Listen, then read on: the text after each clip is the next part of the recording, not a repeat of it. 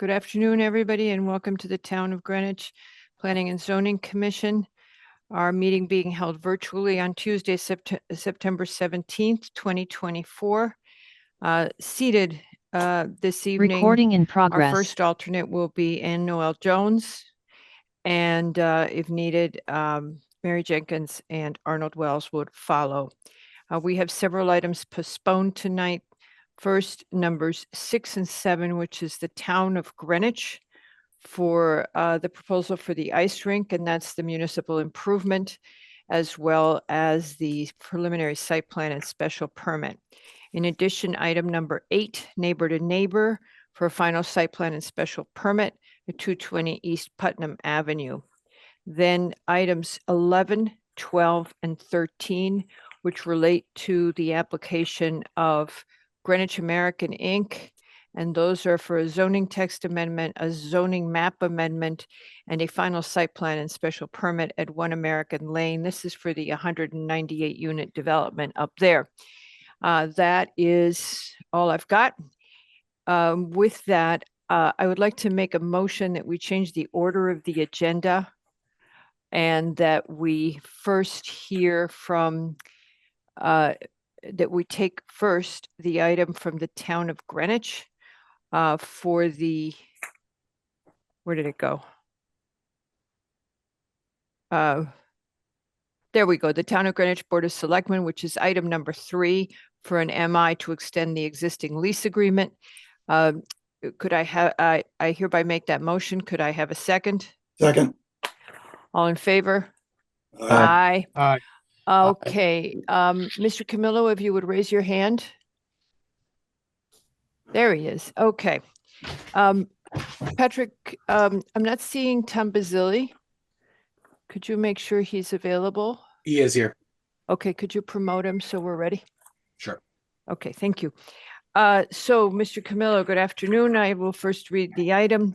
It is the Town of Greenwich Board of Selectmen for an application for a municipal improvement to extend an existing lease agreement with the Boys and Girls Club of Greenwich to use the temporary fire station for an additional 4-month term on a 2.2078 acre parcel located at 1 Horseneck Lane in the R6 zone. If you would proceed, Mr. Camillo. Thank you, Madam Chair and members of the Commission. Yes, we'd like to extend it. They do have another extension available to them under this agreement here, and they will be out by May. This site has been a great savior for the town on so many levels for so many different uses, but we also know that this is it. You know, I think everybody wants to see that structure gone eventually, and you know, maybe that surface parking lot improved and enhanced. But certainly the Boys and Girls Club is they're going to be out of there by May. So we're just here for this this extension. Does the Commission have any questions on this item?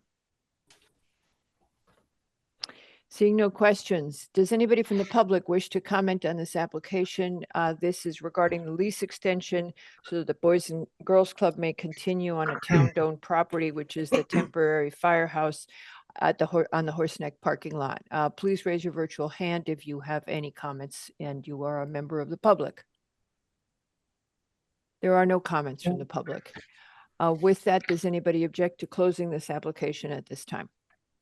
I don't object. I just have a question. Point of interest. Okay.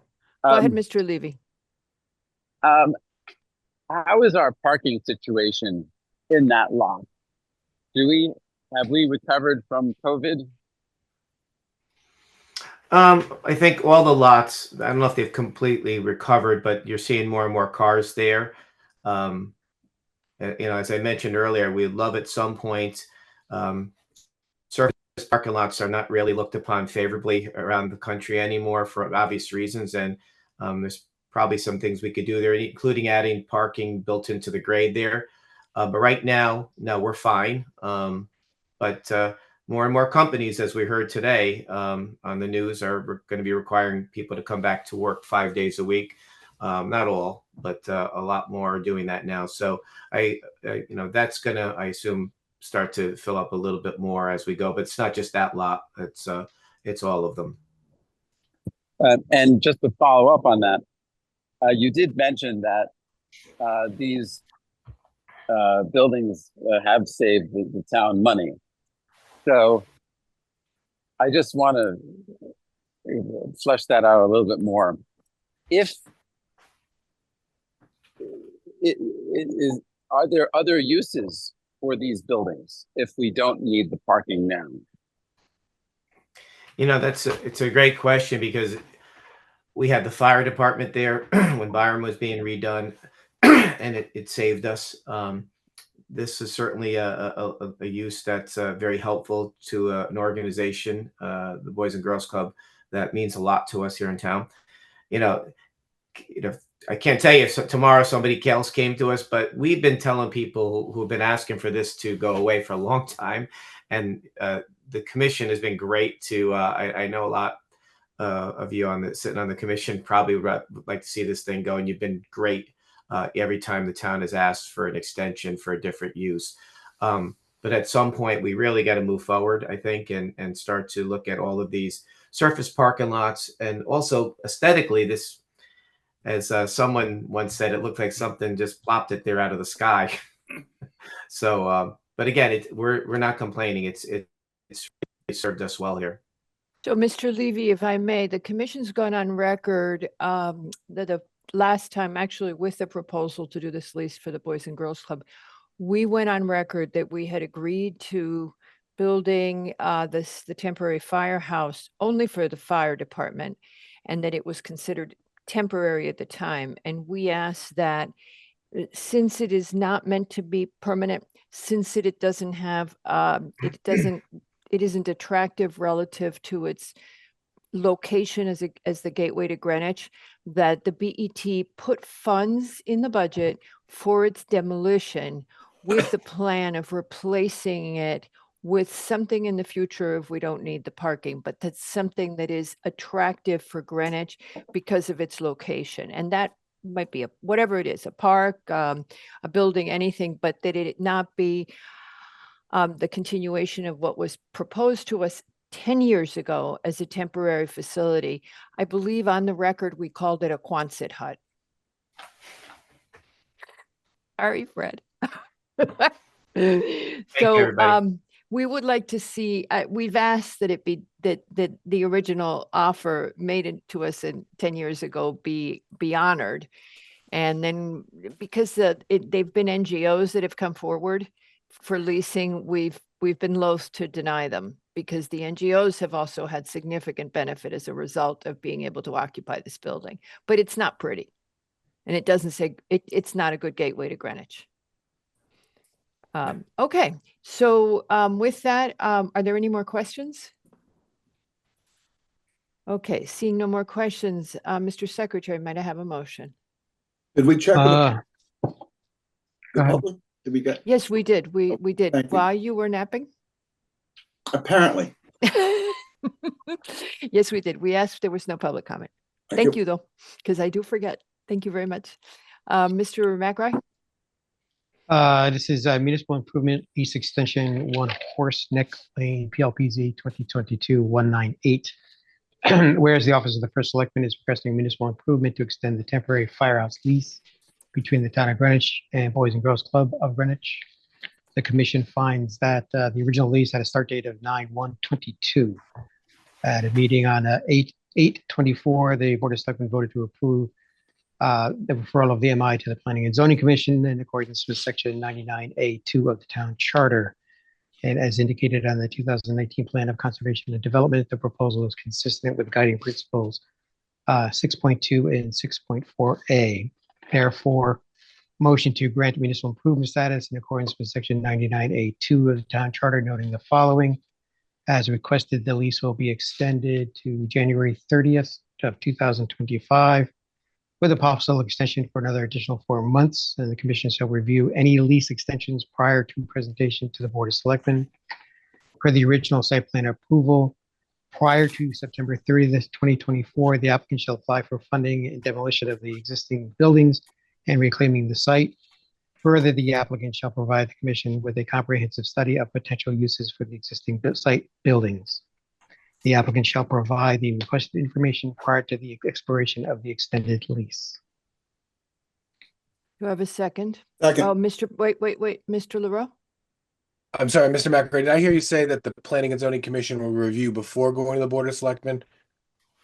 That's what we had the last time. It was, commission shall review any lease extensions prior to presentation to the Board of Because they Selectmen. used up the free one. I think he's right. Oh, is that, I, Yeah, maybe I'm it's just what we had the remembering. last time. Okay, the language Okay. in the lease may say something a Okay, little bit different, All right. but that's Okay. okay. okay. Did I get a second for Mr. Lowe? you did. Okay. Seated on this application, Mr. Yeski, Aye. Mr. McRae, Aye. Mr. Lowe, Aye. and all, wait a minute, I'm missing somebody. One, Levy? Levy. Oh, there Aye. it is, Mr. Levy, aye. And with that, and also Albin is an aye, and with that, the motion passes 5-0. I couldn't find Levy, I freaked out. All right, thank you very much, Mr. First Selectman. You go have a good day. Thank you so much, everybody. Have a great night. All right. Okay, now we're going to go to our second, our what was the first item. We are going to do the decision item for Mason Street Partners LLC. And seated on this application are Albin, McRae, Levy, Wells, and Yeski. Chair, And I'm recused on this matter. yes, ma'am. Thank you very much. It doesn't matter too much, Ms. Jenkins, because we are at this point just trying to. All right. I think this will work, right? Y'all can see that, right? Yes. We can. Okay, so as to the applications of Mason Street Partners for a final site plan and special permit to develop properties on the east and west sides of Mason Street to construct a mixed-use commercial and an assisted housing development per section 830G of the Connecticut State Statutes. Whereas 2 buildings are proposed, the first floor of each building would be retail. The upper floors would have 92 residential units in total, of which 28 units or 30% would be below market assisted housing deed restricted for a minimum period of 40 years. Whereas, although the proposal represents properties under common ownership and in close proximity to one another, the subject parcels are separated by an interceding property, the town street and right-of-way, and are not contiguous. Whereas the West Side building would have 40 rental units, 6,875 square feet of retail space, and be 5 stories tall with 17 parking spaces. The West Side parcels are located at 405 Greenwich Avenue, 290 through 294 Mason Street, are 13,330 square feet in total lot area and are within the CGBR, CGB, and CGI zones. Whereas the East Building would have 52 condominium units, 7,166 square feet of retail space, and be 6 stories tall with 151 parking spaces. The East Side parcels are located at 275, 289, and 309, 321 Mason Street, and are 53,885 square feet in total lot area and are within the CGB and CGI zones. Whereas the town's 2022 Affordable Housing Plan, adopted pursuant to CGS 830G, seeks to affirmatively further affordable housing and states, Greenwich maintains an ongoing vision of strongly supporting the creation of affordable housing options. The town's plan of conservation and development explicitly recognizes the need for such options and identifies affordable housing as one of the top anticipated needs for the near future. To meet this need, the Commission has approved the following affordable housing projects since adopting its affordable housing plan. 120 units with 40% affordable on Benedict Court and Benedict Place. 35 units with 20% affordable on Oak Ridge Street. 10 units with 30% affordable on Hamilton Avenue. 6 units with 30% affordable also on Hamilton Avenue. 52 units with 100% affordable senior housing on Vinci Place. 10 units with 20% affordable on Pemberwick Road. The commission has also granted preliminary approvals for a 215-unit project with 30% affordable, as well as for a 198-unit development, which would be contributing a fee in lieu of affordable units. In addition, Greenwich has completed almost 100 affordable housing units since 2020, raising its percentage of affordable housing from 5.35% to 5.73%. Whereas the West Side building in the subject application would have 62.5% of its units designated as affordable, whereas the East Side building would have 5.8% of the units designated as affordable. Whereas the commission is concerned about the highly disparate allocation of below market units into one of the two buildings and finds that this approach does not further socioeconomic inclusion. Whereas the East Side parcel provides 90% of the total parking proposed for the project. Whereas the commission is concerned the lower availability of on-site parking on the West Side parcel does not further the town's goals of housing inclusion and equality. Whereas the commission also notes other project amenities are not available to all prospective residents and are skewed in favor of the East Side building. Whereas the subject sites, except for the building fronting on Greenwich Avenue, have been most recently used as motor vehicle repair and sales facility. Earlier occupants of the site have included a machine shop, a stone cutting shop, auto repair, gas stations, a blacksmith, and auto sales. Whereas this project is subject to Connecticut's property transfer law filing, which will require the applicant to fully remediate the site to the most stringent residential standards per Connecticut's remediation standards regulation, on a prescribed schedule and with verification from a licensed environmental professional regarding its completion. Whereas a phase 1 environmental site assessment for the subject properties was completed in July 2022, but a copy of the phase 1 ESA was not supplied to the commission or its independent environmental consultant, Fuss and O'Neill. Whereas subsurface investigations between 25 May 2022 and 8th of June 2022 consisted of 23 soil borings, 5 permanent groundwater monitoring wells, and 5 permanent exterior soil gas points within the footprint of the proposed buildings. Whereas several areas of concern were identified in which releases of oil or hazardous substances may have occurred, and the applicant's engineer and the commission's consultant agreed that additional investigations must be completed. Whereas it is the opinion of the applicant's environmental consultant that the remediation and redevelopment of the site might proceed concurrently. Whereas the applicant stated that the remedial action plan would incorporate measures required by the state, such as full-time oversight by an environmental professional, odor and dust control, truck traffic management, and continuous monitoring. Whereas the commission's environmental consultant, Fuss and O'Neill, advised it was not able to locate an October 2023 property transfer law filing that was reported to have been made on the DEEP's online document portal to confirm that it had been submitted, and recommended that the town request a copy of this filing. Whereas the October 2023 PTO Form 3 and the Phase 1 ESA have not been provided by the applicant despite the commission's request, and it does not appear unduly burdensome for the applicant to provide these documents. Whereas Fuss and O'Neill further commented that since the limited Phase 2 ESI was conducted in 2022, the DEEP has notified the regulated community that sampling for emerging contaminants will be required, including 1.4 dioxane, and I can't say those big words, so we're just going to say PFAS. We recommend Langen determine if samplings for these groups of contaminants should be conducted if they have not done so already.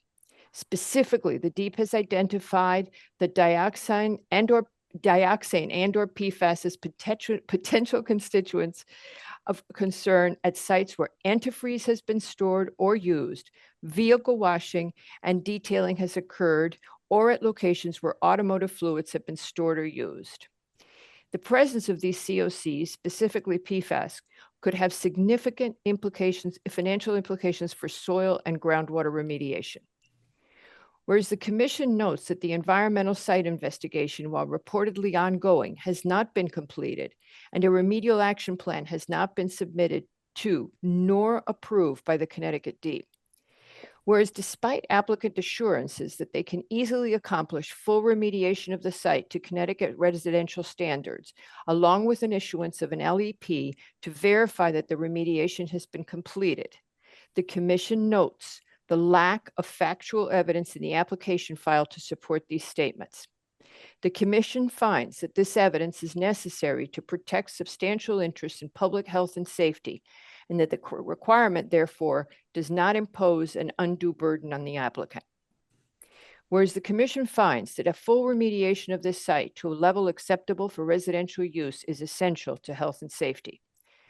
Whereas DPW, now I'm switching topics, we're going away from the environment. Whereas DPW Traffic Division and the Commission's traffic consultant have advised that the separation of parking for the two buildings creates pedestrian safety risks, which should be mitigated with a mid-block crosswalk. Whereas the applicant has proposed a mid-block crosswalk across Mason Street. Whereas the DPW Traffic Division has found the mid-block crosswalk to be acceptable only if the additions to the design of the project for pedestrian safety listed in its August comments are implemented as follows. The following aspects must be added to the plans to enhance the usefulness and safety of the mid-block crossing. It is noted that significantly more parking spaces are provided in the east side building than the west building. Parking spaces designated for residents, patrons of the west side building, which are provided in the east side building, must be located as near as possible to the crosswalk to encourage its use. Add curb extensions on both sides of Mason Street at the crosswalk to improve visibility, reduce crossing distance, and discourage parking too close to the crosswalk. Add RRFBs to enhance I don't know how I wrote that one, conspicuousness. Such RRFBs must be double-sided and built to DPW Highway Division specs. Near the other lobbies that are not directly at a crosswalk, add signage directing pedestrians to use the established crosswalks, such as MUTCD sign type R93A and R93BP.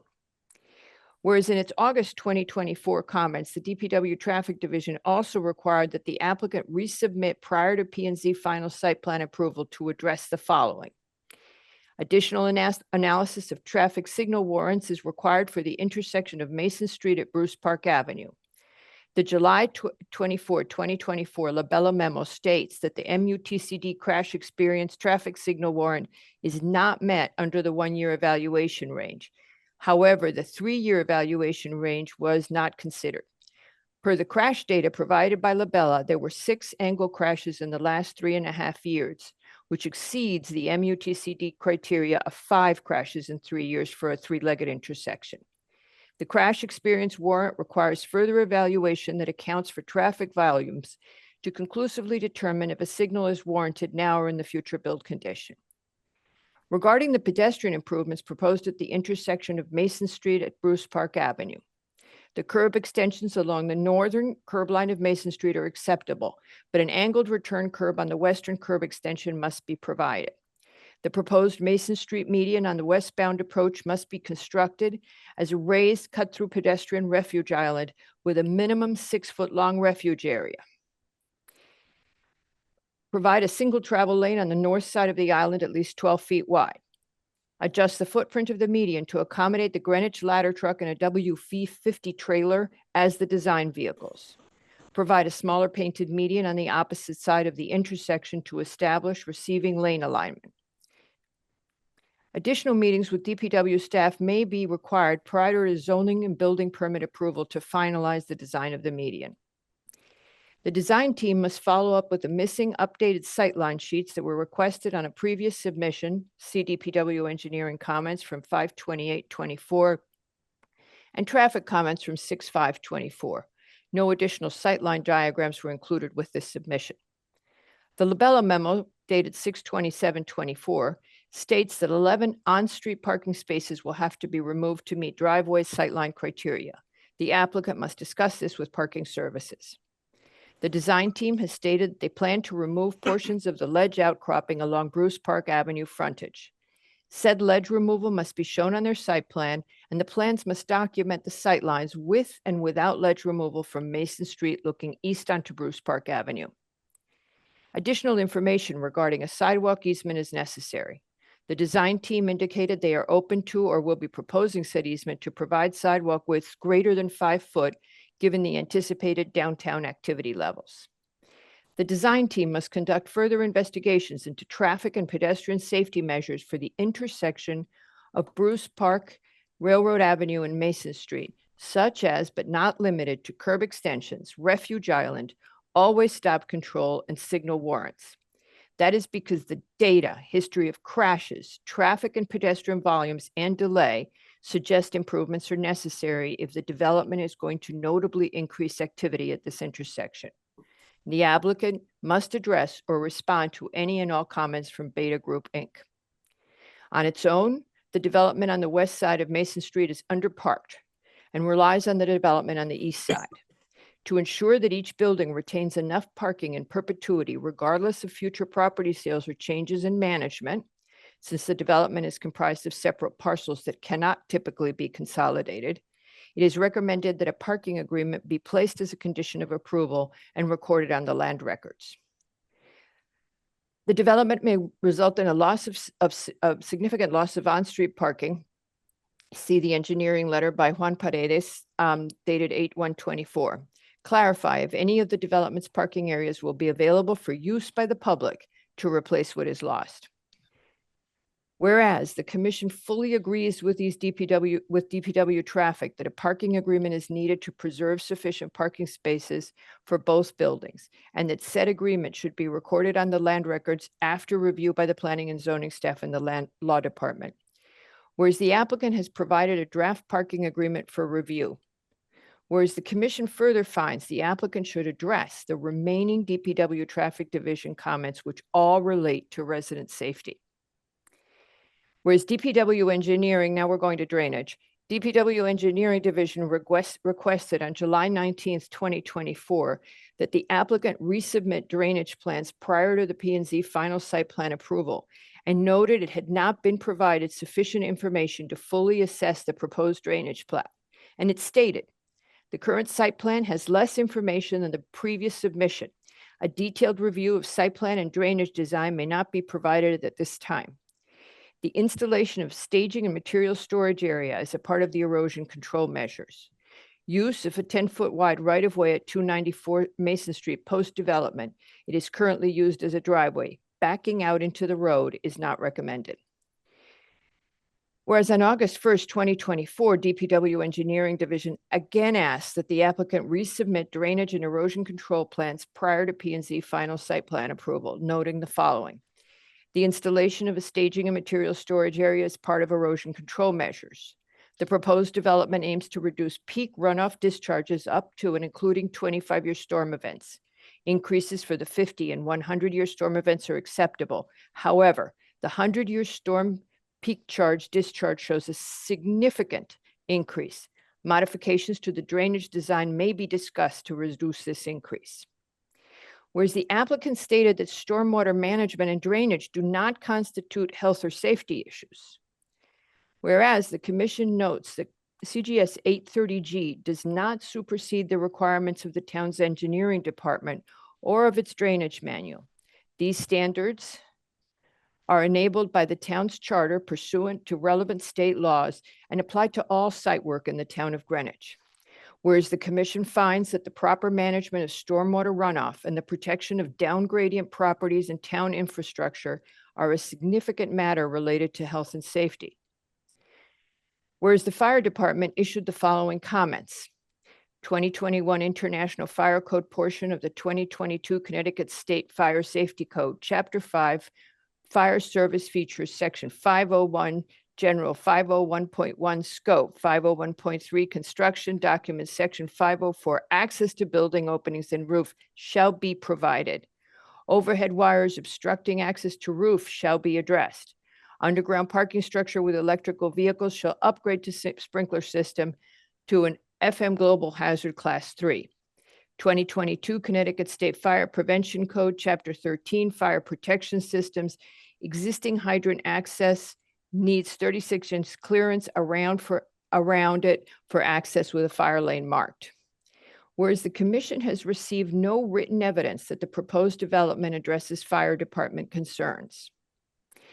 Whereas the P&Z housing specialist commented on the affordable housing plan on July 31st, 2024, noting several items that had not been addressed and that these remained outstanding when the public hearing was closed. Whereas the proposed development contains retail uses, whereas Connecticut General Statute 830G does not address uses other than residential, and therefore the statute's protections and benefits do not apply to the retail uses included in the proposed project. Whereas the Connecticut Superior Court in the case of 65 Marsh Hill Road LLC versus Orange Planning and Zoning Commission further confirmed that the clear and unambiguous language of Connecticut General Statute 830G only applies to the residential applications, and that's the residential application only. Whereas in a mixed-use development, structures containing the retail would be thus required to conform to the BZR. Whereas the commission has advised the applicant that structures containing retail uses must be compliant with the building zone regulations. Whereas the applicant agreed to remove the proposed retail uses or modify the buildings containing them to achieve compliance with the BZR. Whereas the applicant did not subsequently demonstrate prior to the close of the application that parking out that, did not, it's weird because this is, I don't know what happened to the sentence, prior to the close of the application that they have met the zoning regulations. And so this is the PDF and it was in the Word document, but that's what it says, and I'll correct it. Whereas as of May 22, 2024, the DPW Sewer Division did not indicate any concerns with sewer system capacity, but has requested current and proposed flow data along with an acknowledgement of its comments. Whereas on May 2024, the Energy Management Advisory Committee offered the following comment regarding the energy use narrative contained in the subject site plan application. Little information explains how the buildings will be energy efficient. In general, we urge the applicant to maximize the building's energy efficiency, including choosing all electric Energy Star appliances and solar PV to reduce the energy expense burden for inhabitants, especially given the affordable housing status being sought. Whereas the commission concurs that high energy costs result in a significant burden to residents, which should be mitigated via the pass-through of energy efficiency savings. Whereas the applicant has not submitted a lighting plan indicating compliance with the town's lighting requirements, which are focused on efficiency and sustainability. Whereas the subject application was discussed by the commission on 5/29/24, 7/9/2024, 8/6/2024, beginning with pre-application discussion. I'm stopping because there's a section of this decision that is missing, and I am going to, oh, I did read it to you guys. Whereas the commission, the applicant requested, whereas the applicant submitted a significant amount of material to the commission on the day of or the day before the public hearing closed on August 6, 2024. Whereas the applicant requested the public hearing close on August 6, 2024, and did not consent to an extension, although there were outstanding issues raised by DPW traffic and engineering divisions, as well as the fire department.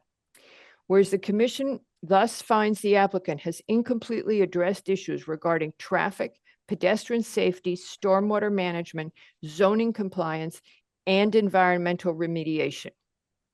Whereas despite its concerns regarding the disparate allocation of the affordable units, and as well as the parking, the commission recognizes this proposal would nevertheless add 28 below market dwelling units to the town's housing inventory. Whereas the addition of affordable dwelling units is consistent with the Affordable Housing Plan and the POCD, and the commission is committed to advancing housing diversity and inclusion in Greenwich. Whereas the town's Affordable Housing Trust Fund Board is in support of this application and has voted to provide funding.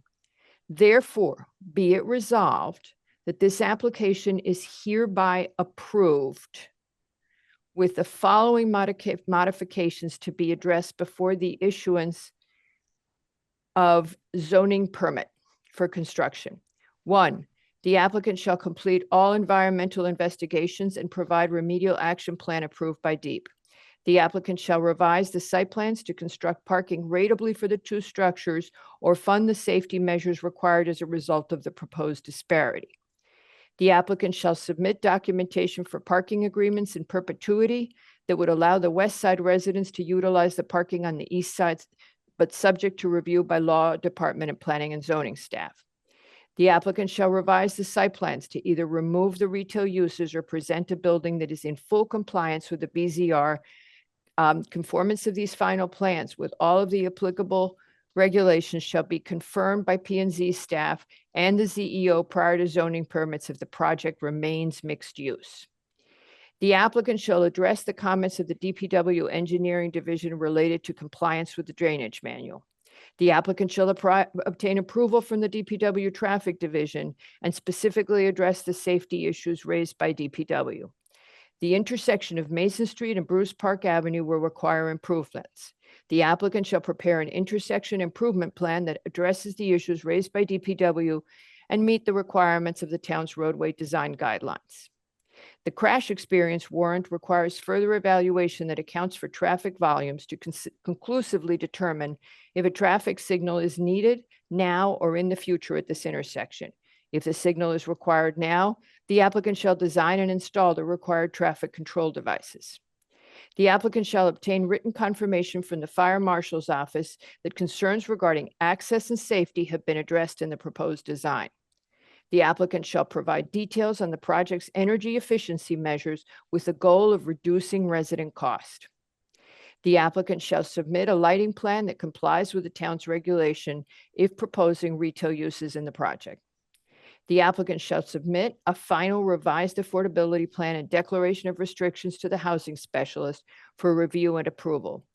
These shall be made a part of the file for the final site plan application and recorded on the land records.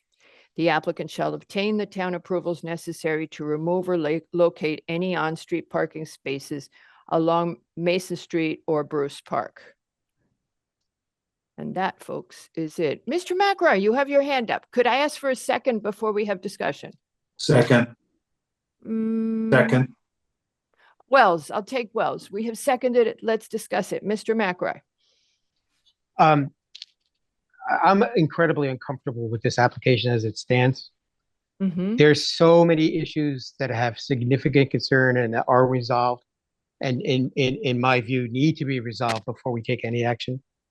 I find that actually the 13 points that you've laid out, there are a significant amount of number of those that actually I don't believe we would even think about moving forward without having those resolved.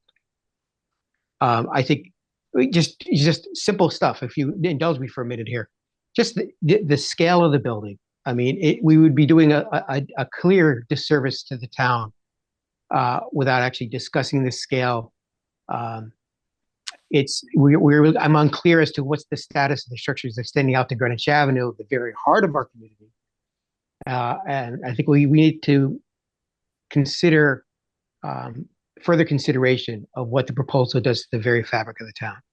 I think the fact that actually the housing specialist had comments but never addressed seems to go to the fact that actually this application may have been closed without getting all of the proper information submitted by the applicant. Again, the construction phasing, they gave us a construction phasing, but the project is bifurcated by Mason Street, which is a critical issue. And the area that's available for construction seems to be decreasing while the project progresses. And although we had that limited phasing plan, it didn't spell out in great detail issues like material storage and parking for on-site labor or street encroachments that would directly affect the vehicular and pedestrian safety of that intersection, Bruce and Mason Street. The pedestrian safety, like I said, it's bifurcated by Mason Street, and it's relying on a cross-street parking arrangement for both patrons and the first floor retail and the upper story residents. The crosswalk solution as proposed forces pedestrians to travel quite a distance to safely cross Mason. This whole idea subjugates the anticipated connection between the two buildings. Okay, and again, the Mason Street, Bruce Street reconfiguration seems to create even more troublesome vehicular movements and potential pedestrian conflicts. The sightline and sidewalk easements aren't resolved. Final or near designs of this gateway haven't been reviewed. And what's going to happen at that intersection? Because what we saw as a kind of sketch seemed to be quite significant change to that intersection for both pedestrians and vehicles, and really hasn't been vetted. Fire department, the access concerns that you mentioned actually haven't been adequately resolved either. Just as an example, the concern over existing utilities on the west side is just one of them. But we've never received any kind of written evidence that the proposed development addresses any of the easements or any of the fire department's outstanding concerns. The location of EV parking or the enhanced fire suppression, that kind of stuff. I think actually one of the things I would be looking for is a commitment by the utility companies to remove the utilities, which we never got. Yes, we can move the utilities as promised by the project, but it doesn't do anything if they can't do it, or it doesn't happen. We're back to where we started with the fire department not having access. And then the recent events adjacent to the site strike home this absolute need to make sure access is provided, correct? I think DPW engineering, the stormwater management, although the applicant states is not a health and safety issue, 830G doesn't override that, right? And that's what we've just talked about. And I think that the stormwater runoff, the protection of downgrading properties and town infrastructure is a significant matter related to off-site residents and property owners' health and safety. We can't just say, oh, it'll be fine, we'll take care of it, we'll go through that. We have to know now because there's a lot of people who live downhill from this. And a lot of this water actually drains into Greenwich Harbor. Those non-conformancies we were talking about are still incredibly unclear to me. It seems the applicant's taking advantage of existing non-conformancies. It's my understanding by the Connecticut General Statutes, 82B4, the fact that an existing structure or group of structures may have certain aspects that are dimensionally non-conforming, it doesn't mean that you can tear them down and replace them with new non-conformancies. It's never been very clear what they're taking advantage, where they're taking advantage of it, and how that worked into the new project. And the first floor commercial spaces are separate from caveats of 830G, as you had stated, and they're subject to the underlying zoning. So the mixed-use development containing the retail is in addition to the residential units, but has to work to the underlying zoning. And I don't know the application can be considered an affordable housing because 830G doesn't address uses other than residential. The manner of retaining these nonconformities is still unclear to me, and I believe it may not even be attainable to retain those. The soils contamination, basic caveat. There's something going on in the soils underneath these buildings. We would again be doing a disservice to the town if we didn't know exactly what was going on and how they were going to go about taking care of this, a full plan in place. One specifically, so we know, yes, it can be remediated. And two, how they're going to go about it. Because it seems to me they're digging deep garages. There's a lot of stuff that's got to come out of the ground, materials that got to come out. How are you going to do that? How are you going to block up Mason Street to get that done? And what is the final construction and cap like when you're finished? The inequity of the units. We all understand that the site is split, but this split becomes even more startling when the allocation of the units is considered. The major portion of units located on the west side and just a token number on the east side. This inequity contradicts appropriate affordable housing and seems like a very uncomfortable precedent we might set here. The commission worked really hard to foster appropriate affordable housing in Greenwich, and I think has made really good strides in that work. But this socioeconomic bifurcation feels like an unfortunate return to days gone by and a real slap in the face to all the effort we've been making here, trying to make sure that we have affordable, appropriate affordable housing that's spread throughout the town. So these issues, these open issues and others create significant doubt on this project for me as it proposed. Is this really correct for Greenwich?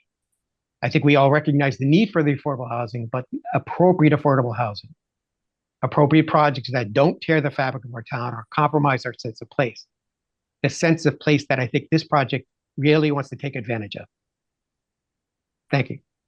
Thank you very much. Mr. Yeski,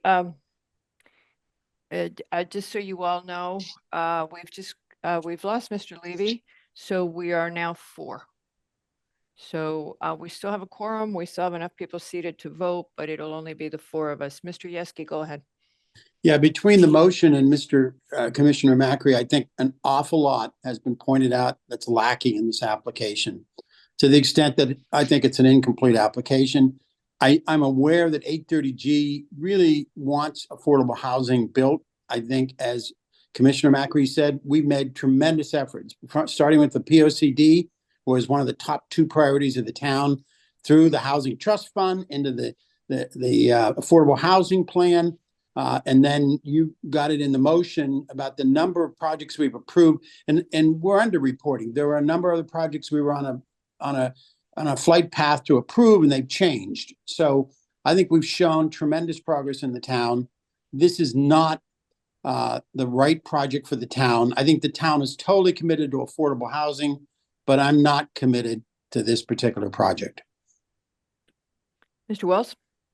Yeah, I'll be very brief. I think one way to approach this is to think about, with a denial, what might result from that, and can we mitigate that? And one of my principal concerns about a denial is we've got a toxic waste site that we're trying to deal with, and there's no telling that the waste is not, infiltrating the pipe that goes through it and ending up in Long Island Sound. People fish in Long Island Sound, so they may be ingesting PFAS. I just wonder, are we going to have to wait another 10 years before we address this environmental issue?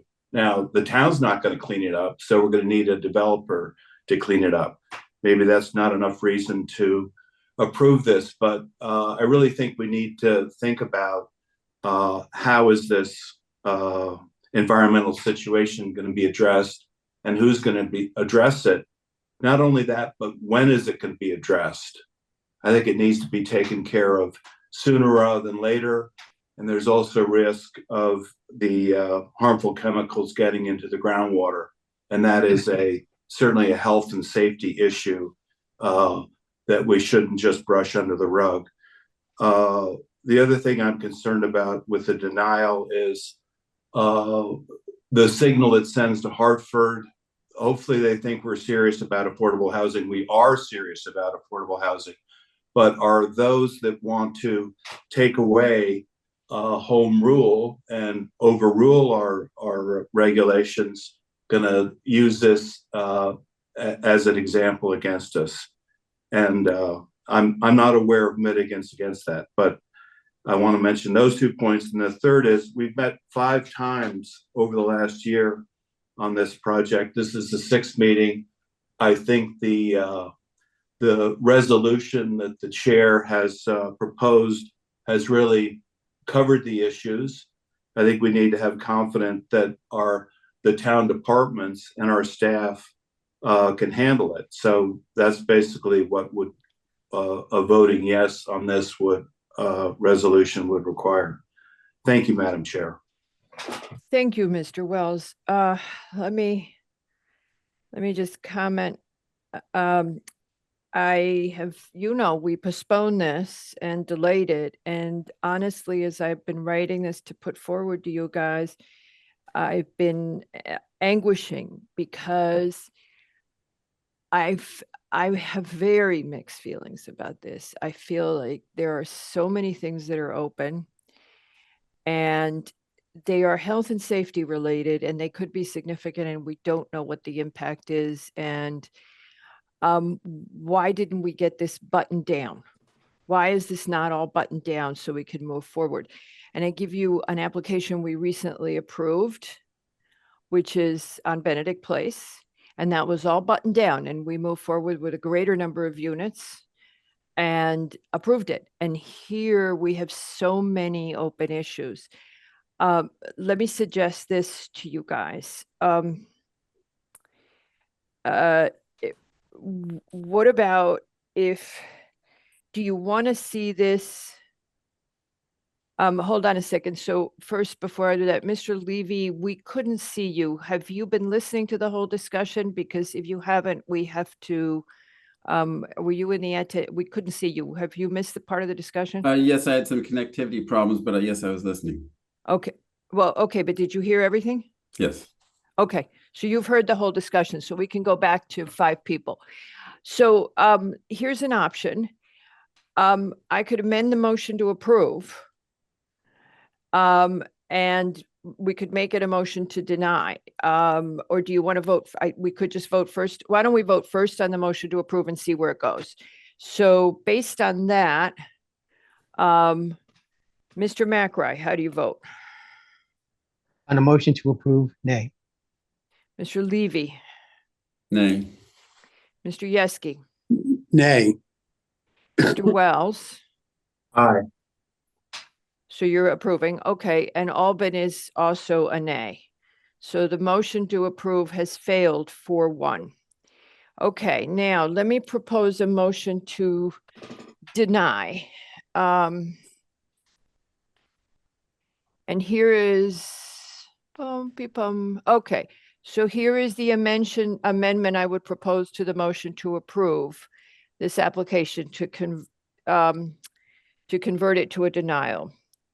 Whereas the following shall be deleted from the motion that we have on the floor, from the motion being considered to approve this application, the therefore be it resolved, this application is hereby approved, etc., with and also all 13 of the conditions that would be required for the approval would be removed from our motion. And that section of our motion would be replaced with the following. Whereas the commission finds that many of the issues which remain outstanding in this application, as summarized herein, constitute public interest in health and safety, which clearly outweigh the need for affordable housing. Whereas the commission finds the primary among the relevant public interests noted above are safety from environmental hazards, fire, traffic, and flooding.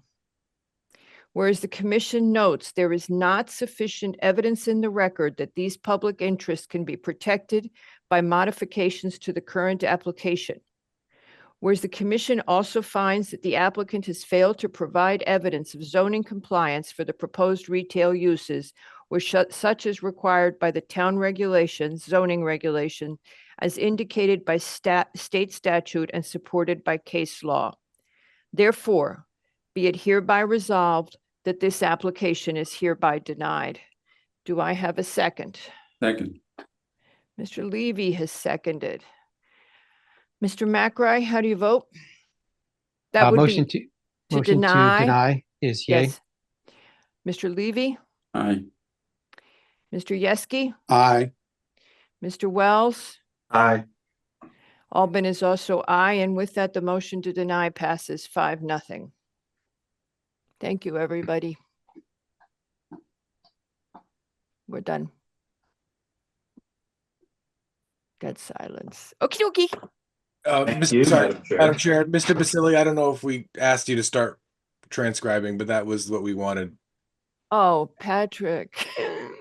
I would have texted him myself. Okay. It's okay. I was just being nice to you when I Well, asked you to do it. The good news is that it's all mostly from written statements, so it'll Okay, be easy to. so Mr. Basili, we will send you, I will make sure that you have both motions. The idea was you were supposed to make a transcript of the entire discussion, and I should have texted you myself. I'm sorry. Oh, and I did, so don't worry. Yeah, but you know, Perfect. since I had your wife's phone number for so long. Well, tell her to do it then, please. All righty, folks. All right, So- thank you. Okay, so now we move on. And we go to our next discussion item, which is the Historic District Commission and Historic Properties of Greenwich to review the report for the Historic District from the Historic District Commission and provide comments and recommendations to designate 98 Riverside Avenue as a local historic property. Is Mr. Malillo, oh, Ms. Young is, and Mr. Malillo, both of them. All right.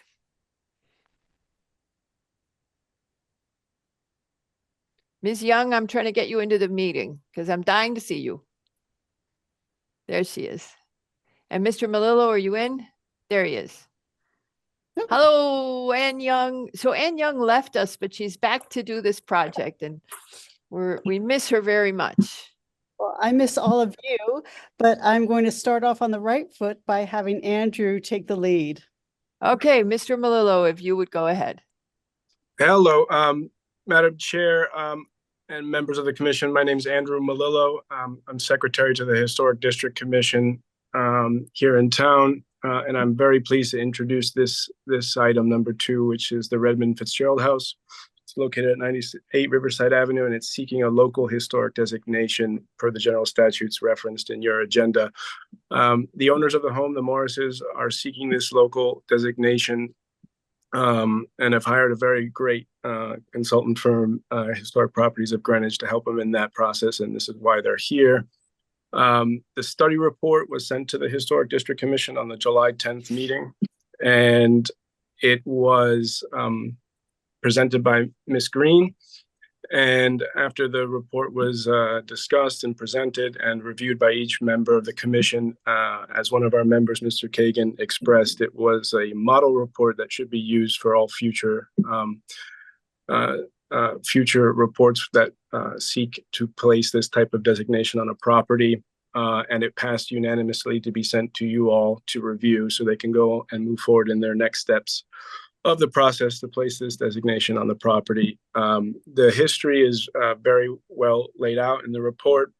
It's very indicative of the post-Civil War style of architecture, that shingle style, Queen Anne style homes that are sadly disappearing in Riverside. So the owners are seeking this, and the HDC couldn't be happier with both the work they've already done and their desire to place this and protect the home, place this designation and protect the home on this property. So with that, I just wanted to introduce it as something that the HDC fully endorses and is very excited to see move forward. Thank you very much. And now we go to Ms. Young, is that correct? Which is fine. Thank you, Andrew, so much. My name is Ann Young. I am actually the executive director now for Historic Properties of Greenwich. And we are delighted to be before you again with a local historic property designation. With this moving forward, that would bring Greenwich up to a total of 7. And of course, that is not counting what the RTM is going to be voting on, hopefully soon, in regards to Bruce Park. And I don't know if I should be quizzing you all on the report to make sure you all read it. Oh, no, Like- we did. We loved it. We loved all the pictures. Some of us had never known what shingle style was. We had a grand time with it.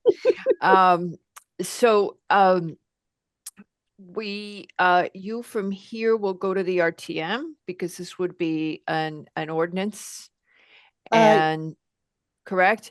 And the Yes. only thing I would strongly suggest, and I've already said this to Mr. Malillo, is if you're going to do that, you need to go to the committee meetings for the RTM the week before the meeting. That's got to be Mr. Malillo because I know you're far away and they don't do Zoom. It's a team effort. I will make the effort. So, But none of them do Zoom, but you just need to run what the charter says, how it's how the establishment of historic property, how they get listed in the code of ordinances. And I believe, I can't remember if the meets and bounds are also required on this, but were they there finally on Bruce Park? Yes. Yeah. Okay. Because there had been a comment from Mr. McRae at our hearing that to make sure they got it, and then they couldn't find it. Land use committee could, yeah. Well, we won't talk about that for this because it's 98 Riverside, but that was done with the law department and painstakingly, and yes, it's been provided. Okie dokie. So we're good we're just giving you tips. Does anybody on the commission have questions? Yes, Mr. Miller, real quickly. The ask is for the main dwelling, the garage, and the site, or is it just the house? I believe it's the site. Anne, do you want to help me on that one? Top of- It is for the site. We have given the boundaries so that any buildings thereon would come under a local historic property designation. And any changes to the garage and or home would have to receive a certificate of appropriateness as it affects the exterior by the HDC. Okay, and that would be same for the piece of property. So if any change to the piece of property, landscape, et cetera, would be same conditions? Not necessarily the landscape, no. If there was a heritage tree, and I believe that there somewhere is a list of about maybe 30 or so heritage trees in the town of Greenwich, that might be in effect, but this site, while it does have, I think, some important apple trees, I'm not necessarily affected by the LHP designation. Okay, I think the only reason why I ask is I just want to be clear going forward, if something does happen or there's a request, they want to pave over their front yard, put up a chain link fence, so on and so forth. It's not part of that. It's actually as landscaping. It's the site in so many words and the two buildings. Okay, thank you very much. Anybody else? Okay, Just so to be clear, the garage is not part of the designation? No, the garage is part of the designation. Oh, it is. Okay, so, and how old is the garage? I'm going 1940. 1940. so 80 years. So the idea is that Did I do that right? it's in keeping with the style and the intention of the architecture. Is that the idea?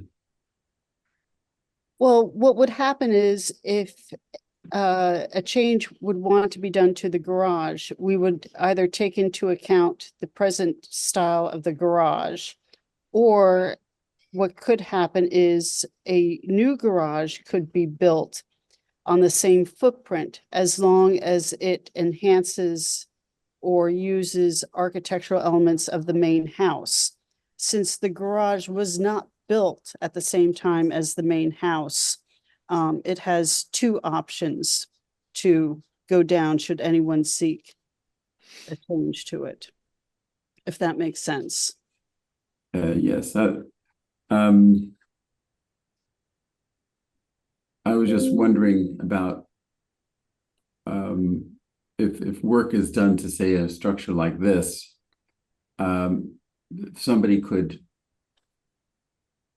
make modifications to it, but proportionally are not consistent with the style of the main house.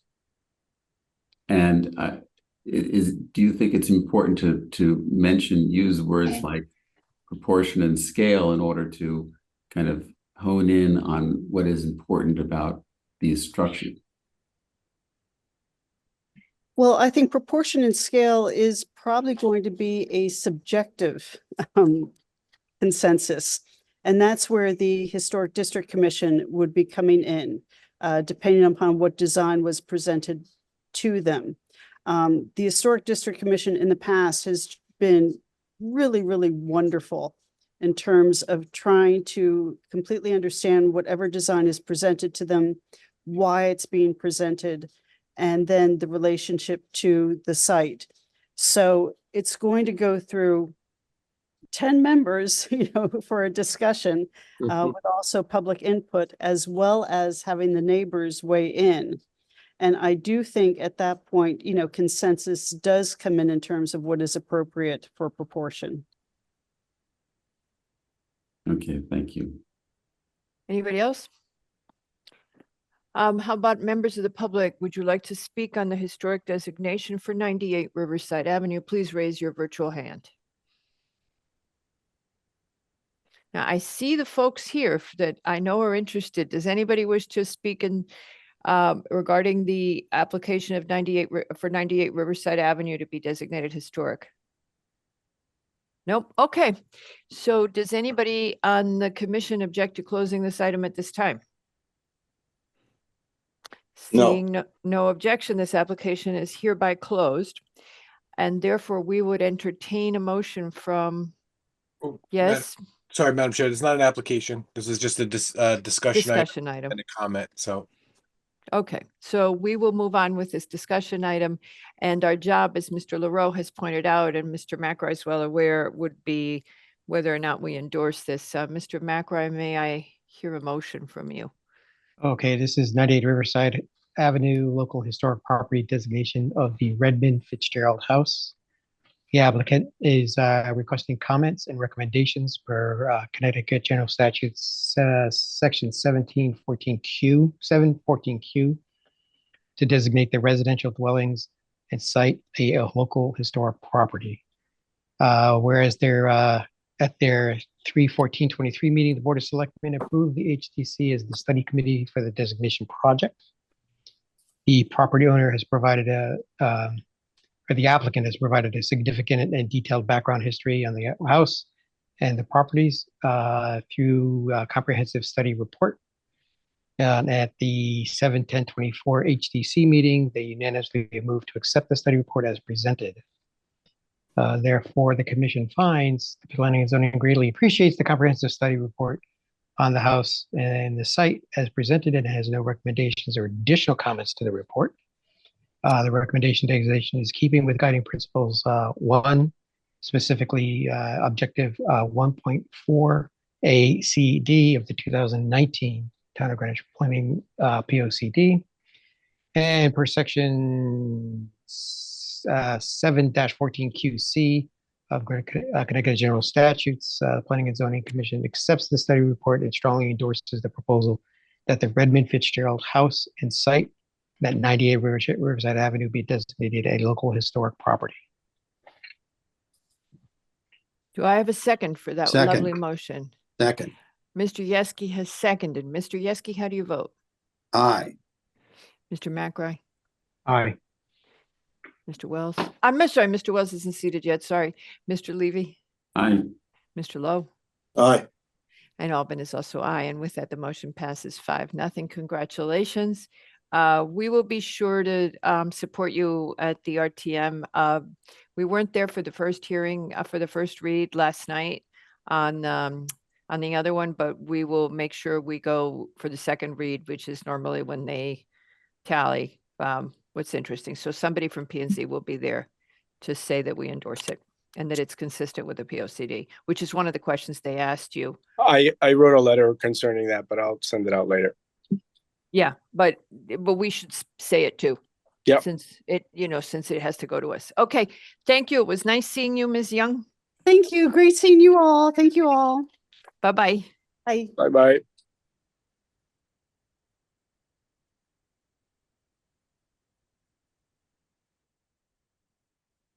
All righty. We now go to our next application, which is 21 Tomac Avenue. Is the person here? Boom, It's boom, Chip. boom. Mr. Haslam and Ms. Fellows. All righty.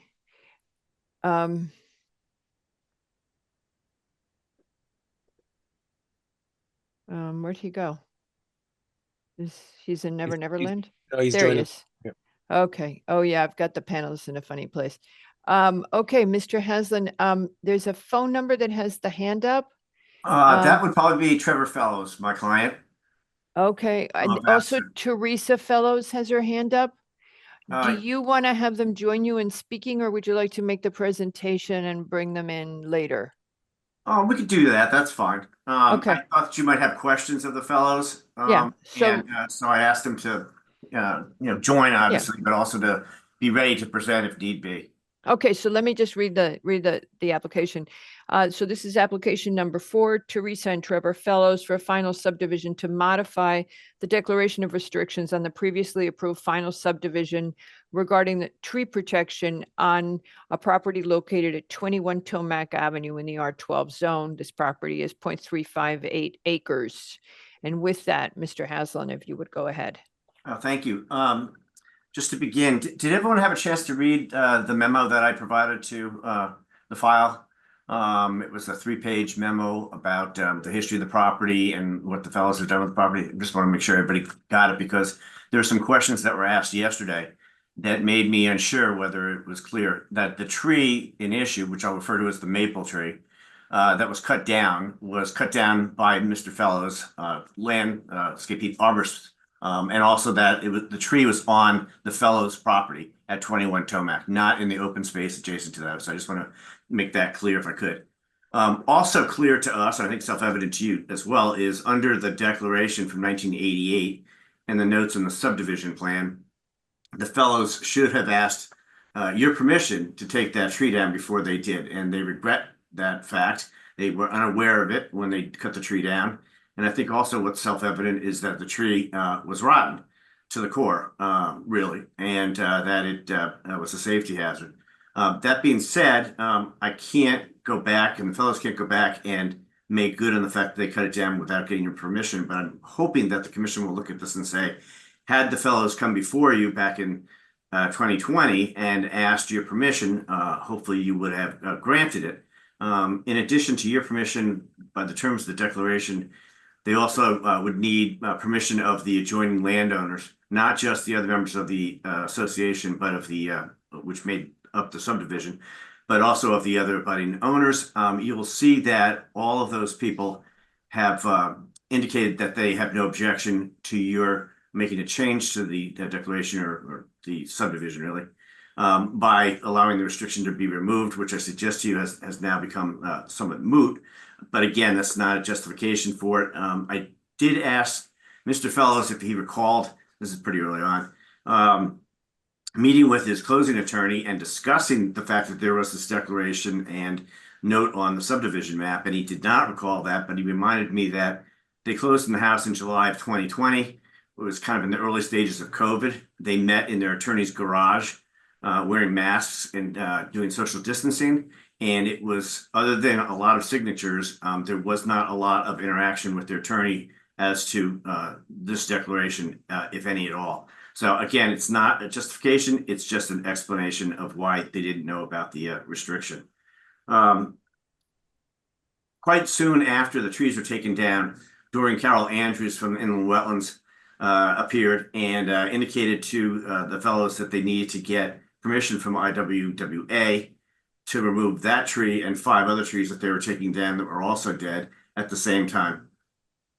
She indicated that they need to get a green sheet at least filed with Inland Wetlands, which Mr. Fellows did. And she also asked him to mitigate by planting 6 new trees, which the Fellows also did in the early part of 2021. So that being done, there was no violation. The matter was closed. Inland Wetlands was satisfied with the mitigation and the response, and they really thought that that was the end of the issue, and it had been satisfactorily resolved. It wasn't until 2024 when the Fellows were applying to make modifications to their house and to possibly put in a pool that it came to their attention from P&Z staff and Inland Wetlands staff that there was this additional deed restriction about the maple tree and the 25-foot circumference around it, which came partially in their property and partially in the open space property. So that started a discussion between me and Jackie Pruitt of P&Z and Sarah Kakara at Inland Wetlands at the early part of this year as to what needed to be done in order to try to solve this situation. I started doing some research almost immediately after that, looking at the Inland Wetlands files, looking at P&Z files, looking at state maps, looking at town maps, et cetera, to try to find out what was the situation of the tree and the adjoining open space at the time that the trees were taken down. I did that in part because the issue of the open space and whether or not it had been deforested in any way, and the issue of the tree on the Fellows property was getting combined in our discussions as to what the Fellows can and can't do to extricate themselves from this difficult situation. I subsequently met with Jackie again and Sarah, and they had spoken to Pat and Tracy and suggested a procedure for us to go through going forward. And this is it. First one is to stop with you folks and ask for relief from that restriction regarding the maple tree. The second one would be to apply to inland wetlands if they wanted to make their improvements, and they suggested that they were going to have to put in some substantial screening and vegetation. And the third thing would be to go file for a CAM application to make those improvements down the road. So this is the first step. And we did retain Matt Pop, the fellows did, to come up with a landscape plan to possibly mitigate or placate rather inland wetlands and P&Z staff. It was in the course of that conversation, really, when we started working on that it was suggested that instead we proceed with this process, which is why we're here in front of you today, without any sort of a landscape plan or anything of that nature. I think that's going to come up in the context of inland wetlands when we go to them. They've made it quite clear that they're going to be looking for some improvements. What kind of muddies the waters here is the fact that the fellows only own 25% of the open space. I looked into the status of the association when I initially got involved, and the original developer, the corporation got dissolved in 1991. The association, which was incorporated, got dissolved in 1993. Nobody of the four property owners seemed to know much about what their responsibilities were towards the open space. But they recognized that in order to move forward, first of all, I had to get some relief from this restriction. And secondly, if they were going to propose any improvements to the open space area, that they had to have joint approval of the association members in order to move forward. So what we did, and what the fellows paid me to do, was to recreate a new association with the four members, which I've done. You'll find the documents in the file as part of the record before you today. So that's the idea, is to get relief from the restriction today. Because part of it's on the open space area or parks and playground, and then to assume responsibility for the open space, and then to continue the discussion as necessary with inland wetlands and P&Z staff as to the future of that open space in the context of the original declaration. So that's kind of the plan, and that's where we are right now today. And again, the fellows apologize. They did not know that they needed your approval prior to taking it down, but the tree, as you can see from the photographs, was rotten to the core. And it had to come down. It was a safety issue in their mind. They did it almost immediately after closing on the house. At that time, they had no intention of making improvements to the house that was down the road, if ever. They had no intention of putting in a pool. So it was unrelated. It was just regarding the safety issue. That was it. And it didn't come to the fore until they made the application, and then it was discovered by P&Z staff that there was this restriction on it. So anyway, that's where we are today. And I know that from the briefing yesterday that there was some concern that this is setting a bad example, that people should be held to these restrictions, and I would agree with you. But I would suggest that in this particular case, however unfortunate it was that they did this, there really was limited harm because of the condition of the tree. It really wasn't doing much of service anymore. Initially, Bartlett had said that, and this is in 88, the tree possibly had a life of from 20 to 25 years. It ended up standing for 37 years in actuality. So even back in 88, they knew that the health of the tree might be an issue, but they said if it was properly maintained, it might live for another 20 to 25 years. It lived for another 32 years, albeit with a rotten core. So I think it lived as long as it was going to. And even back in 88, the tree warden had questions about whether or not it wasn't actually a bigger liability than it was a benefit to maintain that tree. But the developer agreed to it. He actually volunteered to it. It was actually his landscape architect that suggested it in the first place. So it is what it is. The trees come down. They did plant 6 new trees as wetlands requested, and those are in. I think that's hopefully sufficient mitigation, not just from wetlands, but also from your commission as well. Questions, comments, thoughts? Mr. McRae? Mr. Haslam, so I guess, on face value, the tree is gone. It was rotten. That particular aspect of the original subdivision is, as you said, a moot point. I don't believe I have any issues with that because the tree is gone. But what I do have an issue with is the significant incursion into the open space. I think actually the other members have that same concern. Something is happening behind this house where it seems that the open space is not open space anymore, but manicured lawn. I would like to suggest that prior to you coming back to us that you speak to the Wetlands Agency specifically and Conservation, because it seems the Wetlands Agency, the actual 100-year upland goes right through the middle of the house, is my understanding. And that the discussion with a restoration plan of the open space be discussed in detail, not just planting 6 trees, but a full restoration, removing the lawn, addressing the drainage swale that goes through there. So we're kind of resetting the clock back to 0 back in 1988, that this was undisturbed open space. When you return to us, I suggest you bring that approved landscape plan approved by Wetlands, because they really have almost jurisdiction on what's going on, and conservation input, and an updated zoning location survey to make sure that actually none of the structures that have been built out there occur into the open space as well. It seems to me from the plans that I've been looking at, it's hard to tell whether the patio or whatever else is on the line, over the line. We don't know where it is. And then as part of that plan, either both on the ZLS and that landscape plan, a demarcation line of the open space, so any kind of incursion is prohibited. Right now, a couple of different options for that demarcation. We've talked about fences in the past. We've talked about boulders in the past. I would say a fence, but I think it's kind of up to what other my commission members, state or wetlands or conservation, seem most appropriate. I think one of the critical issues to remember about this is that this particular open space does connect the golf course, which is a kind of a de facto open space, the cemetery to the east there. So it's kind of a pathway between properties for wildlife as it had been intended. I do have a question about one of the presentation information that you did give us. There's a memo in here from, I guess it could be Bartlett, about regarding 6 large trees taken down at 21 Tomac. Do you know the date of that? Mr. Fellows I noticed that too when I was preparing for today, that I didn't have that. It's from to Giorgio. Yes. To whom it may concern. Mm-hmm.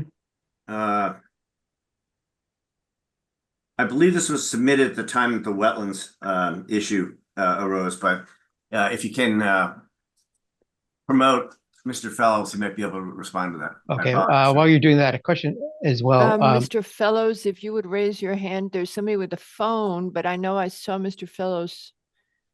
Would you raise your virtual hand? Maybe it's the phone. Yeah, okay, it's the phone. I'm just going to allow you to talk. Okay. Great. And then the photographs in the email that was received showing the rotten tree. Do you know when they were taken? At the time that the tree was taken down. You can see. What was that date? It was in late 2020. In late 2020. So the tree was taken down, and because trees were taken out of the open space as well on that date. I think there were 2 trees that were possibly just over the line in the open space, but the majority of the 6 trees, the other 4, were all on the Fellows property. And the Fellows haven't removed any other trees on the open space area. They haven't disturbed it in any other form or fashion. They do maintain it by mowing the grass, but from what I could see, both in you had 2 pictures, the comparisons. There was the aerial from 2016, and there was the most recent aerial that was taken that staff produced. You can see there's grass back in 2016 as well. And in fact, again, in all my research, I couldn't find anything that showed that this had been forested area beforehand or looked any differently than it does now when the subdivision occurred. Also, not to quibble, but I do want to point out that in the declaration, this is set aside as parks and playground and open space. Yeah, we know that. There is no restriction in the declaration whatsoever that the property has to be maintained in a natural state. And I would say to you, in the time that I've been doing this, I started practicing law in '87. Oh, well, hold on a second. Wait, Mr. Haslam, that doesn't mean that trees can be removed from open space. It does not mean that. if there isn't a specific, hey, you have to keep it savage and wild, but it doesn't mean that you can remove trees from the open space or that the lawn can intrude on it or that there can be the drainage line that's running across it right now. Well, the mean- drainage line that's running across, as I understand, what's required by the town. It actually picks up water Okay, out on so- Tillamook Avenue. But going Okay, back to so- the issue of parks and Well, playgrounds. I'll come back in at the end, but my point here is I would not go with the argument of it's okay, the lawn can intrude on it and we can take the trees down because there's no requirement that it be kept in a wild state. Maybe you let Mr. LaRoe, we've got a bunch of people who want to speak. Just one quick thing. Yeah. As part of the information being returned, if Mr. Pop could on his landscape plan or on the ZLS indicate the tree taking, which trees were removed. Mhm. It's shown on a site development plan. Looks like came from Soundview Engineers with the pool on it, and it showed open space with trees in it. Right. If that could be updated, that's probably the best thing to be Well, I looking at. think 'Cause that part of it is, I think Mr. McRae is, we're going to see a lot from wetlands the way we're teeing it up. Mr. LaRoe? Thank you, Madam Chair. I just want to thank Mr. Haslam for a very honest and accurate recitation of what we discussed. I just would add to it that the reason it's here now before going to wetlands is that We got that. We know. Okay. I just wanted to Okay, add. so Patrick just wanted to tell us again that this is here to amend the conditions of approval of the subdivision. So let me give the straight answer to that, which Nick was hinting at. I am loath myself at this point to act on an amendment of the conditions of approval and a removal of the tree approval, because the moment we do that, we have lost the power to further amend the existing. We wouldn't be able to open up this question of the subdivision. And my question would be, if we are to remove what was in there about the tree protection, I would like to see what wetlands have done, what the open space restoration plan looks like, what is before us, and what would be a potentially appropriate replacement condition, if there is one, to the tree protection one. So if we act now, that's it, it's over. And regarding the protection, as I see it, and I would like to leave that open, not because the tree is there, which, I get it's not, but because I would like to have the option to potentially provide a different condition on that subdivision. But before we move on, can I say something on this? Sure, because there's only 3 people waiting to speak and they're going to kill you later.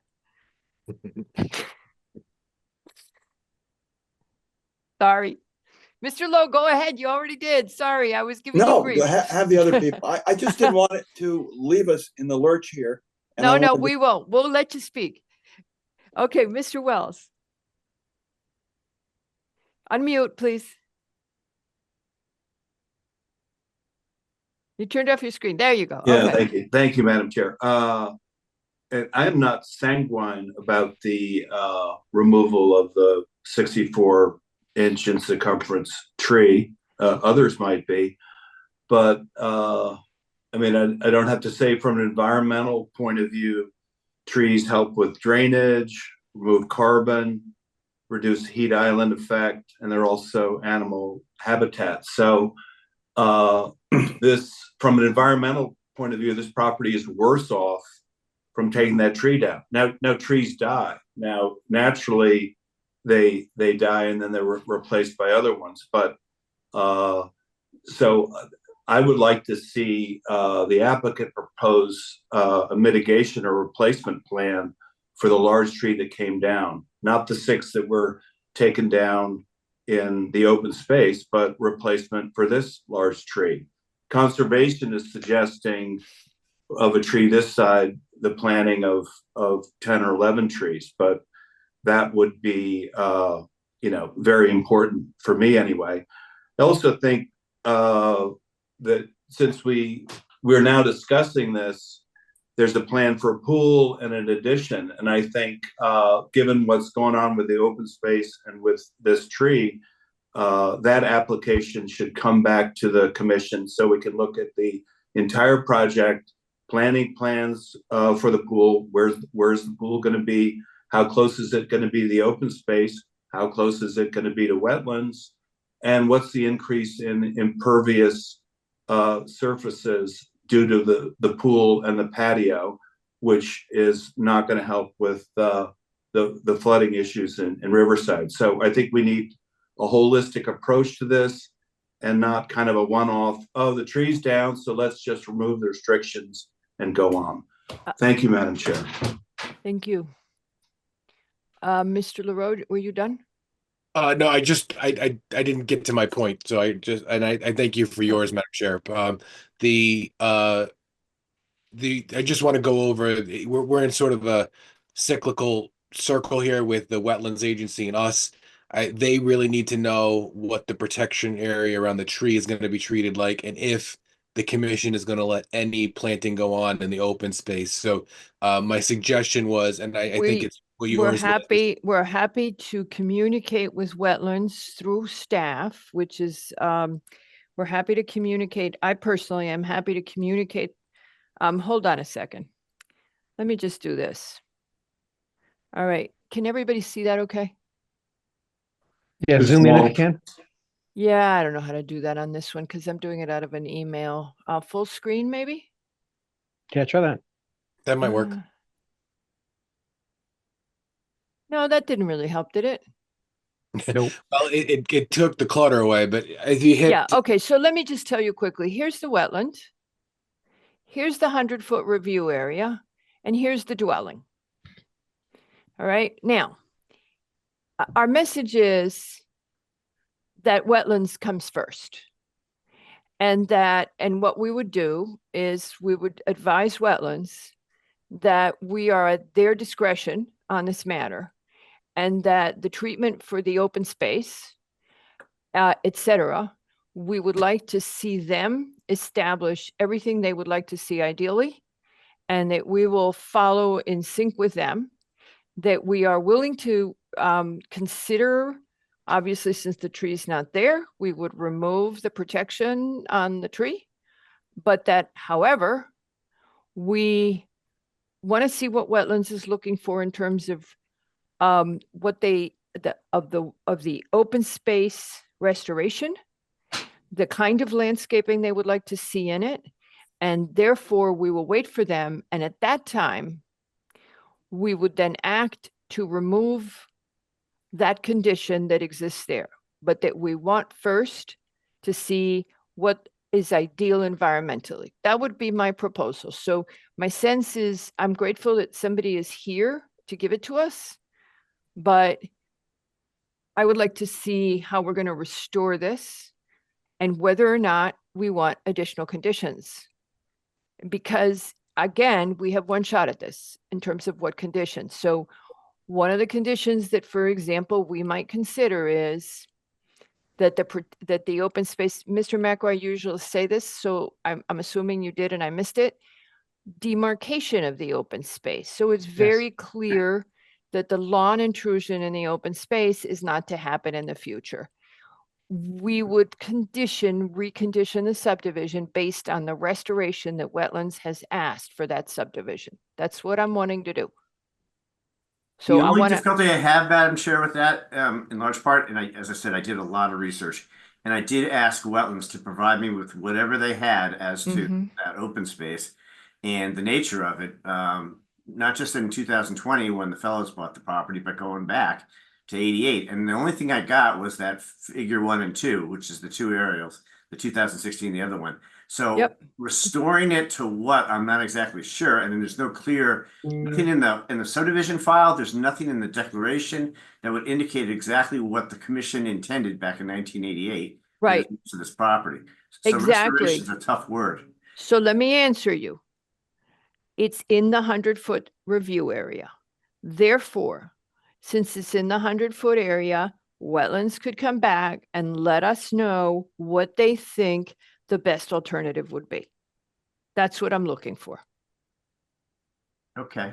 And definitely, yeah, okay. I mean, the tree's not there. Obviously, we'd be idiots to keep the condition in there. I hope that we know better, but maybe, I'm sorry, that's predetermination, but it's not there, so we can't protect it. So it's not logical. But what we're looking for is wetlands. Tell us what you want to see happen here. And it can't be restored. You don't know what it looked at before 2016. There's no aerial before that. I bet you we might be able to find you one. But in any event, what does wetlands want to see happen? And we will support them and we will ask for a demarcation. And I can tell you right now, we're going to ask for the lawn intrusion into the open space to be removed. Madam Chair, may I speak? Yes, of course, Mr. My name is Fellows. Trevor Fellows. I am Trevor Fellows. I'm the house owner. Thank you to the commission for your time.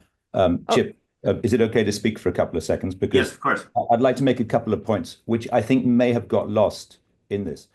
When it comes to restoration, though we took these trees down, and 3 were within the open space and 3 were within my property, I took them down for safety reasons.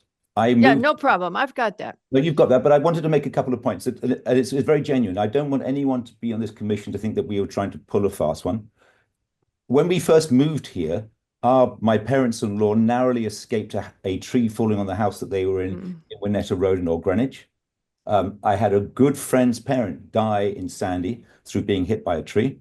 And moreover, in the fall of 2020, a tree came down and hit the roof of number 23 Tomac, our near neighbors. So the trees I took down were dangerous. There are still a very significant number of very tall trees in the garden. In the northwest side of the open space alone, there are 7 trees of over 40 feet height that I have left. I am as committed to trees as everybody else is. Moreover, the area, to the best of my knowledge, and I've asked the lady who owned the house before me, who bought it in 1997 from the first owners of the house, that area had always been grassland. It is grass with bushes at the end that abut onto the wetlands, but it has always been grass. The notion that it has somehow been re-turfed in the last 4 years, I'm afraid, is erroneous. It has been grass. It is an area also that I cannot control. It is an area. Okay, so in the photo, Mr. Fellows, in the photo, the lawn further intrudes between 2016 and 2022. But here's what we're doing. What we're saying, sir, what we're saying is that if wetlands think that this should be grassland, then so be it. What we're saying is because it's in the 100-foot review area, we bow to them. They make the call as to what should they think would be appropriate for where they have review, and then we will respect it. That's what I'm proposing we do.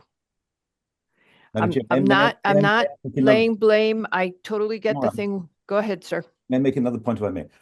Reading the comments from the wetlands, there are a number of inconsistencies and inaccuracies in many of their comments. They claim, for example, that the patio was proven by photograph to have been built in 2016. That patio was built, we believe, when the house was built. It was certainly there in 1997 when a survey was taken, and it's on the tax card for 1999. There are trees that were undoubtedly taken down within the wetlands area. The map that they show and the red line they show are in the wrong places. If you look at the fence that is indicated, the white fence, the horizontal line, that is the edge of the property. And if you extend that westwards, you'll see that some of the trees that they allege were taken down were not taken down within the open space or within my yard. There are a number of inaccuracies here, and I believe that we are being more harshly treated and that they have a more draconian view of what this space should be than actually should apply. When we bought the house, it was on the understanding that this was park and playground area, not open space area. And I believe I'm being held now to a updated standard, which is not fair. We're perfectly open to considering what the standards were. I actually went back and looked at old plans of conservation and development for the town over the weekend to see what we said about open space. And our language was very similar. We're looking for green areas to maintain the character of the town, the canopy cover, all that. The language hasn't really changed very much as you look back at our previous planning. And really the state statutes haven't evolved, but maybe we're more aggressive in trying to protect the trees. All you've got to do is go to wetlands and say to them, hey, here's when the patio was placed, so you can't be holding us for that. And you always have us in the backup as a recourse at the end, but what I'm suggesting is that it first go to wetlands. I'm sure we're happy to do so, but I would make the point again that this space was not designated as open space. It was designated as park and playground. And having looked No, up, I'm sorry, sir. It's an open space designation that includes parks and playground. This is open space. Open space includes parks and playground. It's the general definition of open space. But And in fact, I looked that up in how we talked about open space in our previous long-range plans, just because I wanted to make sure how we were looking at it. What we say is, for example, a park, I'm going to hit a sore point here, but a park can have a skating rink in it because that's part of the playground and Right. it's open space. We know that, but it's open space is the umbrella, and under it is green and preserved area with trees, or potentially parks and playground. It's one whole thing. We haven't really changed that, much as people would like us to. We still see it. If you wanted to put in a playground, it would be interesting to see if we could stop you. But we haven't, and our goal is not to be punitive and harsh. Our goal is just to keep the town the way that you, the same as the reasons you bought here for. and I don't think anyone is being deliberately punitive or harsh. Yes. But I genuinely believe, and my Chip may tell me that I'm wrong, and I'm very happy to be wrong, that the space that is shared between the properties was designated as park and playground specifically, which is different to being designated as open space. Chip, I don't know what you want to do. I mean, we call it open space. This open space was created at the time of the subdivision in 1988. Our subdivision rules are very specific. They actually have not been amended significantly since 1977. So there you go. And they talk about open space designation, which includes parks and playground. Yes, and it's actually, I was going to say earlier, and you'll notice on the subdivision map, it refers to this area as parks and playground, not open space per se. And I've noticed in my years of practice, when I've drafted quite a few of these, actually, starting back in the 80s, that it kind of morphed from the idea that you don't want to build Levittowns that don't have any area for people to recreate. That was the original concept under parks and playground. To now it's more talking about the environment, which I understand. It's changed over the years, and I've noticed that change in how I draft up the declarations. But when this one was drafted in 1988 and signed and approved by P&Z, there's no specific language like I put in now as to maintain the property in its natural state. It was intended, I believe, to be for general recreational use by the 4 property owners. But in any event, we hear you. We can make that argument to inland wetlands as well. You've kind of tagged us along now with the, it really is with the application for the CAM approval, ultimately, that you want to have this resolved. The fellows may decide not to go forward with that application. I'm not sure at this point, but we'll work that out. And again, I need to get the approval from the other members of the association for anything we do in that P&P area. And while they're fairly amenable to having something planted in there, I don't think they're really keen on having to pay for it. So it may fall on the fellows to do that. And also, I don't think they're necessarily that keen on having it reforested. That's not their concept of what the area is used for. But we'll do our best. As I said, we've reformed the association. We'll try to have that discussion and work with staff of both P&Z and inland wetlands and try to resolve it. Okay, so let me just clarify. Division 8, reservation of land, section 6297 of the subdivision regulations, which this has not changed in. Yep. Okay. The commission shall require that land, open space, or easements be reserved for park and playground or open space use where such reservations are in the plan of development or where the commission deems such reservations appropriate.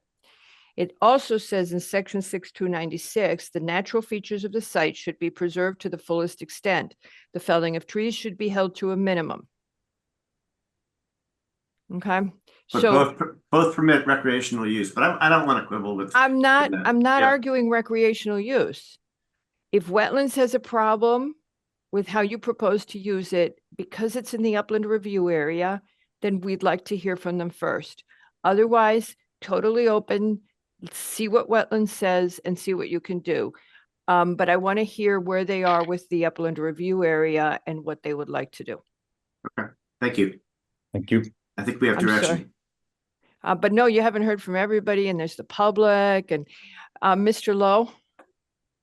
Oh, thank you. Sorry. You've basically covered some of what I was going to say. Oh, good. Because I was a little confused by Mr. Haslam's comments about the rights and the abilities of the applicant to remove trees. And I thought the language in the regulations about the restrictions, that I just thought it would be worth clarifying what the town's restrictions are with regard to open space. So we've launched that discussion, which is good, because I think it's very germane to the entire issue that we're being asked to address here. With regard to the applicant's reference to grassland, I don't know what the technical definition is or what the town's definition is, but I think there's reference to, quote, manicured lawn. And that's a little different from what I might think of as native grasslands that are left there to grow and not be manicured. So I think that's worth something.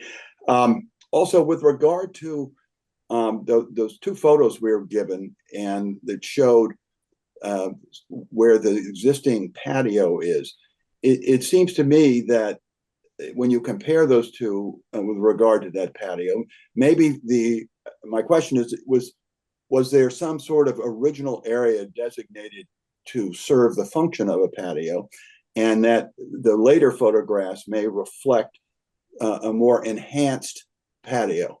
So I think we should find out what's going on there. We don't want the applicant to feel like we're ganging up on him and saying things that are inaccurate. But to me, those two photographs look different. And the reason they look different is one photograph, if you grant that the first photograph, the earlier photograph, is of some sort of sitting area or patio, the later photograph definitely looks as though that area has been formally enhanced, enlarged, or whatever. But we should clarify that. Mr. Lowe, may I clarify that? I made one change to the patio. The patio had a brick wall around it, which was crumbling, which we took off. The patio has remained exactly the same size, exactly the same footprint, but it was cleaned, and the wall was removed because it was crumbling. There's been no enhancement between 2016 and 2020. I checked that with the previous owner, and we haven't enhanced it either. And I don't know, because those photos to me aren't terribly clear. I don't know to what extent the earlier photo might include some of the branches of the trees or something that might obscure the size of the patio, and then maybe trees have been removed and now the patio appears larger. But we should. It's certainly cleaner. We've actually planted a tree close to that, so if anything, there's more branches there. I would add, it's very hard to interpret aerial photographs because they're taken at different times of the day, different times of year. That patio is exactly the same size. And as anyone can check, we have a survey that we commissioned when we bought the house in 2021, which lays out the size of that patio. That corresponds exactly to a survey that was taken in 1997. Well, we should have that. Okay, we hear you on that. And then Ms. Fellows, and again, I remember sitting here staring at the subdivision regulation, and it says the land shall be maintained. That land reserved should be marked for park and playground purposes or open space purpose, and shall be maintained in as open space. It can be marked either way, but it shall be maintained as open space in perpetuity. So you see, for some reason, when they wrote this in the 70s, it was this mushy thing, which has always made me uncomfortable. Believe me, a lot of towns in Connecticut still struggle with exactly what you mean by open space. Ms. Fellows, did you want to add a comment?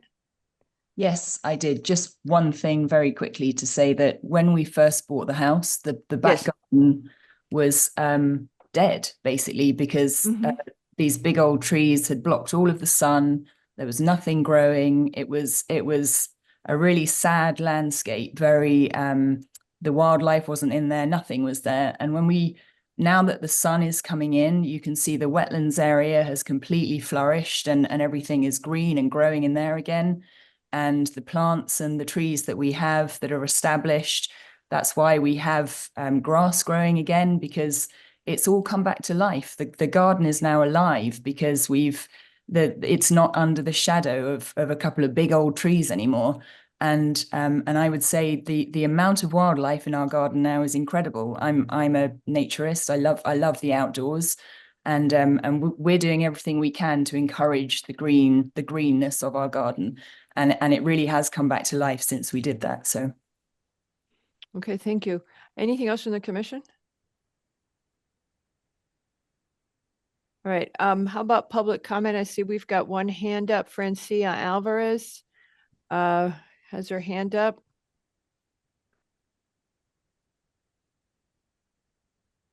And then anybody else from the public who wishes to speak in regard to the application at 21 Tomac, please do so. Hello, Ms. Alvarez. If you would unmute. There you go. Okay, great. Good evening. Thank you for this opportunity to speak. My name is Francia Alvarez, and I'm with the Greenwich Tree Conservancy. At 21 Tomac Avenue, and I did send in some pictures, some photos. Can those get put up? Patrick, did you receive them? I didn't see them. Aha. Aha. Okay.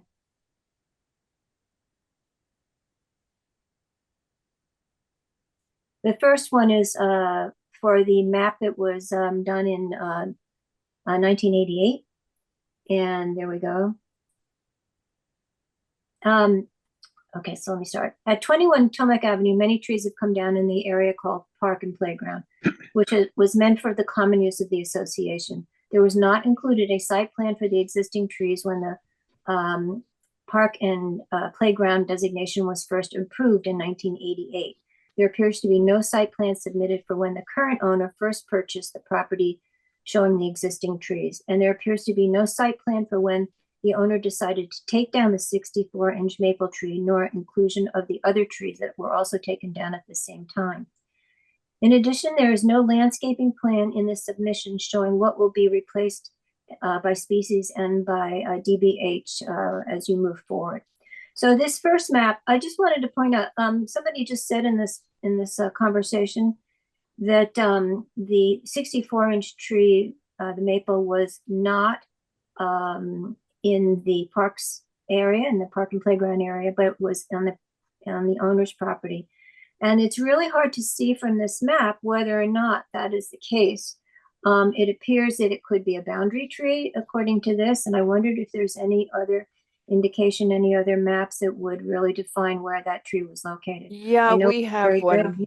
Yeah, we do have one. It's got the commission at the time had a circle around the existing tree, and it is on the private property in the open space and in the open space.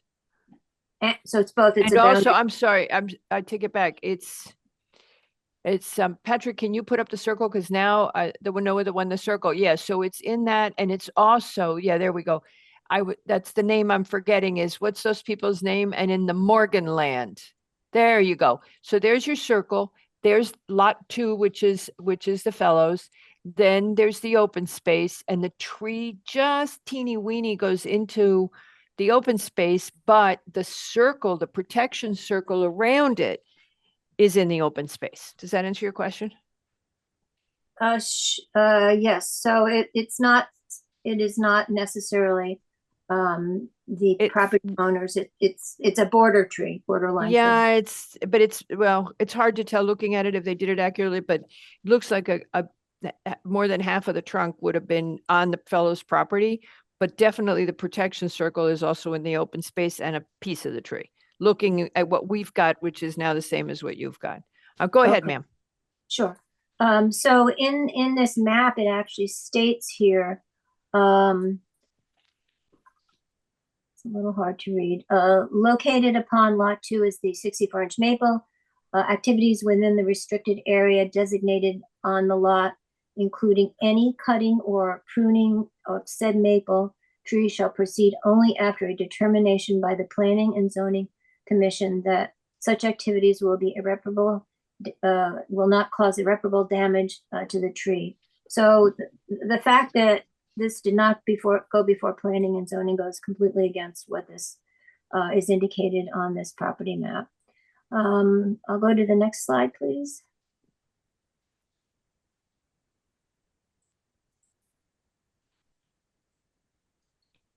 Okay. So in the area that's in the red box, the purpose of the association was to reserve, preserve, maintain, and keep in good order the reserved area pursuant to the declaration as amended from time to time according to these terms. So here it is right in the documentation that it's supposed to be taken care of and reserved according to the declaration. Next is the next one. The fellows, when they purchased the property, they noticed that the tree appeared to be in very bad shape and constituted a safety hazard.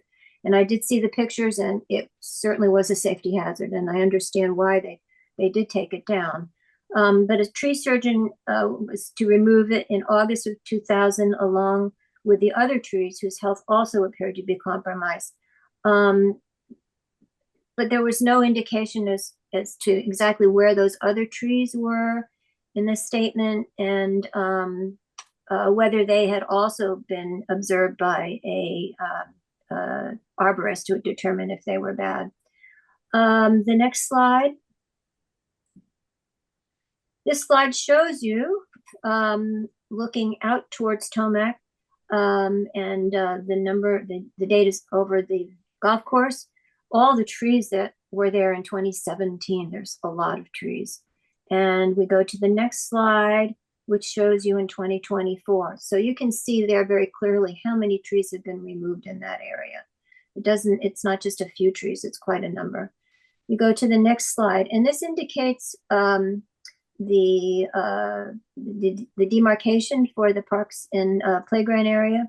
And go to the next one, and this one very clearly shows, there's this discussion about the patio. Well, it shows exactly how close to the patio the demarcation is for the parks and playground area.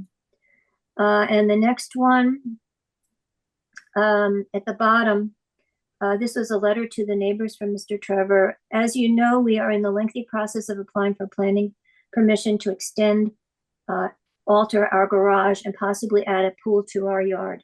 At part of this process, we need to update and amend a clause in the deed. So at this point in 2024, it just doesn't seem right that you would be trying to go back to amend the restrictions that are there because you want to put in a pool, and it may end up in the space where the Parks and Rec are. This is now these photographs I got from Zillow. This was when the house went on the market. So you can see the trees that are around it, and then you can also see it from the backside, the trees that are there. It's pretty wooded. And in 2019 and 2018. Now you go to today and you can see where it stands. So this is a complicated application, and I feel that you really need to take a close look, as you are doing, and continue that in order to determine what's the next step. Thank you. Okay. Madam Thank Chair, you. may I respond quickly, if I may? Actually, if it's okay, I'm gonna wait till, because I got one more person who's got their hand up, and then I'll let you respond, okay? All right, thank you. Technically, you don't talk to the other people, you talk to us. Yep. So when we're done, we'll, the next speaker is Kate Jukovic. And if you would go ahead, she's also with the Tree Conservancy. Ma'am, if you would unmute. Hi, Okay. Kate Jakevich. I'm the Executive Director of the Greenwich Tree Conservancy, and I wanted to join Francia in strongly condemning the removal of these trees. The 64-inch maple, when calculated for its age, is estimated to be over 250 years old. So not only is it important for the environment, but it's also a very historic tree, and we really have very few of them left in Greenwich today.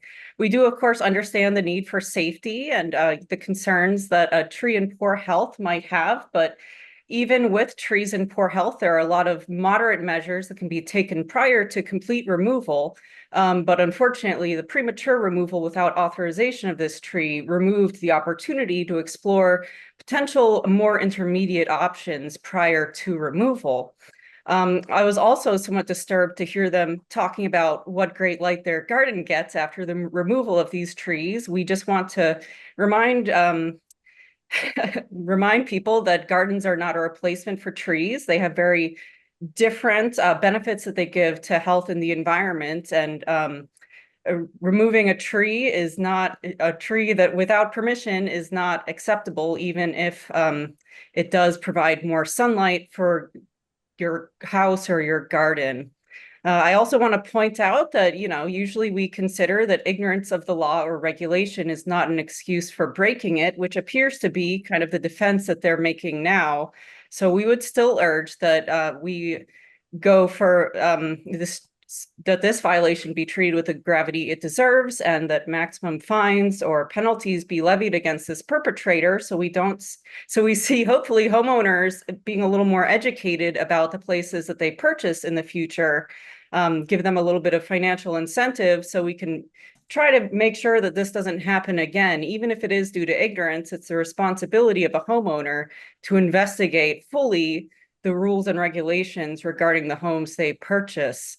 And I do also want to mention, so I used to work in Greenwich Point Park, which is just a few miles away on the beach.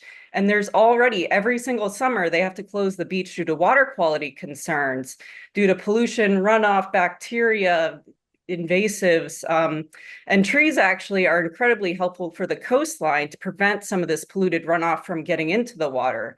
So we have a major economic incentive to keep these trees in place as well. Greenwich Point Park is, I would say, one of the most beloved parts of our town. So now this is directly contributing to potentially more lost beach days due to increases in polluted runoff due to the decrease of this protective barriers of trees right on the shore. So I greatly appreciate that planning and zoning seems to be taking this seriously, and I look forward to seeing what Wetlands comes up with for this beautiful, well, potentially beautiful open space we have. Thank you. Madam Chair, if I may just make 2 points if I can. Sorry. Go ahead, Mr. Fellows. Firstly, within the town's own website, there is a documentation which shows where Doreen, Carol, Andrews, and I walked around the property as soon as she contacted me.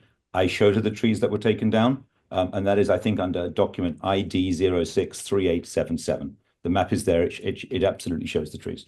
There were 6 trees in total. I completely recognize that we should have asked permission to take that tree down. I feel very strongly, and I hope other people would agree, that that tree was unredeemable given its danger. But I'd make the point too that we have planted many more trees than just the 6 that we were required to do by wetlands in mitigation. We planted another 7 trees in the area of our own volition. We believe in trees. We are not some lunatic with a chainsaw looking to take trees down, right? We love our garden. We love the space. We love Greenwich. And I have never been referred to as a perpetrator before. Hopefully that's the last time I hear that. Thank you. Well, we promise we won't treat you as what's called on TV a perp. We won't treat you as a perp. We know you're trying to do the right thing, and we're trying to do the right thing. And I think our process will work. I know you've ended up spending time with us, which will be faster and quicker once you've been with Wetlands. Thank you. But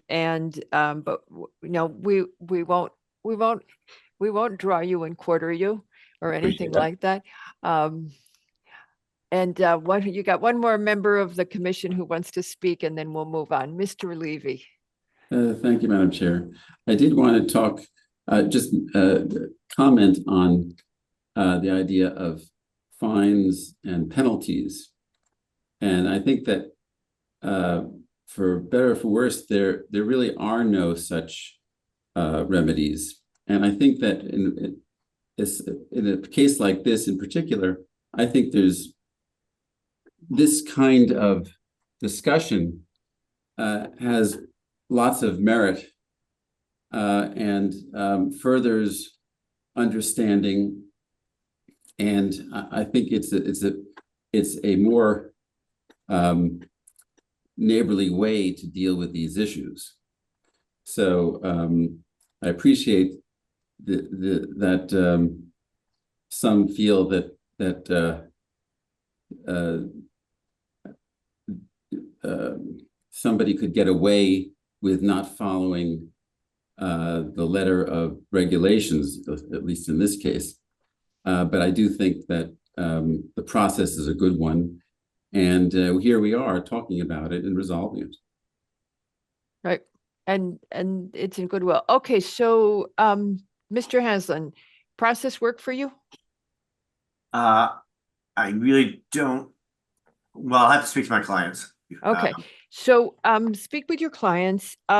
Here is the tricky thing. You give us an extension, you go till December. I'm assuming you can be well done with wetlands by then, and you can just come back in and say, look, this is what wetlands did. We'll know because hopefully people will copy us, and we'll say, great, they want it done that way. And then the fellows will say, no, we don't want to do that. And we'll work it out to something that is amenable to everybody. But we want to give them the first crack. I think that's what we discussed. Anything else? So you could talk to them and see where you come out. Thank you. All right. Thank you, sir. Thank you.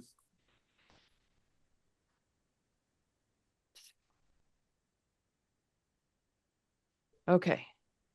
And now, I love the part where we skip. Mr. Basili, you're all set, right? No, we have one more item, Madam Chair, in the regular meeting. Jason, and yep, thank you. Okay, so Jason L., our next application, let me wait for them to come in. I know it's Ms. Lovas. I'm not seeing her hand. Got her. Okay. All right, so our next application is number 5 for final site plan. This is Jason L. and Kelly E. Kent, trustees and Overlook Preservation Corporation, for a final site plan for proposed wall, fence, and landscape improvements in the conservation easement and open space areas at the rear of the properties at 208 Overlook and 0 Overlook Drive, again, in the open space. So we're talking a lot about open space today. This is in the R12 zone. Madam Lovas, if you would go ahead.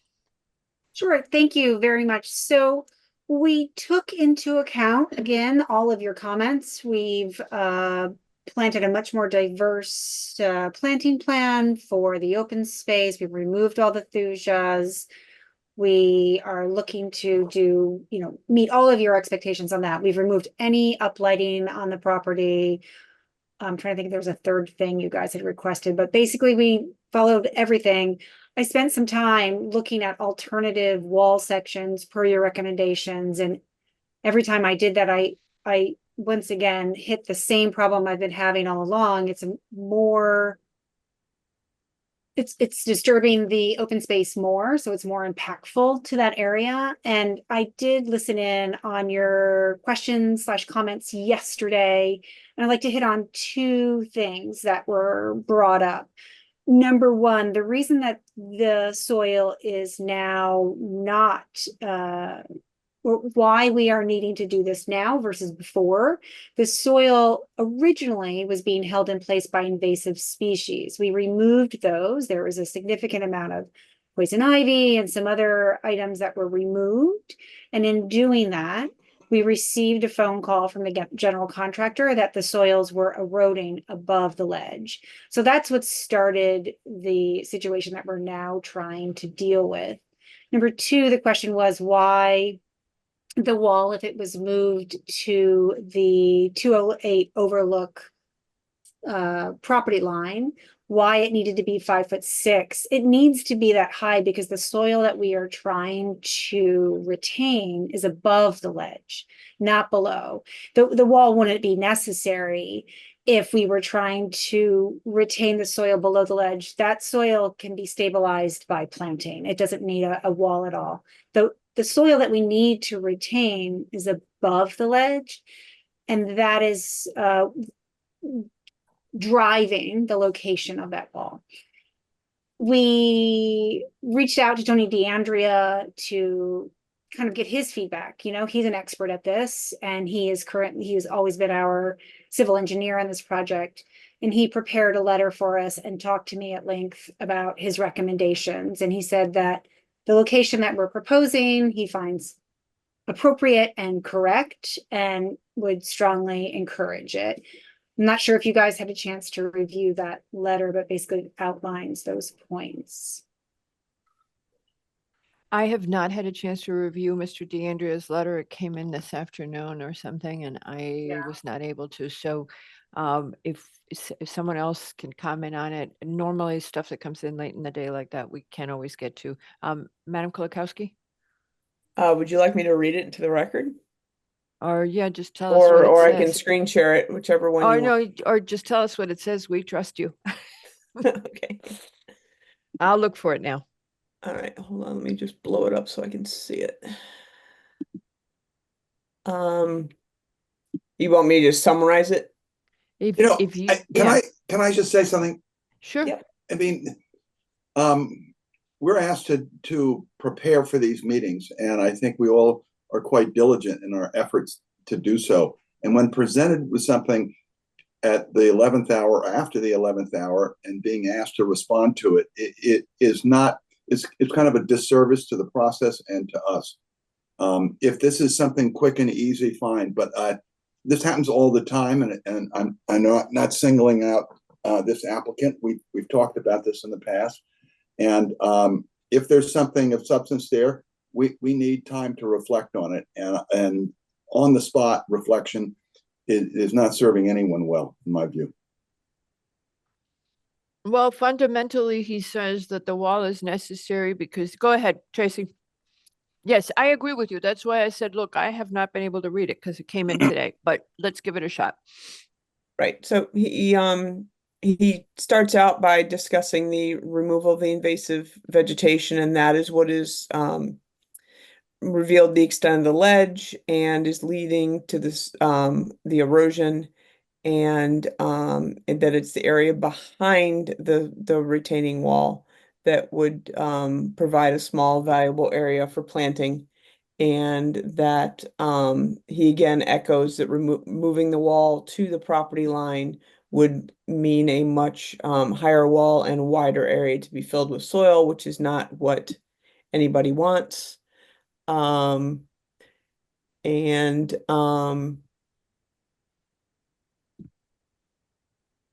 then he goes on to discuss the low profile of the wall and that it would be beneficial to being able to support plantings behind it. And that it fits naturally in without overwhelming the site, and that it would not detract from the natural features of the site, and reducing the potential for erosion of the limited amount of soil cover on the ledge. That's essentially what he says. Mr. Wells? Yeah, I just had a question for the applicant. And my question is, if poison ivy can grow there, is there not a non-invasive species that could grow there, like pachysandra or something else, or ivy? I mean, I'm not a... Well, he says, the majority of the area to the east of the proposed wall is exposed ledge with small pockets of dirt, which might support ground cover vegetation that would eventually expand and cover the ledge. So yes, he's saying you could. But the question is the wall itself. Well, my question to that is, if you can get vegetation in there to replace the poison ivy, doesn't that eliminate the need for the wall? I have an answer from the landscape architect who went out there when we were all called because of the erosion that was happening after the invasive species were removed. the soil has eroded enough at this point that it needs to be added back in to its original condition. And they noted, Tom is not here tonight, the landscape architect, he has COVID, unfortunately. So I'm speaking for him in this case, but he very clearly said that there needs to be more soil to allow planting that would appropriately stabilize that area. So I am leaning on his expertise in that case. Mr. Wells? I'm just trying to follow. So poison ivy comes out, it gets eroded, and then you need to put soil back, and presumably you're going to put planting back. So aren't you trying to get it back to the way it was before? Well, there's a few different areas. And not eroding. Right? So the poison ivy is Right. holding it. So you put something else in there that will hold the new soil. I'm just going by the information that I've been presented, that it's not enough soil. So I do hear you. I don't mean to just, ignore what you're saying. I'm just leaning on them. I think it has, with my ignorance of planting, I think it has to do with the fact that they're looking for more stabilization than what ivy can provide. We should maybe ask him if you're going to defer. I'm not sure. Okay, thank you. Anybody else? Mr. Levy? Thank you, Madam Chair. I think that Mr. Wells is on to something, and I would tend to agree with what he says.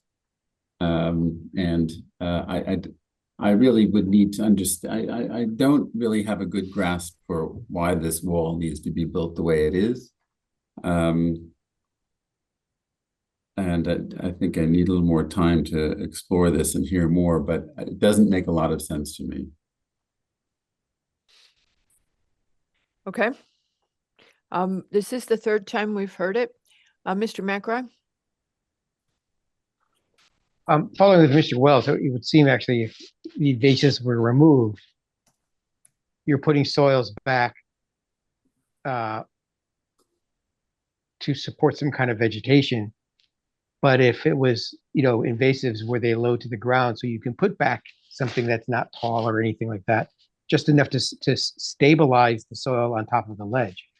And it would seem to me that actually if you remove the invasives and you're down to ledge, there shouldn't be any erosion from now on. Maybe a drainage issue, but there shouldn't be any erosion because there's no more soils, right? There's soil beyond. Tony DeAndrea talks to that as well in his letter. There's soil from the other property washing down onto this property. So, okay, so now to follow that, the stone wall being proposed, the short stone wall, is in the open space area. Behind, I believe this would be your client's property. Understanding that condition, why does not the stone wall then continue along the rest of the open space area to prove, because that whole area, it would seem to me by the statement, would have erosion then. So I think what it is, I'm still kind of confused as to, we're putting this in to prevent erosion, but it was erosion created by removal of the invasives. Now we're putting back a big wall to put more soils in, to plant more stuff to stop erosion. This circle doesn't connect for me, doesn't close to me on this. Now if your site section was actually telling, because it showed really clearly where the how the wall heights would work. Okay, if it a short wall towards the property line, a little bit of fill, that kind of thing. But if I put that in, what happens with the ledge and everything in front of that? Is it just exposed stone down to the patio, or is there enough? What holds the soils there on top of the ledge for stuff to grow? So in my site section, which I have in front of me, the word ledge to the left-hand side of the proposed dry set stone wall, it stops being exposed at a certain point and is soil, and you'll see the note existing soil adequate for planting. So, I mean, there's some interpretation in this as to where this section is cut. on the property, but basically where that bend is where there's soil starting, and they can plant that, and that is fully able to be held in place by those plantings. It's the soil that's on the far right-hand side of this section, shown above the ledge, that is what we are trying to deal with. We're not trying to deal with anything below that.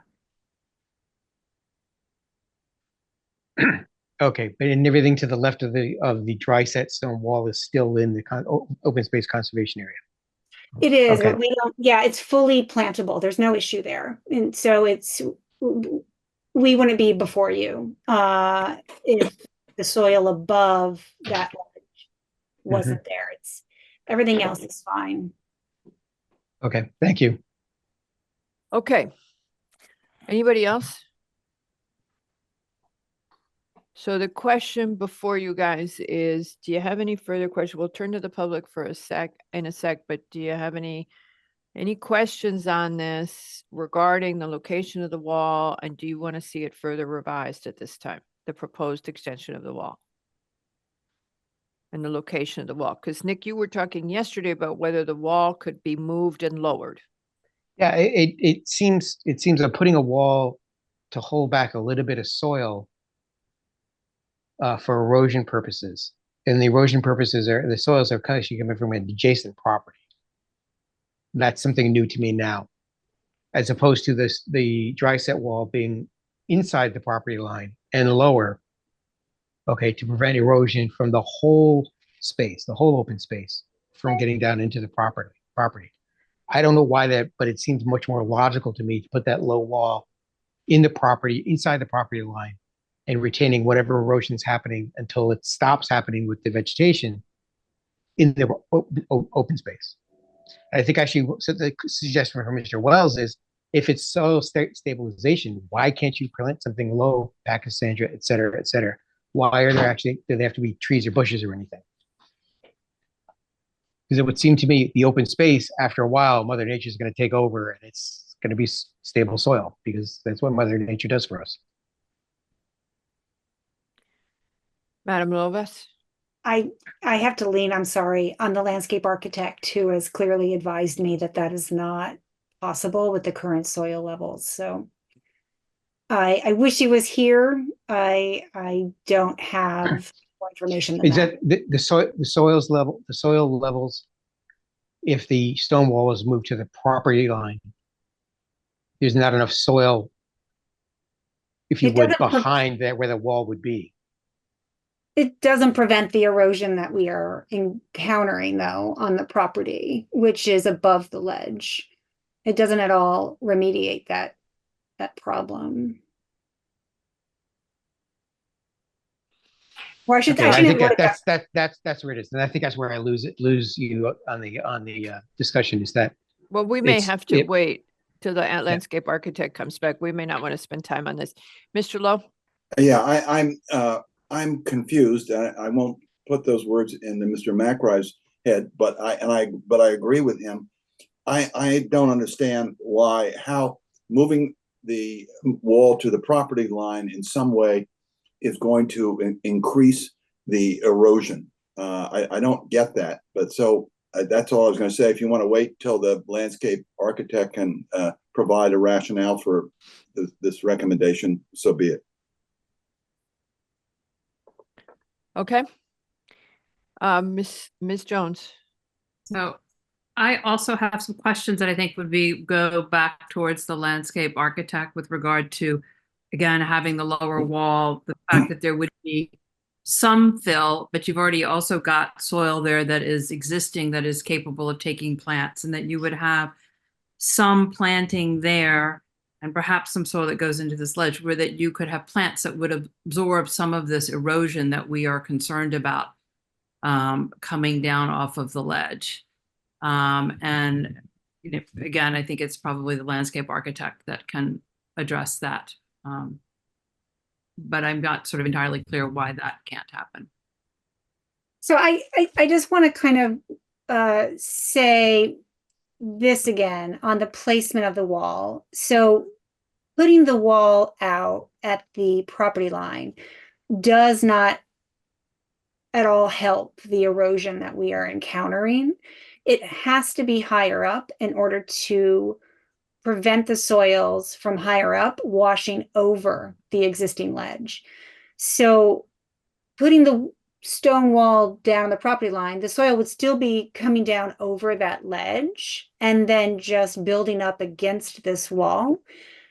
In order for it to actually stop the soils from coming down, it would have to be tall enough to be at the point where the soil is starting to run down. And that's where that site section is important. It's showing that the top of the wall would need to be 5'6" to stop that flow of soil from up above. That natural Okay. that natural erosion might enable some plantings in there that might stabilize further Well, erosion. That's the thing. The plantings would stabilize it. Nick, you said, "Oh, I get it." What were you going to say? That's I think that's it.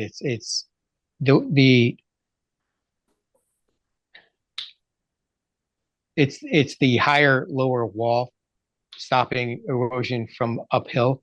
Mm-hmm. It would seem to me that actually, yeah, a high wall would collect a lot of soil, but it seems like it's filled, as opposed to put the low wall inside the property line, don't fill it, and let Mother Nature fill it up with any erosion, and then you can plant. That's then what again, it's that circle that doesn't connect for me. It's like I got water coming in from someplace else. I'm trying to stop the water with a wall. Okay, so we're That's great. starting. I think we're starting Yeah. to repeat ourselves. So let's do Exactly. Patrick, Levy, and Wells, and then we'll go to public comment. And the big question is, do we have enough information? Can we decide this? Do we want to leave it open and let's just make a decision and move on? Because we still got a lot of stuff ahead of us. Patrick.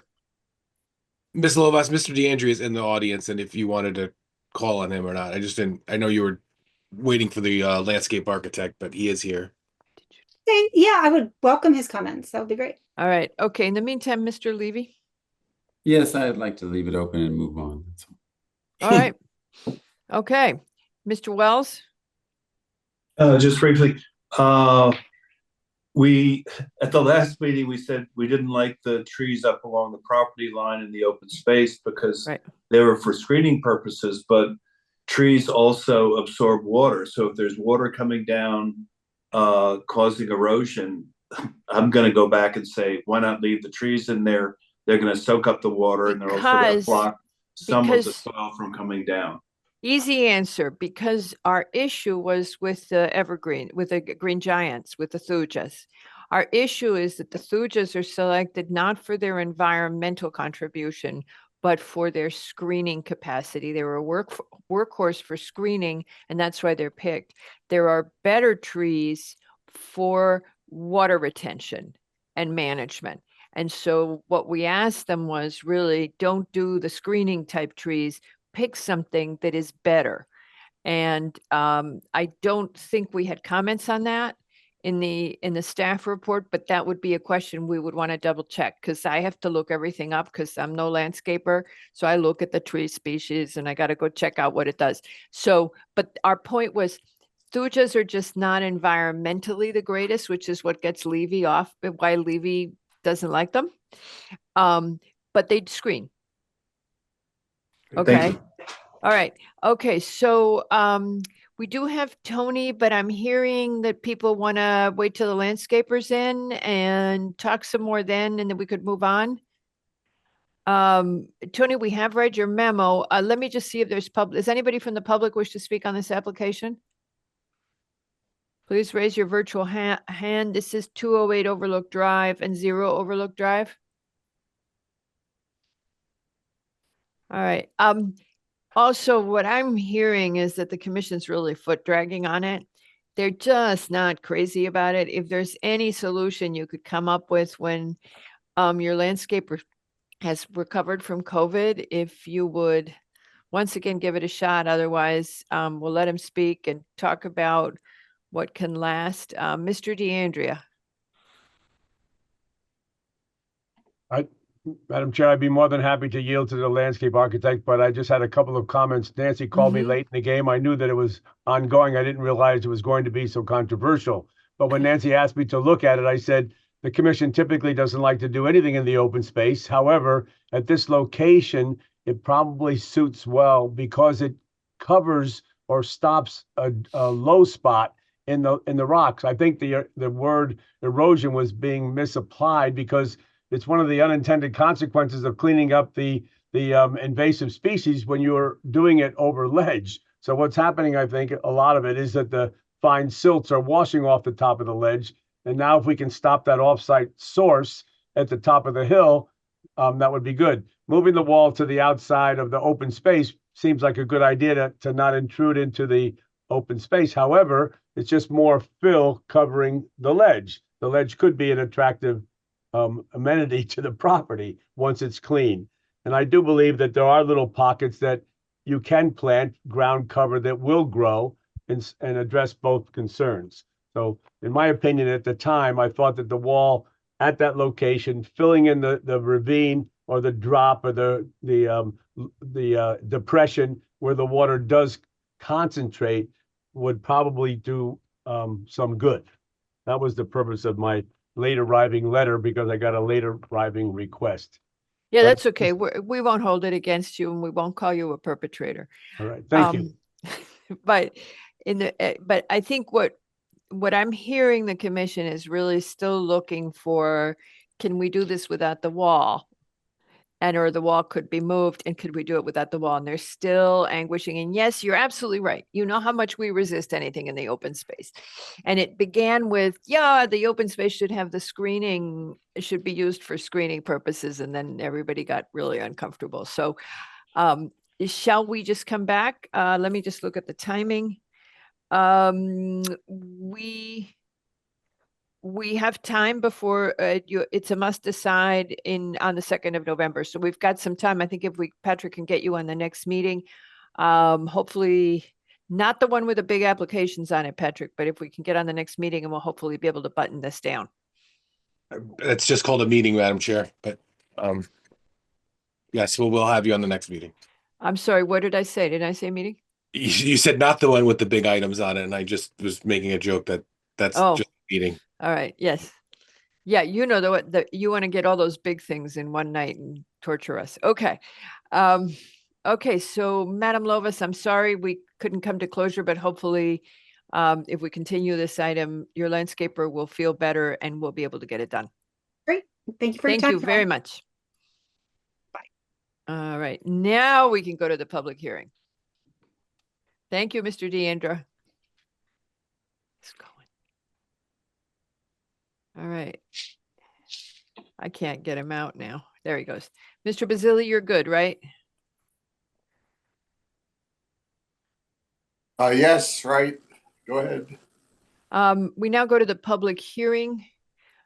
And Mr. Tessie has his hand up. Yes, because we're on Sage and Sound. Yes, I know, but I know that, but I'm not seeing him. I see his hand is up. Did you already get him? Oh, no, he's waiting to accept, I guess.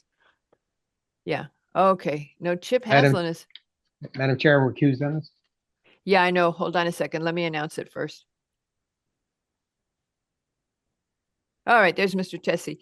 Our next application is Sage and Sound LLC and Millpost Realty LLC for a final site plan and special permit for proposed change of use for a lower level wellness center with classes and an upper level with a retail space, cafe, market, and seasonal outdoor dining on a 1.07 acre parcel at 116 through 136 East Putnam Avenue in the CGBR and CGIO zone.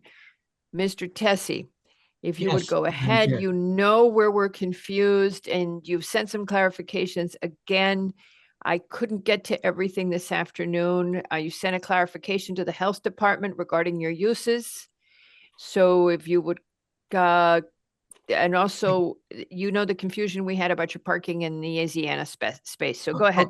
Sure. Thank you. As you stated, Madam Chair, John Tessie representing the applicant entity. I also have in attendance, should there be questions of them, of the principals of Sage and Sound.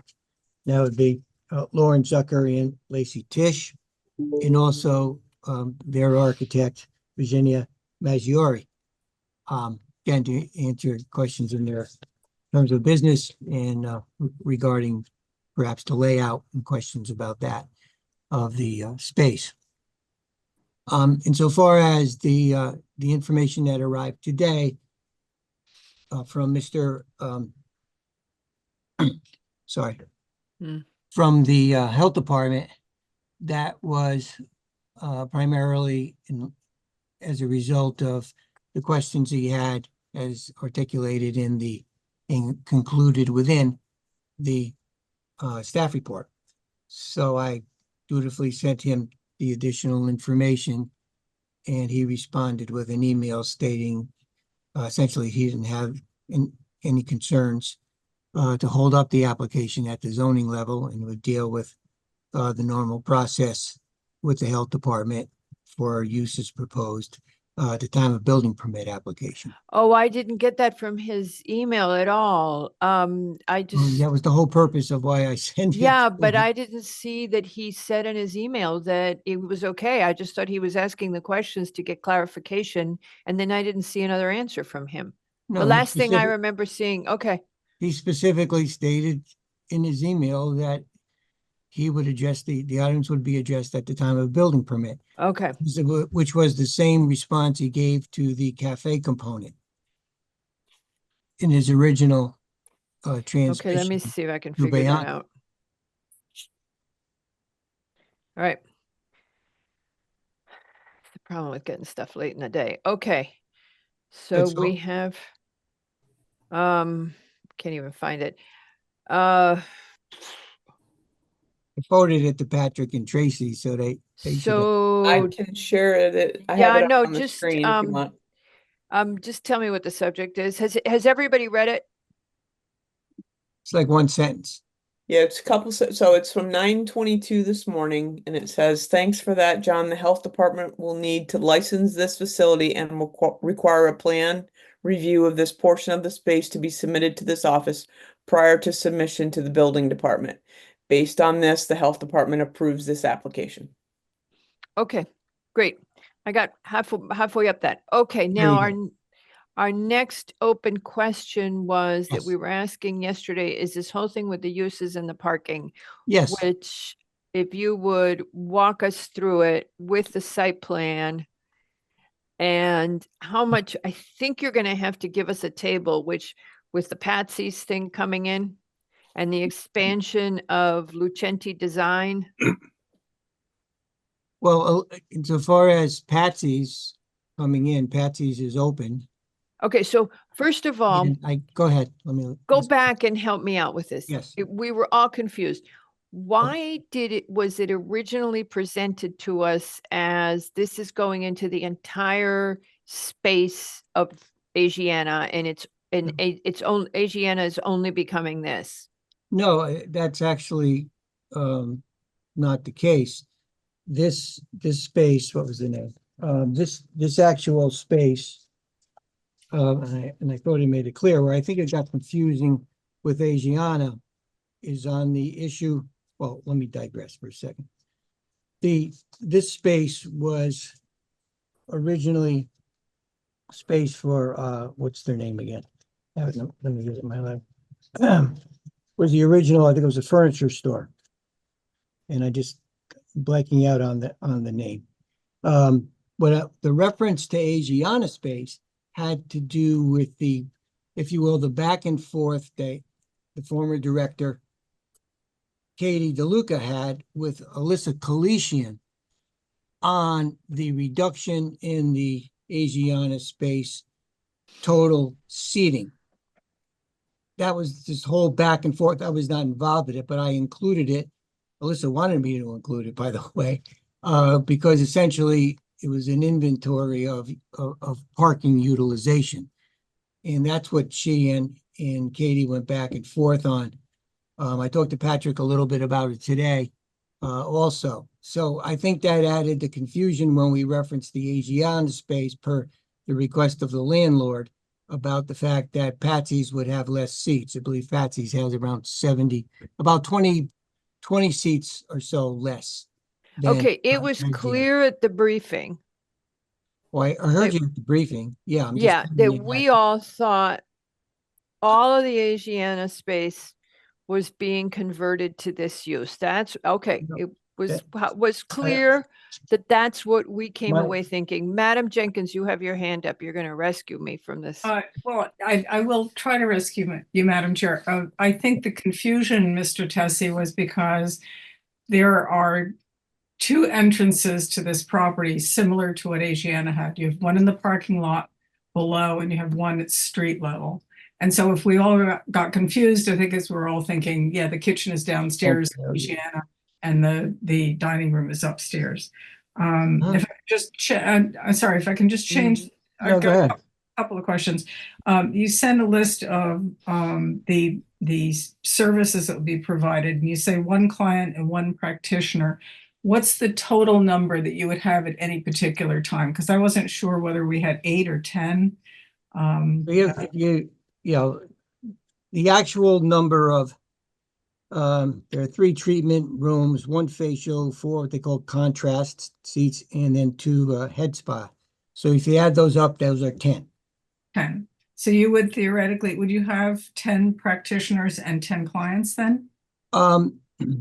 They may rotate a bit, but under the zoning regulations, I think they were, and Lacey or Lauren could comment on that, whether it all happened at one time, but under the zoning regulations as they exist today, that would be, if we're talking about parking, that would be, well, 2 times 10 is 20, the last I heard. So that would be 20 under current regulations. The problem, the bill also, of course, as you know, the building is, from a current zoning regulation standpoint, underparked. From a utilization point, which we'll get into, that hasn't been a history, nor do we expect that to be the future there. And I can go through some of the reasons why. I submitted a letter, part of our original package, from Alyssa Kalishan, where she broke down the individual space utilizations. And I supplemented that last week per the request of Bianca with actual floor plan provided by Alicia Kalishan, the landlord, for both the first floor and the second floor, or what I call the ground floor and in the first floor. So we put that all together, the puzzle, if you will, and it delineates the spaces of each tenant and the uses of each tenant. My other question, I'm sorry. No, go ahead. My other question about the treatments were, are these all non-invasive? Do they require in any way a quasi-medical supervision? Because I noticed lymphatic drainage and acupuncture, and I just wasn't sure whether we're dealing with something that requires a quasi-medical presence or not. I went over that with my clients and they specifically stated no, that there is no medical, what we call a medical professional, a person providing treatments. And I guess I'm a little surprised with the acupuncture part, but thank you for the clarification. Well, I know the question was asked and I asked it of the principals, as I indicated earlier, they are in attendance. That was all I had, Mr. I was just going to say that I answered your questions. Yes, it does answer my question. Okay. Now. Okay. All right, go ahead. You're talking about, so go ahead.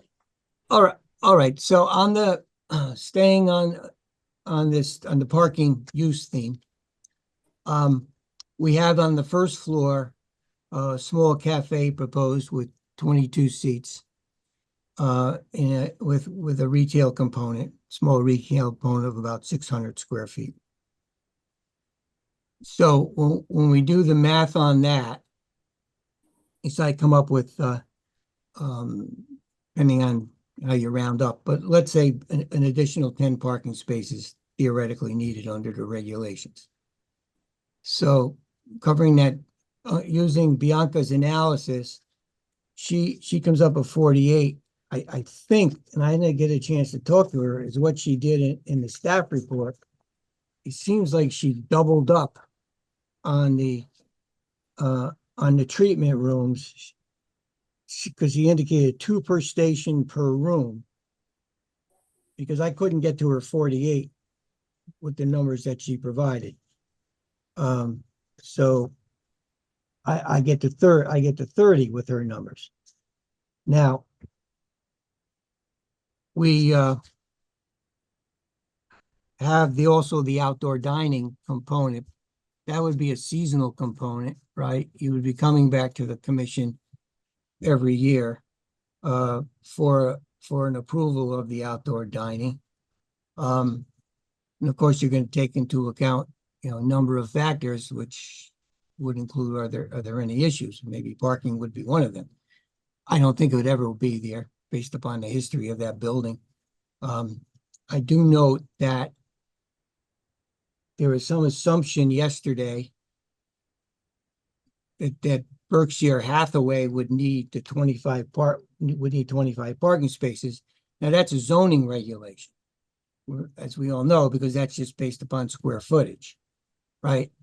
But I think everybody realizes, would hope everyone realizes that it would be it wouldn't be normal, usual, perhaps, I don't know their policy, maybe every month or so, the brokers would be there, but the last place they'll be is parking their cars all day in the parking lot, taking up virtually any spaces. And Alyssa made comment about that also in her writing that we submitted to the commission. We've checked periodically, and as late as today, I received an email from Alyssa, one of Alyssa's assistants, that the number of parking spaces available, basically available in the parking lot at I think it was 1 o'clock. I asked them to do it at 1 o'clock. Seemed like an appropriate time. Was over 30. In other words, less than half of the parking spaces were full. So all we can do is give you those, historic statistics. And with the building legally non-conforming, I think basically this use is following, is not really changing at all the overall parking potential. Yeah, I'm sorry. in I'm open space. waving my hands around Oh, go ahead. Go because ahead. Sorry, I actually. so I'm need to put sitting glasses on. here, going back over, you said, well, you guys never represented that it was just Asiana. And then in the staff report, it says the applicant provided an email exchange dated 1/31/21 between then Katie DeLuca, and it discusses the Asiana space, Moon, and what the restaurant was approved for, and it doesn't touch anything else. Okay, so yes. so we're thinking all this time, and then you don't, and in no place does it clearly state, per the staff report, that the space proposed to be occupied by Sage and Sound is only a partial space of the previous restaurant. Okay, the applicant has to clarify that the space provided previously occupied by Asiana is now partially occupied by Patsy's, which has an approved seating plan with 56 indoor seats. Plus, here's what we need. The first time all along, we've been thinking Moon, Asiana. No, we don't have a problem, ma'am. I'm even sorry you're here, because we don't have a problem with your change of use. We just got to figure out what's where and how much parking it needs. I understand that the parking may be short. There's a sentence somewhere in here that says that the parking is the place is potentially underparked, but because of the mixture of tenants, it works. And we're probably going to keep the same kind of activity mixture, is what I'm hearing you say. Mm-hmm. But what I need from you, Mr. Tessie, at least humble self, needs space, tenants, hours, parking demand. We actually have that all. Go ahead. Parking, well, from what Bianca said to us yesterday, she reconstructed that in her staff report. And we were still confused. Just stop me, you guys, if I'm the only one confused. All right, everybody's like, okay, so Madam Chair, I agree. And in fact, what Bianca put together, the big hole in the information that Bianca managed to put together is we don't know the hours of Yeah. Sight and Sound. So So- among Well, the hours of operation actually are in my cover letter. They're right on the second page, to their own section. It specifically states from 9 a.m. to 7 p.m. going to your Monday cover Friday. letter, hold on, it's after the plans in here? Well, it's my, Oh, here it my is. cover So application. proposed months, hours of operation. Oh, this is outdoor dining. I'm sorry. Mary, were you talking? no, I'm sorry. I'm Mr. Tessie, I missed it. Can you tell us what it is again, please? Sure, it's on the second page, in the middle of it. Property can, sorry. Sage and Sound's hour of operation at the property will be from 9 a.m. to 7 p.m. Probably got it out. Monday through Saturday, and 9 a.m. to 5 p.m. on Sundays.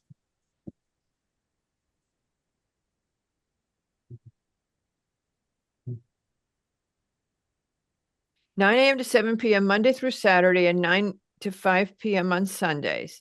Yes. Then it has, then you list what the properties are Yes. and I how received many that square from- feet they are. Yes. And in some cases you have the hours, but not in others. And then I hope you guys aren't hearing, my dog is insanely barking. Is that audible to you guys? Oh, good. All right. Mhm. So in some places you say, here's Freebird, here's Lucenti, here's Osteostra. Okay, you have all that. Then you have the hours for SLT Fitness, but not what the parking mandate is for them. You have Berkshire Hathaway with their square footage, not what the parking is, not the hours. Can we get a table from you that is Yes. from you? Yes, Representing. it's actually in, just to let you know, it's actually in Alyssa's narrative letter. I believe for everyone but Berkshire Hathaway, she doesn't have an hours of operation. So we can certainly add that to the chart. but So what I'd like. But it does exist. That Okay, information. and then Yes, in the exchange you had with Katie. I it didn't was- have, it was with Alyssa and Katie. Okay. Anyway. In the exchange that Alyssa and Katie had, something else was going in the Asiana space. And the fact that things were going to shift around was really never discussed. When you came in for the pre-app, you also, I'm sorry, I mean, maybe we were dum-dums, but I didn't get at all and was completely confused when it suddenly turned out that there was this shift and that part of the Asiana space had already gone to another use. Don't have a problem with that. Don't have a problem with it. Just want to make sure we know. So you've given that layout already to staff. I saw that they shared it with us and they showed us where Lucenti has moved and all that. Take that, line it up. So take where the uses were, what the parking demand is, what is in each of those spots now, and what the hours and parking demand are going to be. And you'll have us, because all we need is the data in an organized form that Okay. takes the spaces. And then it's easy, because I believe, I trust to a great extent the landlords in town, that they pick a use that works for their space, because if their businesses fail, it's not good for them. Right. Most of the landlords in town are savvy. Just give us that so we know we can tick the boxes. But right now, we don't have that. Yes, well, it's actually all there, but it wasn't put in boxes, but I understand it. I'll try to do. Okay. And I could understand the confusion. As I said earlier, the landlord wanted me to include that information. So I included it, but I could see, obviously, that created confusion. I wish I knew it was creating it a few weeks back, but I can't change history. Have a hard enough time with the present. So I'll certainly do that and work with staff. I just have one question. When you say the parking demand, Alyssa actually spoke about that, or wrote about that in her letter. So there's the parking demand that's straight out of the book. And I think that's what Bianca was trying to accomplish. That's right out of the book. So that you have. I mean, that's just, if you have 6,000 square feet, you take 75%, you divide by 150, and that's what you have. if it's a retail use, So was there, if you just give me some Okay, guidance so- on what you're looking for on the parking demand. Yeah, and so April 25, you tell us that the space is, in the pre-app, you tell us that the space is vacant, Yes, but it's not clear how much of it, but some of it has already been taken. well, no, let me clarify something. None of the Asiana space is part of this space. This is all the space, and I can understand the confusion we've already talked about. This was all, I believe, the furniture store, but I'll get that clarified working with Alyssa. So you'll have that. Not what we saw yesterday. Did someone have the little chart with the little table with the restaurant? It's got Lucenti Designs and then it's got how much of Yeah, Asiana? we can. Okay, the information I got was from Alyssa, so if I misunderstood it. Yeah, No, we'll demerits. clarify it. It doesn't really matter. Alyssa, what happened is Patsy's took the space, moved the kitchen upstairs. They did a lot of renovation in their space. And I see also we haven't received comments from the store department. I think that's the only thing we're lacking. So Well, so I don't know if that's an issue, but I So can say that's the only department that hasn't weighed in at this So point. the little table you sent, the little chart you sent that shows all the tenants in there, there's another one that Bianca mentioned at the briefing. I think it was at the briefing, something like Giles Clement Designs. That doesn't even appear in the stuff we have. It's not in your list, and yet I believe it's in that space. I'll clarify that with Alyssa because she gave me the up-to-date list. I haven't, so we'll clarify with Alyssa. Looks like you're gonna Yeah. hold it open. You've already. said. Yeah. Hi. Oh, So Lacey, go Hi, ahead. Miss Lacy. Hi. Hi, thank you, Madam Chair, for having us. My business partner Lauren is on, but she's Oh, I kind think of. she's got her hand. No, Alyssa has her hand up.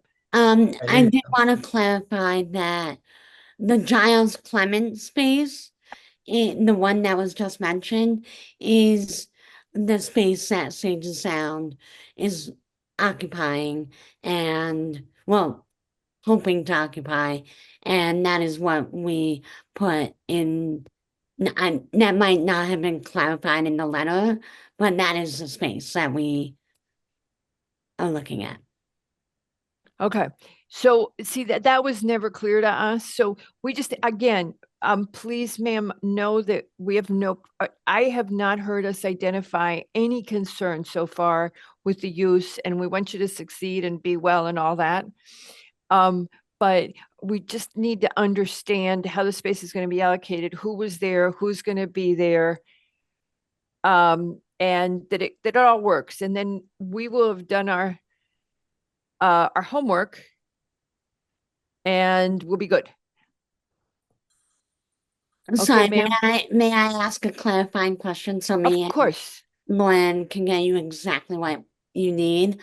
So if we have these 3 treatment rooms, you would like for us to say treatment room 1 and then XYZ person. I just want to make sure we're getting you exactly the information. Actually, the bigger question from us was, what is the entire building have? Who's going where? What uses have changed? And how does it all add up? You have at this point given us an email earlier today that went from Mr. Tessie, and Bianca will tell you if that's not enough information, but you described what your treatment rooms were, how many there were, and your hours. That went to the health department, and we have a copy of that.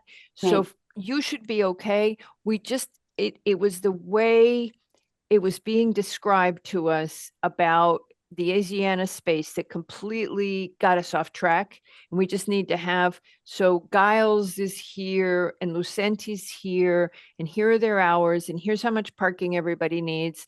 And it all, and then we can, and then here's Sage and Sound, and here's their hours, and here's the peak hours of the pizza place, and Sage and Sound is at a different peak hour. We'll be able to sort that out.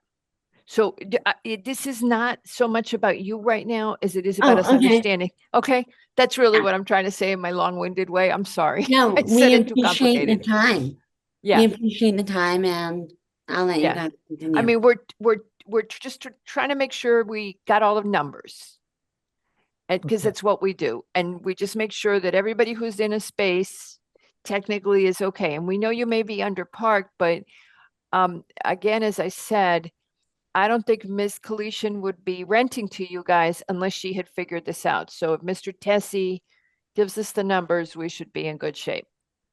Yes. And okay, now Miss Kalishan has her hand up, so I'm Good. gonna let her in. Good. And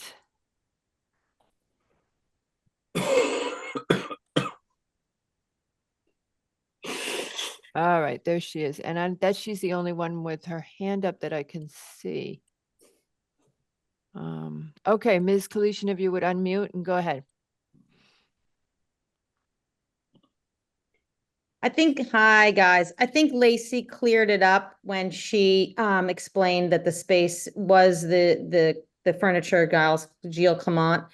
I think the Asiana email exchange submission was just as an FYI on parking communications between town hall and the building. It wasn't meant to, and unfortunately, that I don't know how it sort of snowballed into throwing everything off. But No, it just, so you know what we did, Ms. Kalishan, we began to assume that what the parking for the restaurant was all we needed to consider for Sage and Sound. We just totally missed the boat on it because of that email exchange and maybe the way Mr. Tessie wrote the letter.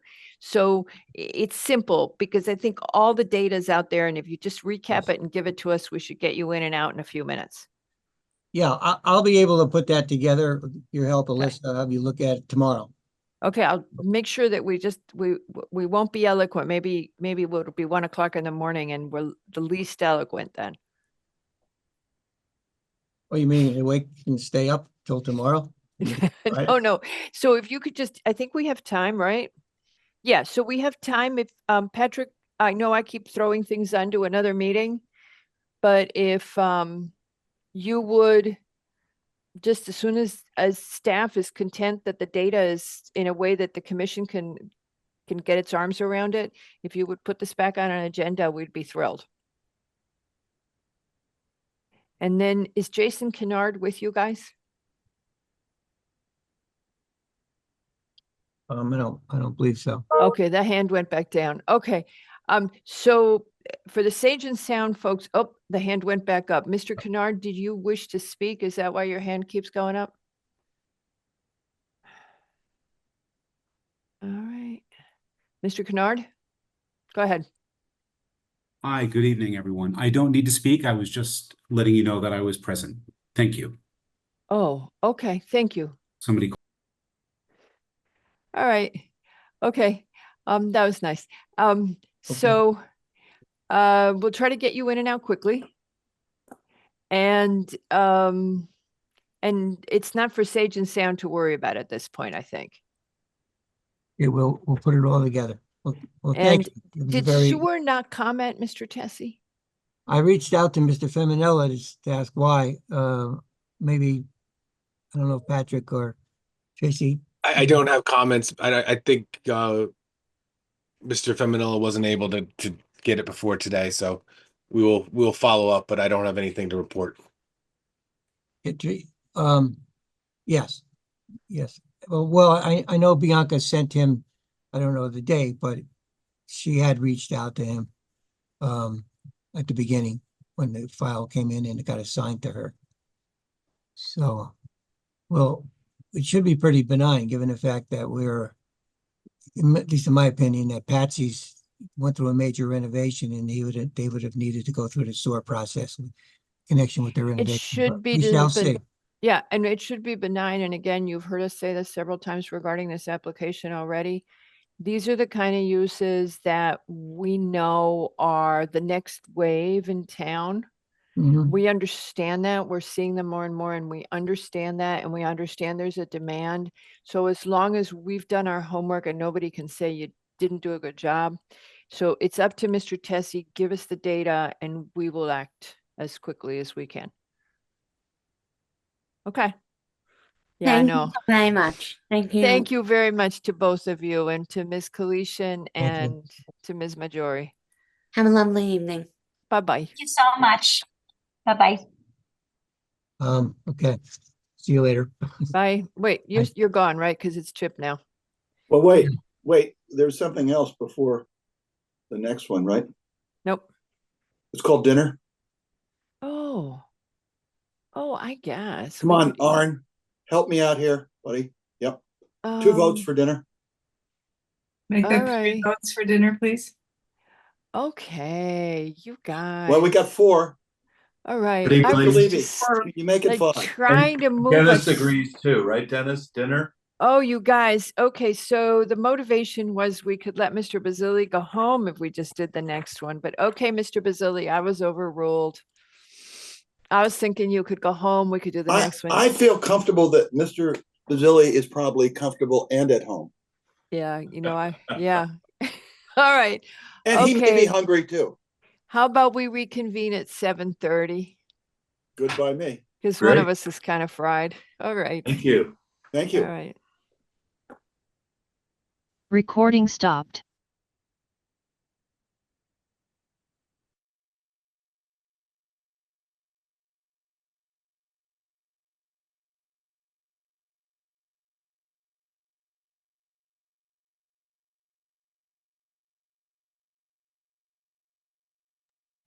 And now they stop barking.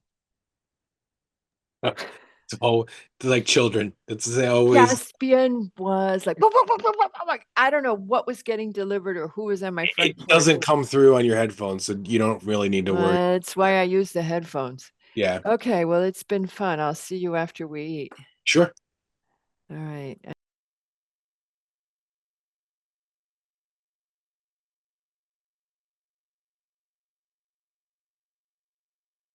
Our next application is GFC Havemeyer LLC and GFC LLC for a final site plan and special permit to allow for the construction of a new building with 6 dwelling units, retaining the existing armory shed and other site improvements on a 31,408 square foot property at 226 and 230 Mason Street and 16 Havemeyer Place, AKA 224 Mason Street in the CGB, HO, and CGIO zones.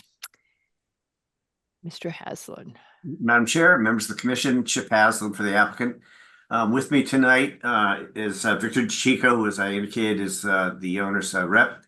Blake Krevelin, who's the architect. Eric Rains, landscape architect. And I don't think Brian Westmar is on, but he's also with Eric. And I thought what I'd do is just go very quickly through the history of the applications here. And I believe, I hope to tell the commission that I think we were very close finally to wrapping this up, and hopefully you agree. We've spent a lot of time with you over the years, a lot of time with HDC, with ARC, et cetera, trying to get all the issues resolved, and I think we're in a happy place. But just for the newer members, I'll just run through quickly the various approvals and presentations, et cetera. So in 2007, there was an approval given for 9 townhouses at this site with a facade easement on the existing armory only, and the drill shed to be removed. And I'm wondering if actually Blake can share his screen, because he has some architectural elevations that he can share with you. So when I'm talking, maybe Blake, you go to Tracy. Is it possible to get him to share? Hopefully. Yep. Tracy, We're working on it. there you go. Blake, just the elevations that you had compiled for this evening, I thought maybe we'd just start with the one we went to the HTC with on Wednesday. That's most illustrative. So if you pull that one up first, and then I'll have This was Blake. last week, right? Yep. You went to HGC last week. Okay. Yep. So Right. I think it was probably the 10th time. We're just dealing now with minor matters. But There are just- some applications that do this. I don't know Yeah. why. Just to give an idea, particularly for some of the younger members again, there's really 2 parts. Wait. Newer. Notice Newer. notice that he said younger. Newer. No, this is Jones, Jenkins, Wells. Anybody else not see all these iterations in the past?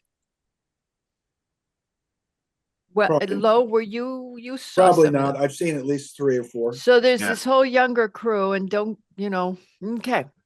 Newer. It's all right, Mr. Haslam. So there. Nick and I are not offended. Well, I've been along for the ride except for the 2007 application, so I've been on this a long time too. Who did the 2007 Tessie? Bruce Or Cohen. Cohen. Yeah, Cohen. yeah, Bruce Cohen. And as I said, that iteration was there's three parts really to this. There's three properties and three parts to it really. There's the parking lot on the corner of Havemeyer and Mason Street. There's the old Armory building on Mason Street, directly on Mason Street, and then behind it there's a drill shed. Blake, can you pull up that slide? Can you do that? And so in 2007, the application was for 9 townhouses, and it was to tear down the drill shed and to have only a facade easement. In 2000, there you go, thank you. In 2012, you approved office use in the existing Armory building pending the townhouse completion. Townhouse was never started, the 9 townhouses. So we decided in 2016 to reconfigure it, and rather than having 9 townhouses, have 6 townhouses and have the mixed office use. So you have the office and the residential. And then we continue to remove this drill shed that you see on your screen right now. Prior to actually making that submission, Chabad came in and had spoken with the owner and asked if they could attempt to build their synagogue here. And that kind of derailed us for a little bit. Chabad did ultimately get approval from you, but with conditions that they found too onerous to proceed. Excuse me. And however, it did have the effect, unbeknownst to me and to the owner until recently, of actually creating the HO already for the property. So there is an HO overlay already on this property. 2021, we came in with a pre-app essentially for this project. Again, 6 townhouses, again, removal of the drill shed. And you indicated to us, and there's some veterans that were concerned too, that you wanted us to try to save the drill shed if we possibly could. And that started multiple conversations with the Historic District Commission and with you. And we had a concept that HDC liked, which was to remove the roof of this building and expose the structures so that the interior of the drill shed would not be included for FAR purposes. They liked it. You hated it. We went back to the drawing board, met with Pat and with Jody Kuchar, who was the CEO at the time. And I believe it was Pat who came up with this concept, and Jody liked it too, to actually open up the drill shed and kind of create a carport, thereby permitting the FAR for the drill shed to be excluded from the calculations. And this then allows us to keep the drill shed and also build the townhouses. So it was Pat saved the day on that one. So we went back to HDC. They loved it, approved it. And I think we went to you in a pre-app too. You liked it as well.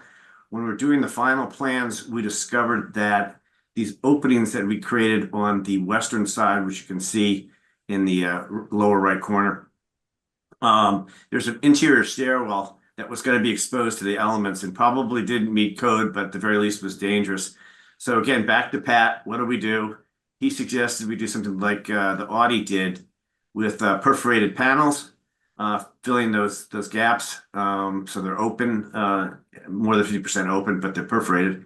And we went to the HDC in July to show them that change. They liked it, they approved it.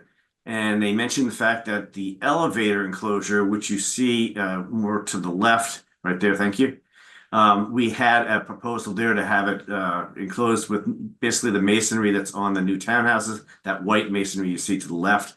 They didn't like it. They asked us to come back. We came back last Wednesday with this proposal, which they liked and they approved. And they wished us all the best in coming to you folks after having spent years now with them on various iterations to get where we are. So as I said, we're very pleased. And maybe at this time, Blake, could you kind of just take the commission briefly through the plans, particularly the exterior? Yes. So thank you, Chip. Thank you all for having us. So yeah, I don't think I need to kind of go through everything that Chip already said, but the newer proposal is it's a 3-story above ground building with 1 level below grade, which has underground parking. The ground floor has surface parking, and this has 3 stories and 6 total units. Just to quickly walk through the floor plans. Below grade, we have parking and then access to the main building. For the residences, there's an elevator here, which provides those using the office spaces and such to gain access to the lower level parking. There's also utility spaces throughout. Ground floor contains pedestrian access between the existing armory and the new proposed building, with the main residential entrance off of that.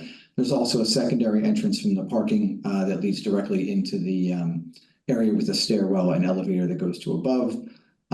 The second floor residences, which there are 3, all have entrances off of the main frontages on Mason Street and Havemeyer. And moving up the building onto the second floor, you have your 3 main residential dwelling units. 2 out of the 3 have exterior patio spaces. And then moving up to the 3rd floor, again, 3 separate units. And each of these have a stair that go up to a pilot house and a private deck. And then this unit off to the side also has a small outdoor space on the roof of one of the bays that projects from the side of the building. And this is just a general roof plan showing the 3 dedicated outdoor spaces and the mechanical units sort of centrally located out of sight. These are the elevations along Mason Street. The concept for the project was developed something contemporary, but also that related to its adjacencies. So taking some cues from the firehouse across the street, we incorporated some light colored cast stone and Roman brick in this sort of light gray tone to nod towards the existing armory building. We added terracotta accents, vertical accents on the building, as well as a perimeter landscape wall, which has a corbelled brick at the top and a cast stone cap. Then we also included some quick shards. question for you.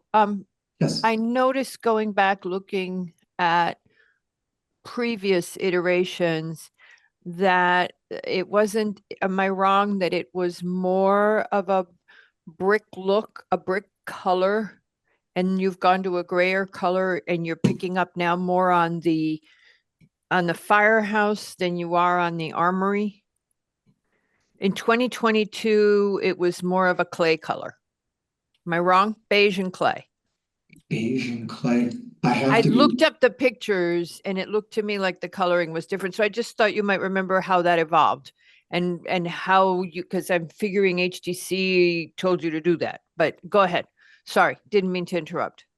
I will admit that I continued this project since it's been going on for so many years. It has unfortunately seen several different people working on it in our firm. I don't know the exact reason why that might have changed. It may have been to sort of move away instead of trying to copy more of the armory to make it feel like it's its own new proposed development that kind of stands alone, but also again relates. So it's not immediately adjacent.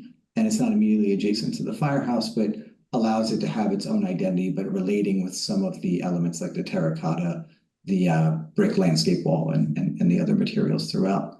Yeah, I recall too is that I think you're right. It was members of the HDC that wanted us to kind of distinguish from the Army and try not to get too matchy-matchy with that. But even though the ARC was really supposed to just be looking at lighting and landscaping, and there was some overlap in landscaping with HDC too, they as well chimed in on some of these features, and we took them to heart. So I should have said that we met with the ARC the last time was in September of last year, and we they wanted us to provide electronic submissions after that, which we did. But I think collectively we got to where we are now, and again, not trying to mimic the armory and being complementary to the firehouse. But I didn't mean to interrupt you, Blake. I'm sorry. Well, Mr. Hanson, I may be interrupting, but we as a commission, I think I can speak for some of the members. We don't get involved in design. So no, I was just curious. Sorry, Mr. Lowe. No. But there's the flip side to this is because you got involved in design. Now I'll do it. This now may have the advantage of highlighting the distinct qualities and the preservation of the armory building as a separate entity and one to take notice of. I'm done. Okay. Like that. That may be why it happened. Yeah, I think that's where the HDC was coming from too. There you go. Okay, go ahead. All right, so this is just the shot of the Mason Street facade, and then moving on to the Havemeyer facade. A similar exploration of materials and allowing again that charred cypress to sort of break up the light colored elements, so they're sprinkled throughout. These are just a couple shots of the drawings of the other elevations. Unfortunately, they're not colored, but again, using similar tones. These are the transformation to the carport along this facade of the drill shed. We are replacing the roof and the panels in between the windows at the light monitor up above. And along the rear here that faces the alleyway, it is the brick returning the charred cypress and again, some more brick and charred cypress as well as terracotta. Just the elevation along the walkway where the main building entrance will be. And then this is just the building section showing driving down the ramp that extends down into the lower level parking area. These are just a couple of perspective shots, just giving you a little bit more of a closer look. This is that landscape wall with the corbelled top and capstone. The corbelling was sort of taken from cues of the armory, which has corbelling up towards its the cornice lines. And these are just a few close-up views of the Roman brick, the cast stone, sort of changing direction, playing with a little bit of the brick detailing. And this is the terracotta accent and the bronze window frames. So the view from the corner. This is actually the driveway entrance off of Havemeyer. And then back to the drill shed, which we had up before, and returning to sort of that axonometric view, which shows the rear patio spaces for the units on the second floor. And the rooftop decks as well. And responding to some of the questions that arose in the briefing yesterday, we will still be using the Armory building for office use. So it'll be mixed use, continued on. The Greenwich Financial Center and the Armory office use up 91 parking spaces currently. I think that Ms. Pruitt's graph is a little off compared to our application. It's actually we're adding 12 spaces for the residential use. So you got 6 units and 12 parking spaces for the residential use. Say that again. She had us down at the mix is just off. It's 103 spaces in total. There's 91 spaces that are committed to the office uses, and the 12 are committed to the residential uses in the mixed use. Okay, and what is your guarantee? That was the other thing we were asking. What's the guarantee for the Fawcett office building? It doesn't really break out that well. Maybe Victor can touch upon that if need be, but it doesn't. It's based on the leases inside the building, but basically it's a combination, and it's worked well at 91 now for all these years. It functions for GFC as well as the Armory offices, and that's what you approved back in, what was it, 2012. Okay, when, so you're having, this was not clear to us yesterday, so you're gonna have in total, you're gonna continue 91 office, and then you're adding 12. the ones for the residential, the 12 for the, now that doesn't add up. Yeah, it'll be 103 altogether. Yeah, the residential, we have it sort of Let me go back to her staff report. Yeah, if you look at our application materials, that's what it shows. Her staff report, I think, is I'm not sure. She shows 108 in total, and it's 103. So Correct. you're saying you existing, this is weird. So you existing have 91 with 33 inside the Armory and 58 on site, and you're going to stay, no, what do you, and then in total, you're going to add 12 spaces. Correct. Go from 91 to 103.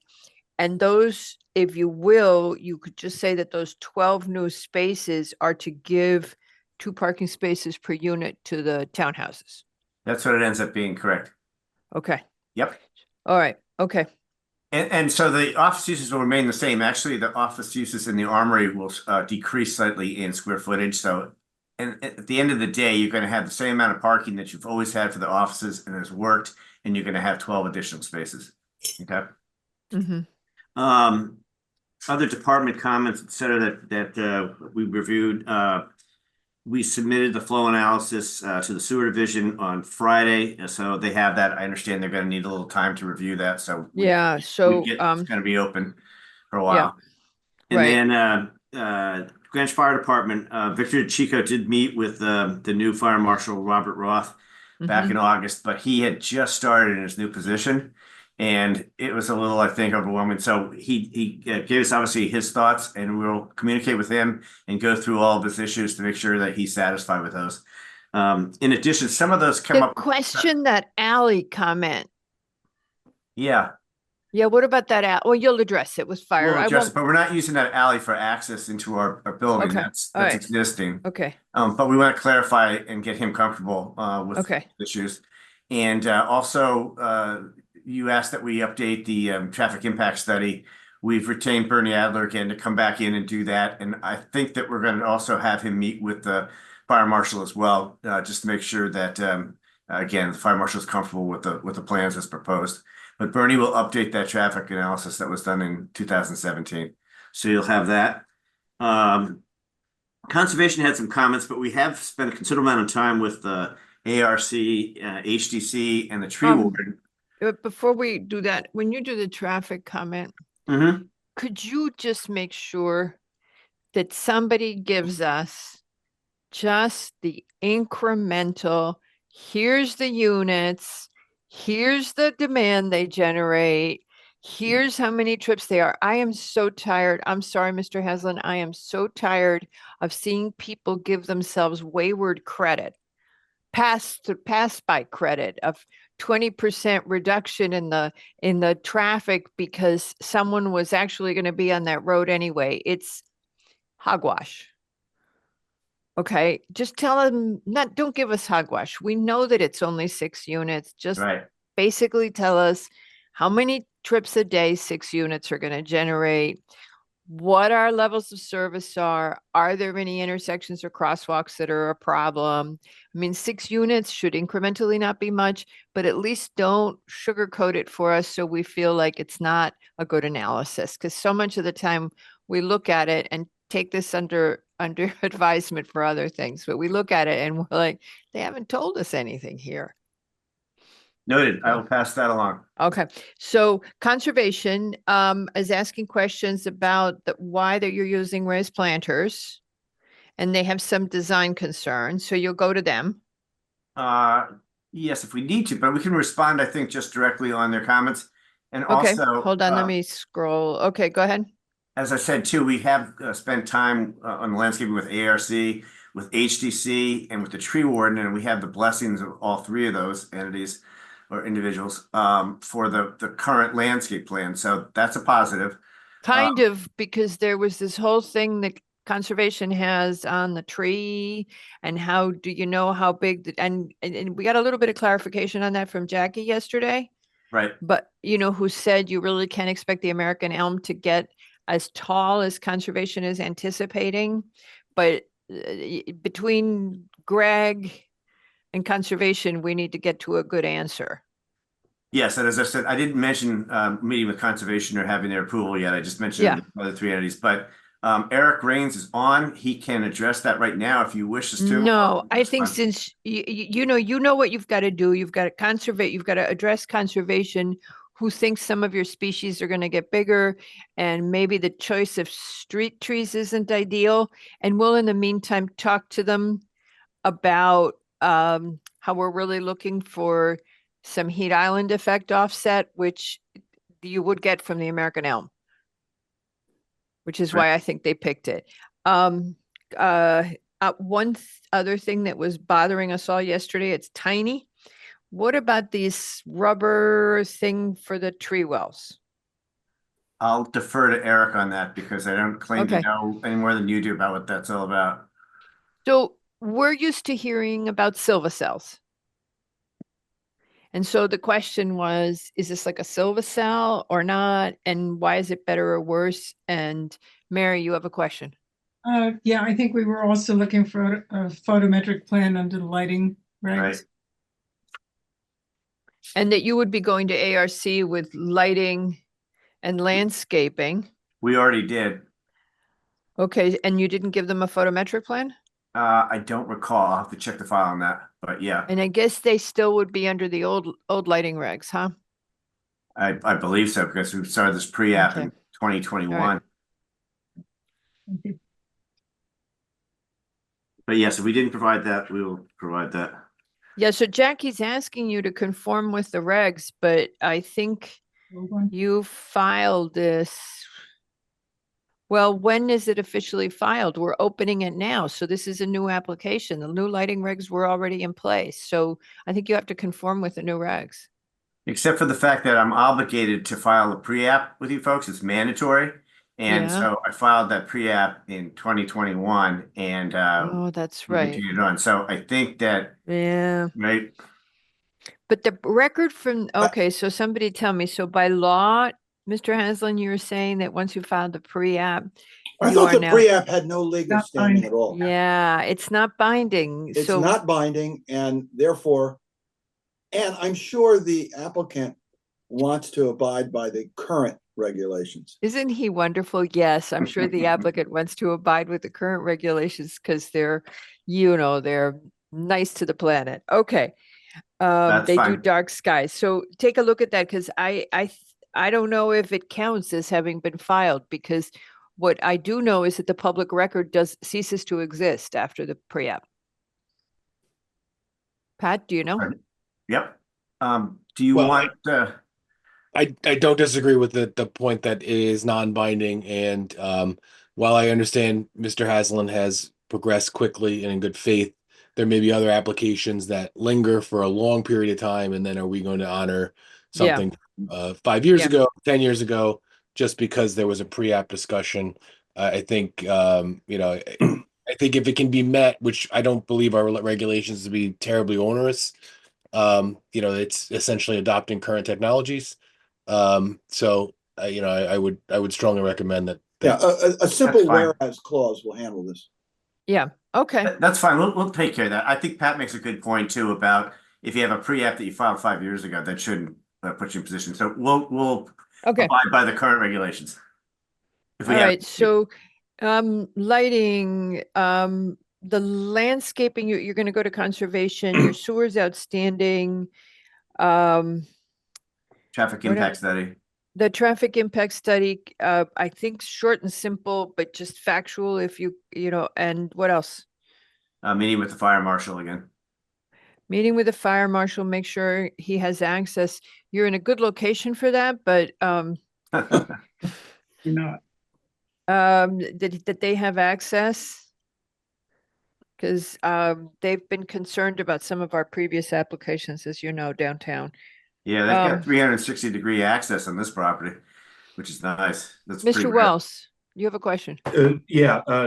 First want to compliment the applicant providing an energy narrative, even though they didn't have to, but thank you for going above and beyond. I did have one question. I couldn't tell, is this an all electric building or are there gas hot water heaters? Maybe question for Blake. Do you know? Have you decided yet? I think we're still in the preliminary phases of reviewing that. We have not gotten into the weeds of selecting all the appliances and such. But it's something that we're definitely considering. Thank you. Welcome. Okay. Okay, what else, Mr. Haslam? I think that's really it. As I said, I think we're in a good place and we're hoping the commission thinks we are too. And just tie up some of these loose ends, but we really got over the big humps, I think. Okay. Mainly the drill shed.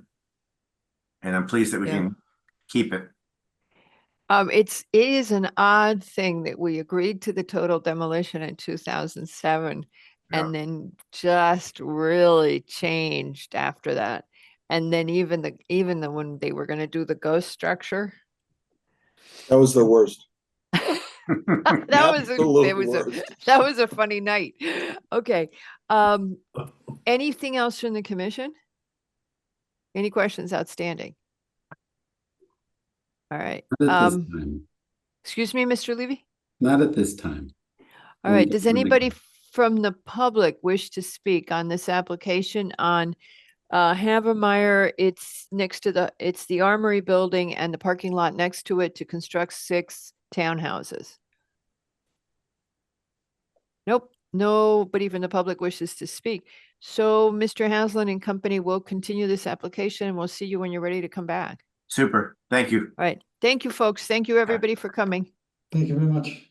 Oh, Eric, before you leave, Mr. Rains, before you leave, just tell us quickly what the rubber things versus a Silva cell. But you have to unmute.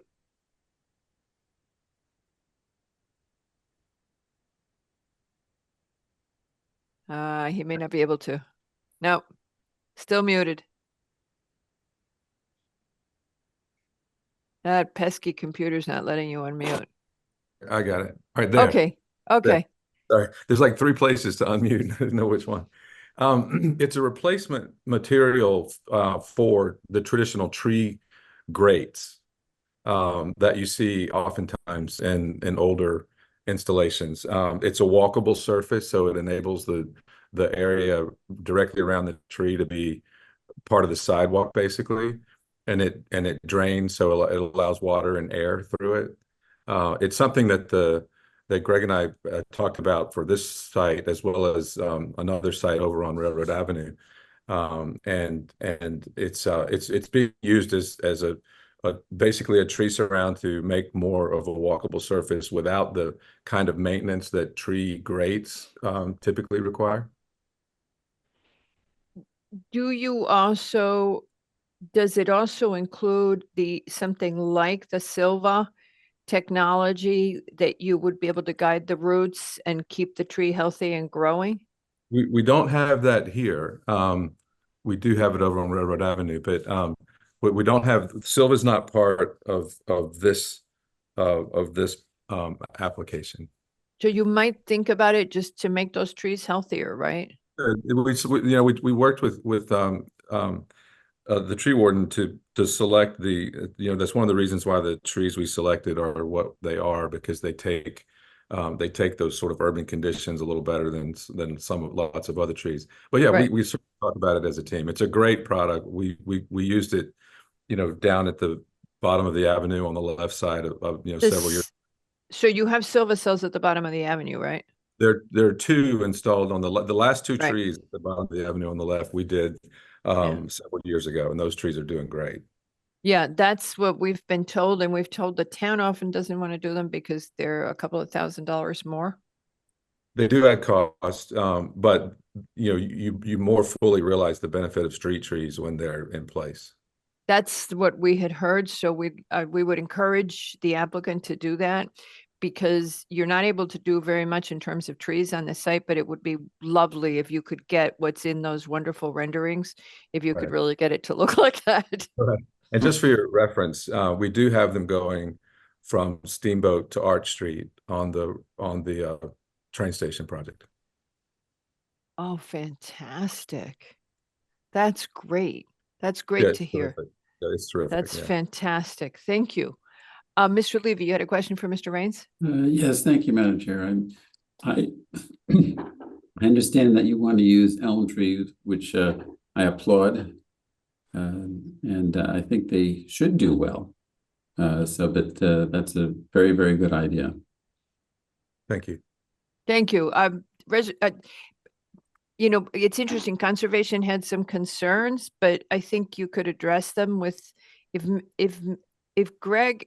if Dr. Kramer likes the use of the American elm, I would make sure that conservation's aware of that. Well, you've opened up this can of worms. Why are we not concerned about Dutch elm? I'm an ignorant person. It's a new resistant.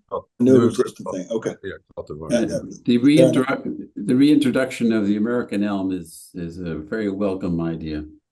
Yes. Though I think there was a time that Greenwich Avenue was lined with them. I know. Yeah. I know. So, but also, just so New England was lined with them. Good point. Good point. You were going to say, Mr. Rains? I was just going to say it sounds like someone's already spoken with you about the growing environment that we'll have here related to the comment from conservation about the size of the tree. There's Jackie Pruitt made the comment at the briefing yesterday that the American elm would not reach the height that conservation thought it might. I agree with that completely. If an American elm growing out, somewhere unobstructed or uncontained by the conditions that we have here, would perform the way that I think conservation is highlighting. But because we have this in the condition that it will be, it will sort of self-regulate to a great extent, and it does extremely well in confined situations like this. That's why they work so well for street trees where soil is often very limited. Can you quantify that a little bit more for me? In our case, we have the tree is going basically in a planter that has perimeters around it that will enable the tree to grow to the to the soil that's available. If it's out it's out in an open field, it's unlimited. How the tree can develop, and it would develop into the kind of scale that that conservation is alluding to. Oh, so in other words, I thought these were being planted in those green strips, not on the sidewalk. So I'm wrong about that. Okay. No. Right there, it's inward of the site, and in an area where the building steps back, so there's room for its canopy to do what it needs to do. Oh, so it is in the green strips. No, it's inward of the sidewalk. So it's okay. on it's the north side of the building on Havemeyer where the building steps back. So we took advantage of that larger space. Yes, as Madam Chair suggested, anything that you can do to not confine it to its own cell would be welcome. Exactly. It's within a larger. It's in a larger area within the planter area. So it has plenty. You think? Okay, it does. You think?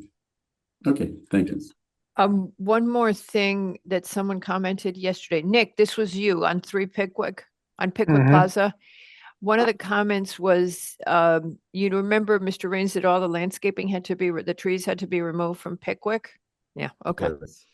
Yeah. You remember why, where the columns were and all that. And I think it was Nick, commented on that yesterday. Okay. We'll let you guys go. Thank you. Thank you. Thank you. Have a nice evening. And so endeth the public hearing, Mr. Bazzili. Yes, that's great. Thank you. See you next time. See you next time. Bye-bye. He never offers to stay. All right, so able to leave, right? yeah, so now we go on to our discussion items, of which we are 4, and Mr. Tessie is back, and you're bringing him in. I'm back. All right, so our next item is a discussion item. A, Greenwich Properties LLC, DBA 200 GA Management LLC.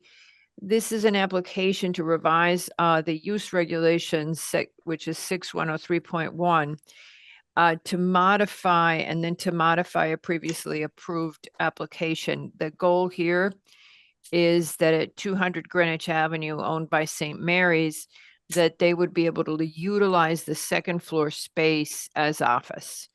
And the question is whether or not, what's our reaction to modifying our regulations? Mr. Tessie, go ahead. Okay, first of all, the property at one time, back in the 1970s and early 80s, was owned by St. Mary's Church. It's not owned by St. Mary's Church. Oh, it's not. And I always thought it still was. Okay, good to know. It's partially occupied on the second floor, pursuant to the agreement that was entered into with the developer at the time, pursuant to a perpetual easement. I believe it's an easement agreement or a license agreement. That's perpetual. They have about half of the second floor. Got it. the other half of the second floor. And who owns the building now? Basically Nabil Chartouni, the same. Okay, Nabil is also the underlying owner of Pickwick Plaza. right. Got it. I know who he is. Okay, we Right. met him. Okay. So it's the same gentleman.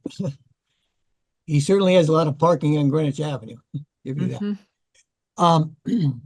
So the original approval of the building at 200 Greenwich Avenue provided for retail use or use group 1 use on the first floor. About 9,400 square feet of use group run on the second floor, 97 square feet on the second floor for St. Mary's Church use. And the third floor of office use only, totaling 19,000 plus square feet. So it's an odd duck in certain regards, given our current regulations. The third floor space is legally non-conforming. This goes back to 1983, if I didn't say the year. This is 1983. Second floor use of 97 of retail or use group 1/retail. And first floor uses are permitted uses in current regulations. The regulations of the town permit office use right now on the second floor only, as you all know, in the CGBR zone, which is where we are. Third floor is actually limited under current regulations to dwelling units only. And so far as the third floor use, the third floor is fully occupied, fully rented, long-term leases, I should say. The second floor space retained by the ownership is occupied by Saks Fifth Avenue, one of its specifically designated type of retail stores. That lease is still in existence. One of the primary reason we're here is that upon the expiration of that lease, Mr. Chartouni feels very strongly that having the option to rent it as office space is very important, given just the climate, the overall climate and history of second floor retail space usage. It's generally shunned. I know you all had a fairly vibrant discussion on the application yesterday. We did come before you about 10 years or so, it's hard to believe, 10 years or so ago, behalf of the prior owner who was interested in making this conversion. At that time, I think the safe space may have been in fact vacant because Saks has only been in there a few years, actually. We didn't have pre-apps then. We had something similar, right? We came in as a preliminary application to discuss that concept with the commission members. What happened is there was a discussion, there was a concern about, or a question really, same one you actually asked yesterday, effectively, as to what this would mean for other properties on Greenwich Avenue. And we essentially responded with the fact that, well, you don't have any parcels large enough on Greenwich Avenue that aren't already office space, specifically Pickwick Plaza and the Fawcett Building. And we don't see, knowing the climate when it comes to retail space, which is very primary, as you know, and vibrant, basically the market has stayed vibrant for retail space, where an owners would have to get together, combine their properties, give up retail and, basically give up retail for a number of years. Everybody pretty much has long-term leases. So the practicality of another building popping up being 20, 30,000 square feet, on the second and third floors is something I think everybody would bet a lot against ever happening. Forever is forever, so I'll just say during, let's say, all our lifetimes and beyond.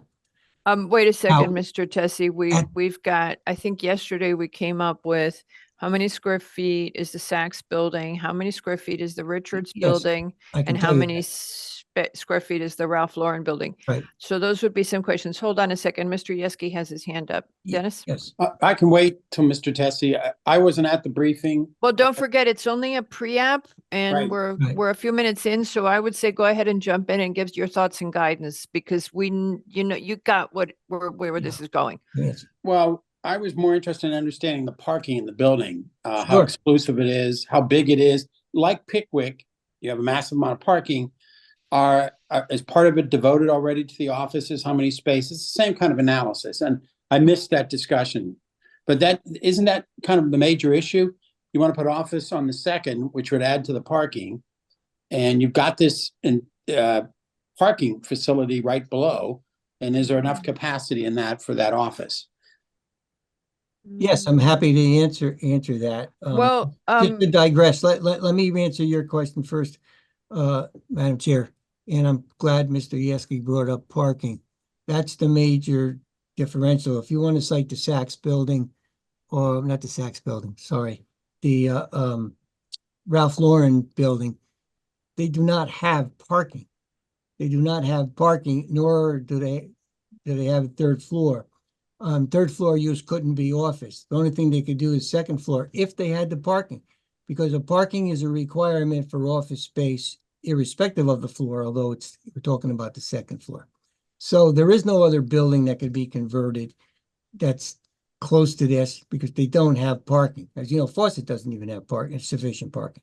But answering Mr. Yeski's question, yes, Mr. Yeski, there are 170 parking spaces on the property. I do an analysis in my cover letter. Basically, actually, office space has less of a parking demand than retail space when you get over 20,000 square feet. But the answer is we can meet the parking demand for office space and also have at least 60, if you assume that's under the regulations, that parking is all going to be used. And we all know, I believe we all know, that that's under the regulations. Well, clearly that these office buildings, particularly in central Greenwich, have shown no need for excess parking. They can't fill up the parking. I'm very familiar with, you can't fill up the parking lot at 100 West Putnam Avenue. We spent a lot of time on that a number of years ago. I'm sure Margarita, Whatever her name is. Margarita and Mr. Lee, Margarita and Peter. Okay. Madam Chair and Mr. Levy and maybe others were on the commission when we went through an analysis with you and you worked with us in the ownership on that subject, and Mr. LaRose familiar with it and spent a lot of time with the director at the time to come up with a formulation in reporting on every turnover of space and new plans. And I would dare to guess there's never been a complaint about parking or utilization of retail parking space available in those parking lots nearby. So we are over parked even with the conversion then of the retail. We're talking about converting 9,400 square feet on the second floor, not the full second floor, because slightly more than half of it is locked up with the use by St. Mary's Church. So I do the whole parking analysis in my letter. Okay. I do. Okay, just let me interrupt you for Go just right a ahead, second. anytime. So Dennis, it took me a while to figure this out reading the material, but at present, we require that second floor offices have parking, okay? But in the CGBR, in the Central Greenwich business, we do not allow what is called use group 2C, which is office space exceeding 20,000 square feet per lot, of area per lot. We don't allow that. Even if you have enough parking, we have traditionally not allowed 20,000 square feet of office.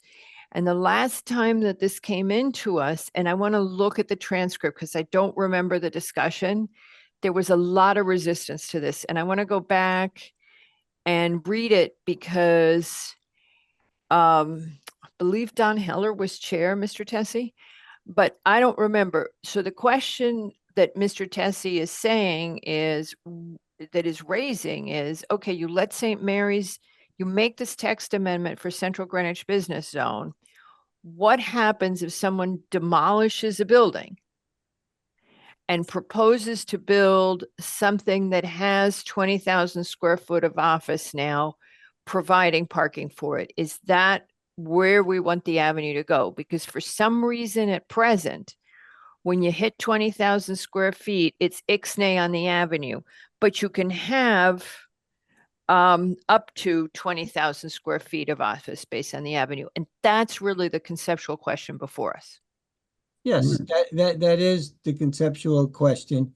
And that's we did spend time with the commission members. What actually happened is we could have gone through, we provided a decent analysis. There was that underlying concern about people, and that's what I believe you'll read, about owners getting together and combining their properties on Greenwich Avenue and coming in with a larger building. Now, this is in, let's remember, this is, I don't recall if we had it as a historic district back then. The historic district was filed in 1977, Mr. Good, Tessie. okay, So well, there you you go. and I I, was even- you and I was weren't even born around yet. then. Yeah, Sorry? so it's already a Well, I was historic there. Well, that's district. fine. I'm glad to hear that because there are practical components and there are legal components to this. There's the only thing you have to fear is fear itself. Someone said one time, or maybe I made it. But the That's point a I'm making great planning principle. is that you Invoking Franklin that- Delano Roosevelt, great. Can I ask another question? Is there Yes, any sir. external leases in the space? Have you obliged any of the spaces to parties outside the building? the space we're talking about. What Yeah, do you the mean by space- that? I don't even No, know. I've I thought indicated. there was a public parking garage there. Oh, Oh, you mean the parking spaces? Yeah, yeah, we've been talking about parking. Well, of course, yes, because the parking, of course, nobody uses it. Yeah, that's, Truth of we the know matter that. is, yes, in theory, retail, people who want to go on Greenwich Avenue and shop could go to that parking garage, similar to Putnam. People just don't go to parking garages, but yes, there is, and I said that earlier. I said we have at least 60, probably more like 60, probably to well over 100, even if we come in, I'm talking about after we made this change. so don't Okay. forget, the next time that 3 Pickwick comes before us, if Mr. Tessie's representing it, people don't use parking garages. Yeah, right. No, I'm saying to you to go shop. No, I specifically said I was referring to people who go shopping on Greenwich Avenue. Okay, so let me just interrupt That's you what again, I'm Mr. saying. Tessie, because you're going to run out of time. So I'm right afraid. now, we prohibit offices from 20,000 square feet and up, even if we have enough parking. The applicant, in making this application that they would make for 200, would have to establish that they have enough parking for the 20,000 square feet, as well as they're asking for the text amendment. So Dennis, they have to prove that they've got the parking. But the first question is, are we okay to consider 20,000 square feet of office on the avenue as something that could happen? And Mr. Tessie just said, well, are people really going to consolidate properties? I give you Steamboat. What about Steamboat? Hasn't been, it's not before us yet, but it That did a was- pre-app. That's all, but that's in the GB zone. That's in the GB zone. I That was give all you, owned by the Marginock Mr. family. Tessie, there's a merger of properties being proposed on Steamboat, which I understand that. exactly proposes to redevelop a great deal. I don't Right. think for planning purposes, we can safely assume that there will not be a redevelopment that merges properties. That's not a good planning assumption. I think we can safely consider that redevelopment will seek to merge properties. It has in the past, and there's one that's out there right now. So again, the question, I'm not trying to bias people. What guidance do you want to give Mr. Tessie on how you're feeling about going forward with 20,000 square feet of office space? Let me clarify one thing, because you're just trying to help you. The 20,000 exists now. Let's make sure we all understand. 20,000 is the limit right now. We are asking to go above the limit. That's 2B. We're actually looking to go above 20,000 to get to 27,000. Right, I got it. Okay, Okay, so just to it clarify. says, so 2B says not exceeding 20,000 square feet. I Correct. misspoke. Okay, so No, I just so everybody knows. 20,001 foot. Okay, so the question is, are you willing to consider, how do you feel about big office space? The commission has previously turned this down. Do you feel differently? Okay, Has the world evolved, et cetera? And I have to correct you again. The commission did not turn it down. Please. Their comments were very negative at the time. The comments expressed the concern. They weren't universally negative. There was a concern about what I just described. And I'm talking about Greenwich Avenue, the CGBR zone. What happened is we did not full bore go forward with a formal application because the client decided, basically sold the property, wound up selling the property to Mr. Chartuni. So it was never never formally denied, but I 100% agree with you. There was concern, just as you expressed. It's all I remember about the discussion, to be honest with you. You're right. Okay. So folks, there was previously concern. Is there an initial reaction, or can we just not give it, Mr. Tessie, any comment, just have him come back with an application? Okay, at the risk of putting my foot in again, is this part of this front and rear lot line kind of thing that we've encountered? This building isn't. It doesn't look like it. It doesn't apply to office space. The simplest answer is, and we did this yesterday, so don't worry. The simplest answer is, the moment you go to office use, you have to have parking. And is that a good way of putting it, Patrick? And the front and rear building line issue disappears temporarily because you are office space, and office space must have parking. Restaurant and retail don't have to have parking on the avenue between the front and rear building lines. Did I say that good? Yeah. Building Okay. large offices then would have to have its own self-contained parking, correct? Yes, it would. And I'm not sure how he gets to 27,000. How much space is on that third floor? The third floor has 19, the third floor has 16,000 square. Well, let me give you we have 16,000 on the We're first. 20 minutes in, folks, so 9,300 on the second floor of retail that we're looking to convert. And there's 19,800 of office space on the third floor. So we get to that math, it comes to about 29,000 square feet of office if we were allowed to convert. Okay. the second floor space. Yes. We're 20 minutes into this. Could Okay. someone just give your thoughts to Mr. Tessie? Mr. Yeski. I'm open to office, self-contained parking. Don't want to see it up and down the avenue, but I think it adds to the You're not going to commercial be able to restrict it because you're going to allow it on all of the one avenue. zone. I get it. Right. So you have to be understanding of what would happen, et cetera. But if you're open to it, that's the answer he's looking for. Mr. Wells. Yeah, I'm open to it because I'm seeing the only growth we're getting on Greenwich Avenue is restaurants. And after a while, who's going to be going there? So I'd like to see more variety on Greenwich Avenue than just restaurants. Okay. Mr. Levy. I'm open to it. Okay. Mr. McRae, anybody else? I think we have to be very careful with this, understanding the mix. And as you said before, it's the whole avenue. A lot of second floor, maybe not so much third floor. But if we start putting a lot of second floor uses as office, We may have some unintended consequences, and we may be driving commercial in a different direction than what we've been anticipating or want to see happen on Greenwich Avenue. I'm going to echo exactly what Nick said. I wasn't going to comment, but I'm going to echo what Nick said. We have to be very careful about this. No question, the avenue is one of our most important assets. It is our crown jewel.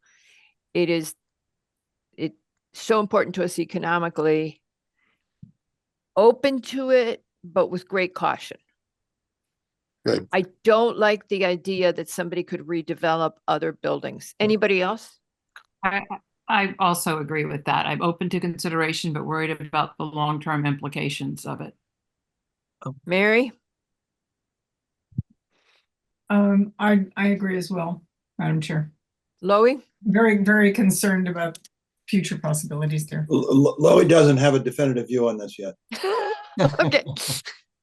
Okay. That goes with Jenke. But maybe the Okay. applicant can come back with some This is a statistics pre-app. about. I'm Yeah. sorry. Yeah, so it's a pre-app. What do you want the applicant to come back with on the Come final? back with statistics on vacancies, uses, up on top of the avenue, down the avenue. Some general information that helps us put into perspective what's going on here. Office demand, Mr. Tessie. What's going on with office demand? Because I give you the example of your favorite client is currently converting. Okay. So Okay. tell us about office demand. Tell us where that's expected to go, because my first thought was, why aren't they turning this into residential? Well, the long and the but okay, let me just quickly sum up because it's a long time. Yeah. Residential doesn't really work in that, doesn't work Okay. in the building. But let me make the By the way, Mr. Ferrari told me the same thing about Greenwich Office Park 10 years. yeah, and there's an explanation for that, which Okay. we'll get into on building 8, but for another Yeah. day. Okay. I will provide you, okay, I think I can provide you with the comfort, you're all logical people, up and down the avenue about the properties. The key element which takes away the vast majority of properties on Greenwich Avenue, okay, other than the town-owned properties, from being anything like this is simply this. They don't have the land area to create the parking. I know I'll just that. leave but- you with that, and I will show you property by property. So when you're doing a full planning assessment of this, you could see what the properties are. But Mr. Tessie, that's how Ralph Lauren built this building. They put together buildings. I just said they could put together buildings, but notice no office space because he doesn't have any parking. That's the whole point about office space. Right. We'll see. but- Okay. All right. You've So got. let's but- keep apples and apples together. That's Okay. all. So don't Thank throw. you. Okay. So don't throw spaghetti on the wall when you come back. Come back with really nice, solid analysis. Yes. And tell us exactly how you see it, zoning, what could happen, and button it down for us, office demand, and button it down for us. Yes. Okay. Office demand, just to answer your question, it's a big difference between the office demand in central Greenwich and the Class A buildings and away from central Greenwich. Right. Okay, thank you. Okay. All right. Thank you very much. Bye, Mr. Tessie. I'll see you in a little while, unfortunately. Oh, okay. We'll try to hurry. Thank you. All right. So our next discussion item. Who is it? Would you raise, I'm not seeing the applicant. I think it's Mr. Reed and Mr. Kennard. I'm seeing Mr. Kennard, so we'll get him. Oh, he's the one who said he was here. Yes, I think so. All right. Mr. Kennard? There he goes.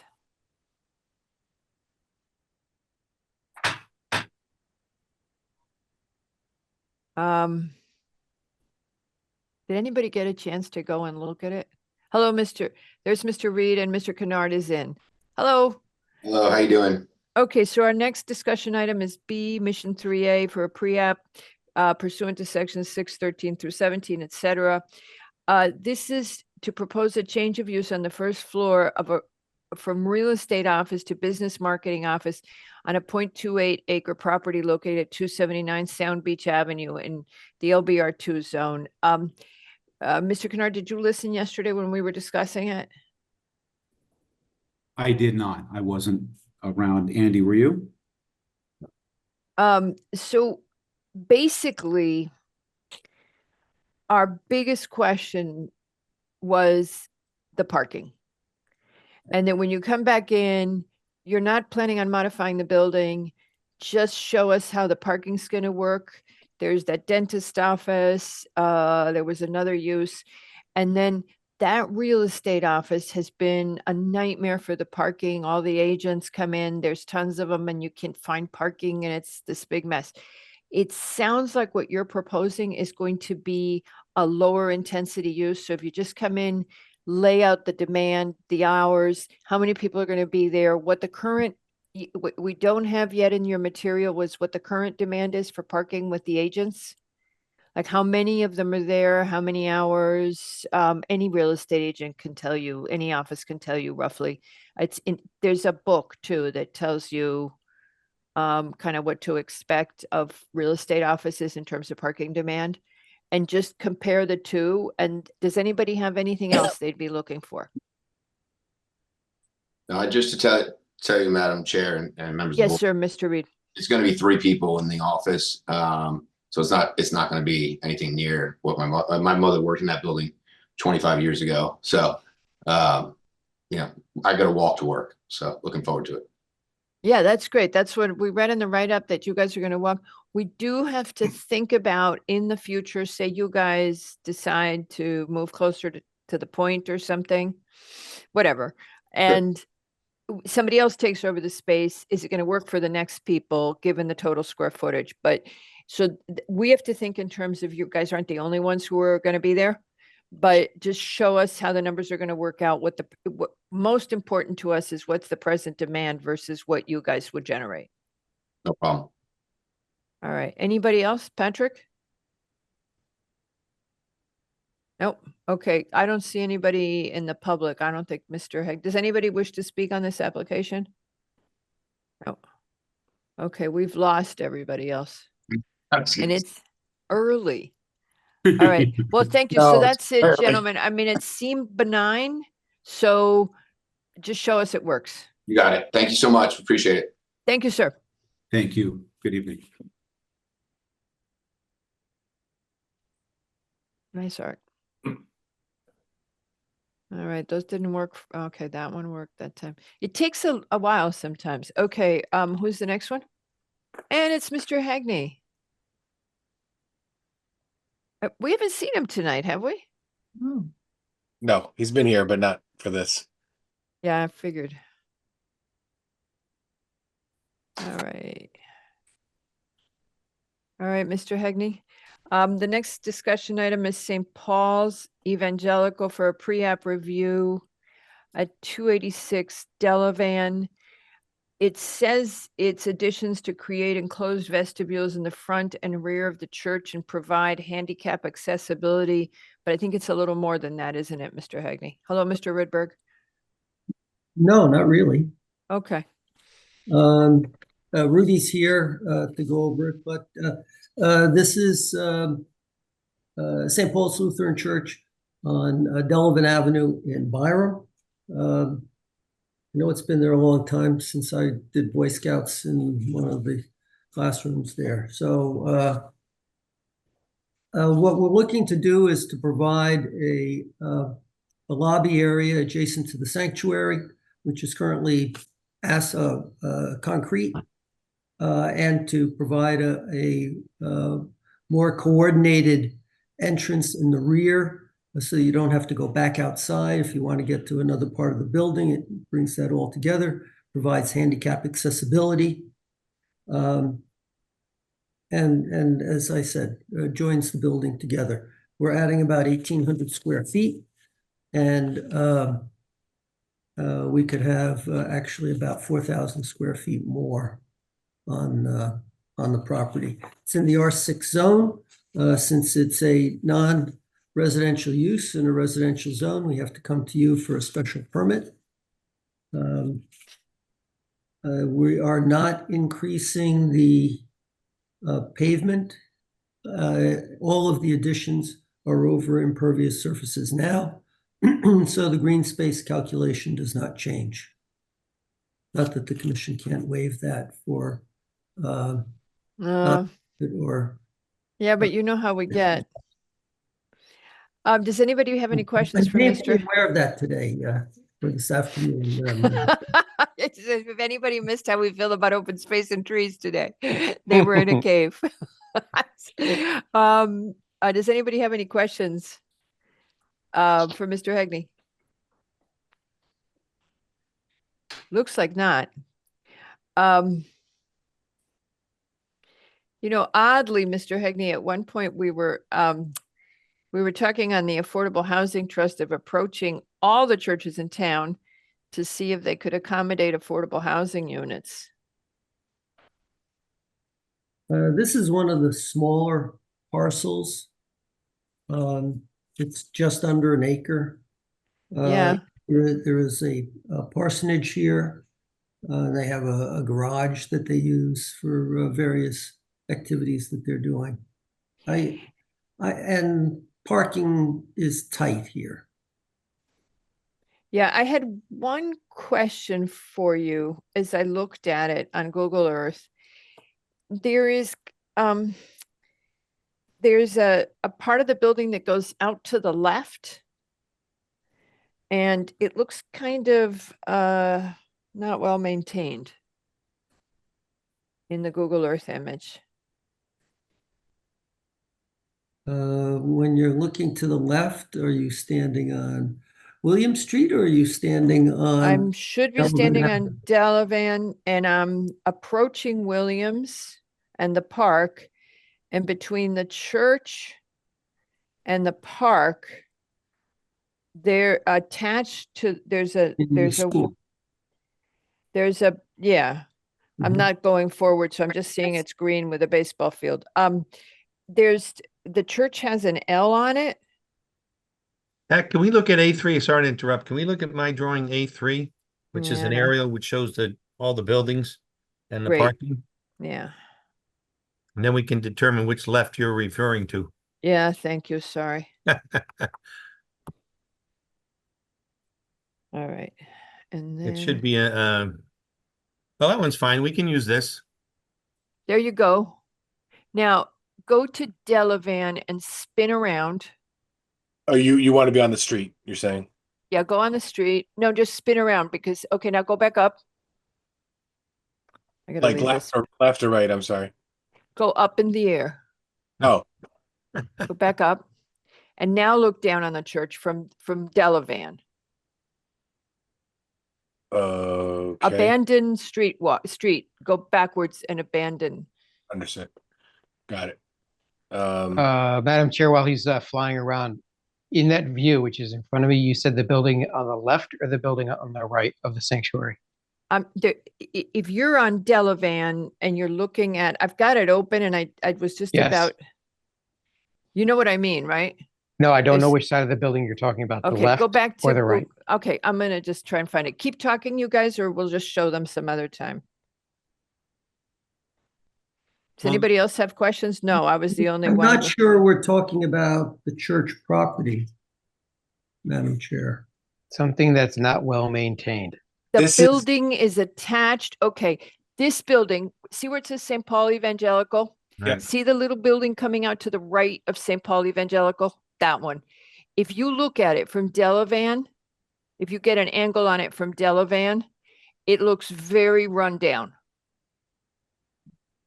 on Google Earth. That's a garage.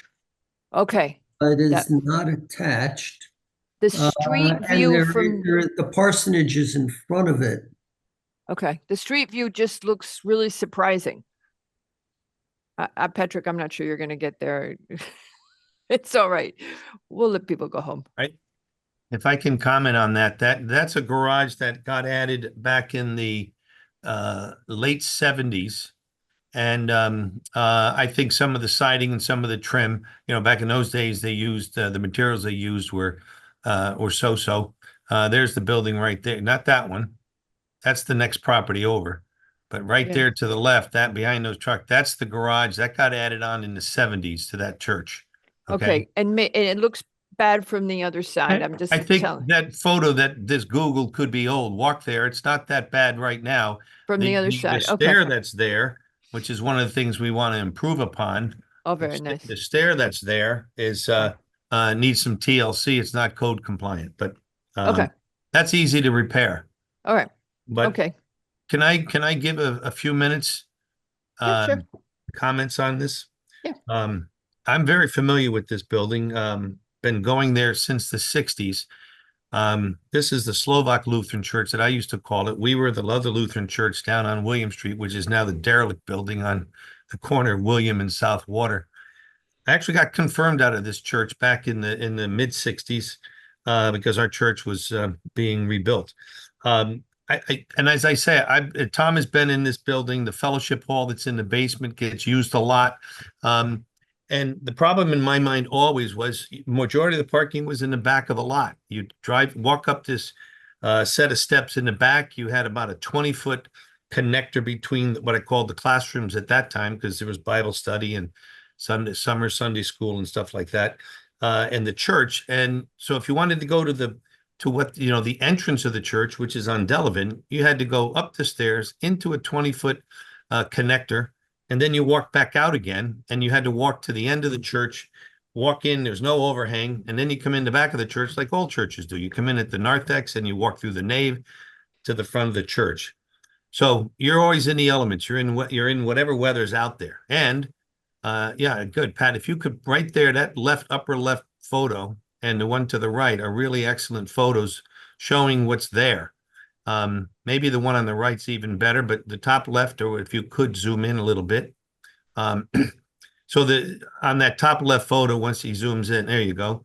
That door to the left right there is the main entrance door that people come in, and they also come out. So any Sunday services, Easter, any funerals, weddings, everybody comes out there. They're standing out in the open. It's a patio, okay? And I mean, there's a hard surface there. So we want to connect it from the front. So if I come up the back of the building, I will have a connector all in glass that combines these two front and rear of the building. It also allows somebody to come out in a wedding or a funeral, stand outside and greet everybody within a protected environment. There are no handicap facilities in the building now. This was built in the late 50s, early 60s. We're adding handicap facilities. We're adding an elevator inside. And I'll be able to hit all the floors except the uppermost church floor, the classroom floor, which is the building to the right of the church there, which is a small lift that would be about 15 inches. We'll put a ramp in and connect it. So it's a great change to this building that will allow this building to be better used. I mean, the classrooms are not really classrooms as much anymore, but they have been used by the Town of Greenwich Board of Ed. They've been used by AA. They've been used by other entities that come in. Now everybody can come in handicapped. They don't have to worry about trying to traipse through upstairs. There'll be handicap on the main floor. There'll be handicap on the lower floor, all connected. And again, as Tom said, we'll actually be adding more green area because the front lot right now is all asphalt. We'll be adding, probably a couple 100 square feet of green area. And we haven't hired a landscape architect yet, but we will. So I think it's a great fit. They're very excited about it.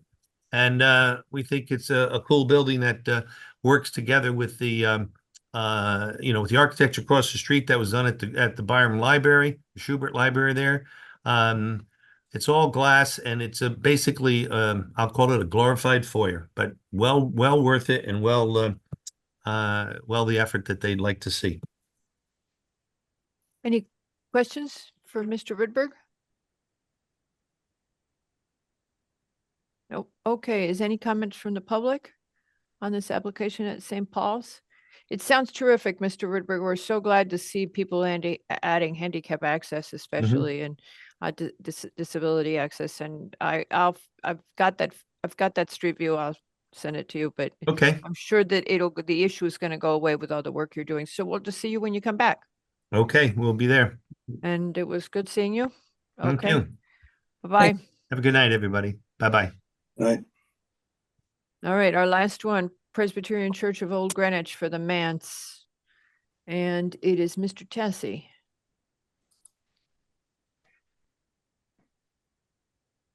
I love how when this commission grabs new vocabulary, we use it. The manse. Demands. No, it was funny was somebody told me tonight when we were doing the one on Tomac, someone said, you know that a garden is a yard in England. Yeah, right. They call it a garden. It's like, well, I kind of figured. Garden Okay, leaf. Mr. Tessie, go ahead. So I'm not going to eat into your time. We had some questions trying to understand how the property worked, how many lots it was. Do you want to just tell us about it a little Sure. bit, what your project is? Yes, well, it's there are two properties. One with a post office address of 30 West End Avenue. On that parcel, there is the existing manse, but the pastor's residence. And it's a separate parcel with a separate tax ID number. The pastor's place right John, now. Mr. Tessie, where is that line on this? Am I missing the meets and bounds of it, or is it just not on this? It's on this. I think Mr. DeAndrea produced this as assuming that the lots were merged. Okay, so you're saying the current pastor's quarters are the Right separate? there. Yes. Okay. Yes. Pretty much the current line is along the line of the parking. Although Okay. some of the parking overlaps because it's more of a straight line and you see the parking curves out a bit. Sure. So it goes. I mean, this is reversed, so it's south to north, but it goes in Yes, the. that's Okay. kind of right. Goes from south to north there. Thank you. And then on 38 West End Avenue is the church itself. So the there are two parcels, as I stated, and the properties are located on the corner, basically, of South End Court and in West End Avenue.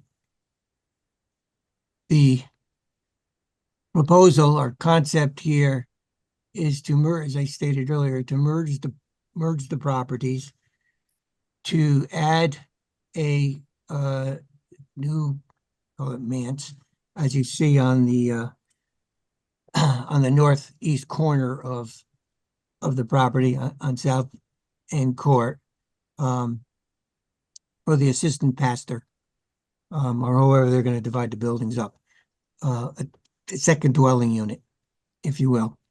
And then there is a third building, detached building supposed to be built behind the church, on the southwest corner of the property, a garage with an apartment above.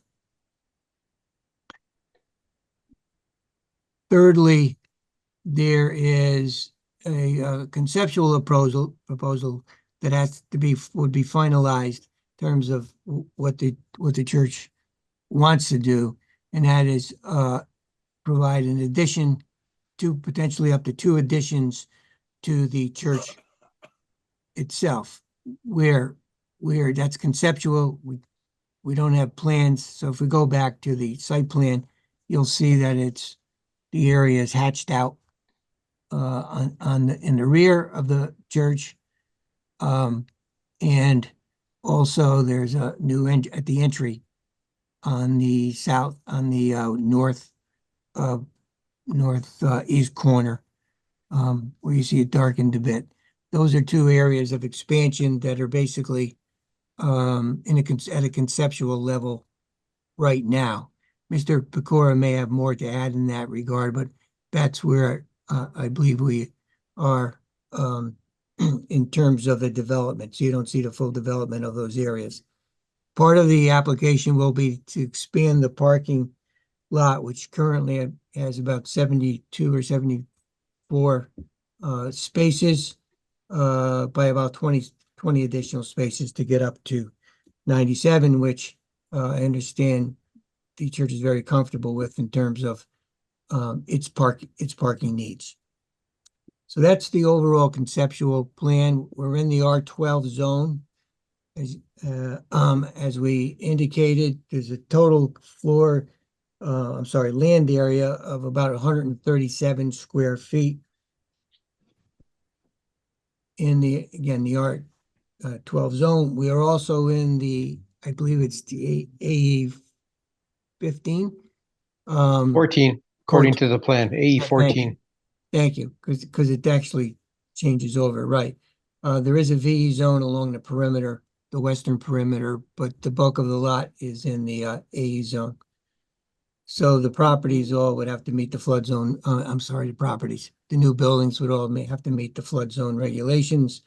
The flood zone also comes in with the additions, plays in with the additions, conceptual additions to the church. And that again is part of a study that is going on in terms of the overall additions to the building and how they would handle and how that would affect the overall structure, meaning existing and proposed to meet the if we can't meet the substantial and so-called substantial improvement rule under the flood zone regulations. And that's what we have. Any comments, Mr. LaRoe? Mr. Tessie, both properties, I know it's two, but they both have a special permit for the religious use? No, because the basically the pastor's residence is not quote religious use under the tax code. A pastor's residence gets favorable tax treatment, but it's basically a single family house right now on a single family lot. Okay, so if merging, just the application will have to include the total lot as a special permit, right? I just want Yeah, because we're putting a second residence on that, which wouldn't be allowed. Plus, the expanded parking is going to take up more of that lot. So it made total sense to merge it all, rather than deal with, cross easements. But then again, at the end of the day, that second building, to me, put it over the top. That the best thing to do is to merge the property. Okay, thank you. Okay. Any other questions from the commission? So, Mr. Tessie, there's Yes. three residences. The one above the new garage in the expanded parking lot, Yes. one on the corner that's actually dedicated, and then the existing with the garage in the back. So, okay. The garage in the back would have an apartment, perhaps a groundskeeper, some thinking like that. Right. Okay. And then some kind of an addition to this, to the church itself. I think actually what I'd be looking for if you come back would be, a comprehensive site plan, landscaping, lighting, the whole thing, because, now we have a very large campus to really kind of tie it all together. And specifically to make sure that actually the buildings themselves fit in with what's happening out there. The garage, yes, even though it's tucked away, is still, a part of this campus. The new building on the corner is actually going to be the thing that really sticks out. I think actually real concentration on that, how that works and how it fits with the neighborhood. I know the church has been there for years, and it's always been a mainstay on West End. Right. And that whole front yard's been wide open for years, which I think everybody enjoys. So some thought on, when you put that new building in, the new residence, how it reflects on the corner, the front yard, and its relationship to the church itself would be a critical thing to be looking at. I'm sure ARC will probably get into the same kind of thing. How does everything all tie together as a campus thought? So thank you. Also, when talking about actually the first floor elevations in the flood zones, just be careful of what's happening above that first floor and below that first floor, because these things may be kind of difficult and kind of really out of the ground a little, get above that 14. Yes, we're aware of that. Yes, I understand. Right. So first floor, I'm just looking at Mr. DeAndrea's sketch here. The first floor is 16 and a quarter for the corner dwelling, and the elevation of the driveway is about 7. So that thing's going to be really tall. I think actually, getting a good sense of how that really tallness fits into the street. Is it on stilts? Is it on a breakaway panel? How does that all work? And just to make sure that it doesn't look like it's this crazy, just very tall building for no reason. Like, almost to play up it's on stilts or something to get out of the Yeah, I flood think- zone. Yeah, all good points. Appreciate it. We've talked about basically everything you had mentioned in terms of when we come back, with whatever, to whatever degree we come back, we're aware of the streetscape very much so. Thank you. And the landscape regulations as Yes. as they pertain to non-residential uses in residential zones. Anybody else? Anybody from the public wish to speak on this application for the Presbyterian Church of Old Greenwich to add dwelling units to its campus? Nope. Okay, we'll see you guys when you come back. Nothing for us, right? Zoning compliance, I think I heard a lot about that, if that's just something to carry in your head. All right, Well, thank you. for your thank you. time. Good evening. Bye-bye. Bye. All right, I hereby move approval of the minutes of May 14th, 2024. Levy left at 4:32, and so he is not voting. Second. Everybody else, Mr. Lowe has seconded. All in favor? Aye. Aye. I hereby move approval of August 6, 2024 minutes. All were here. Do I have a second? Second. All in favor? Aye. I hereby move approval of the calendar of the draft of the calendar of the Planning and Zoning Commission for 2025. Second. Mr. Wells has seconded. All in favor? Aye. Aye. Aye. It's been a real boatload of fun, you guys. Hasta la vista. I'm gonna go through the little red door now. 9 o'clock. Well done. Well done. Bye. Bye. Bye. Thank Bye. you. Thank you.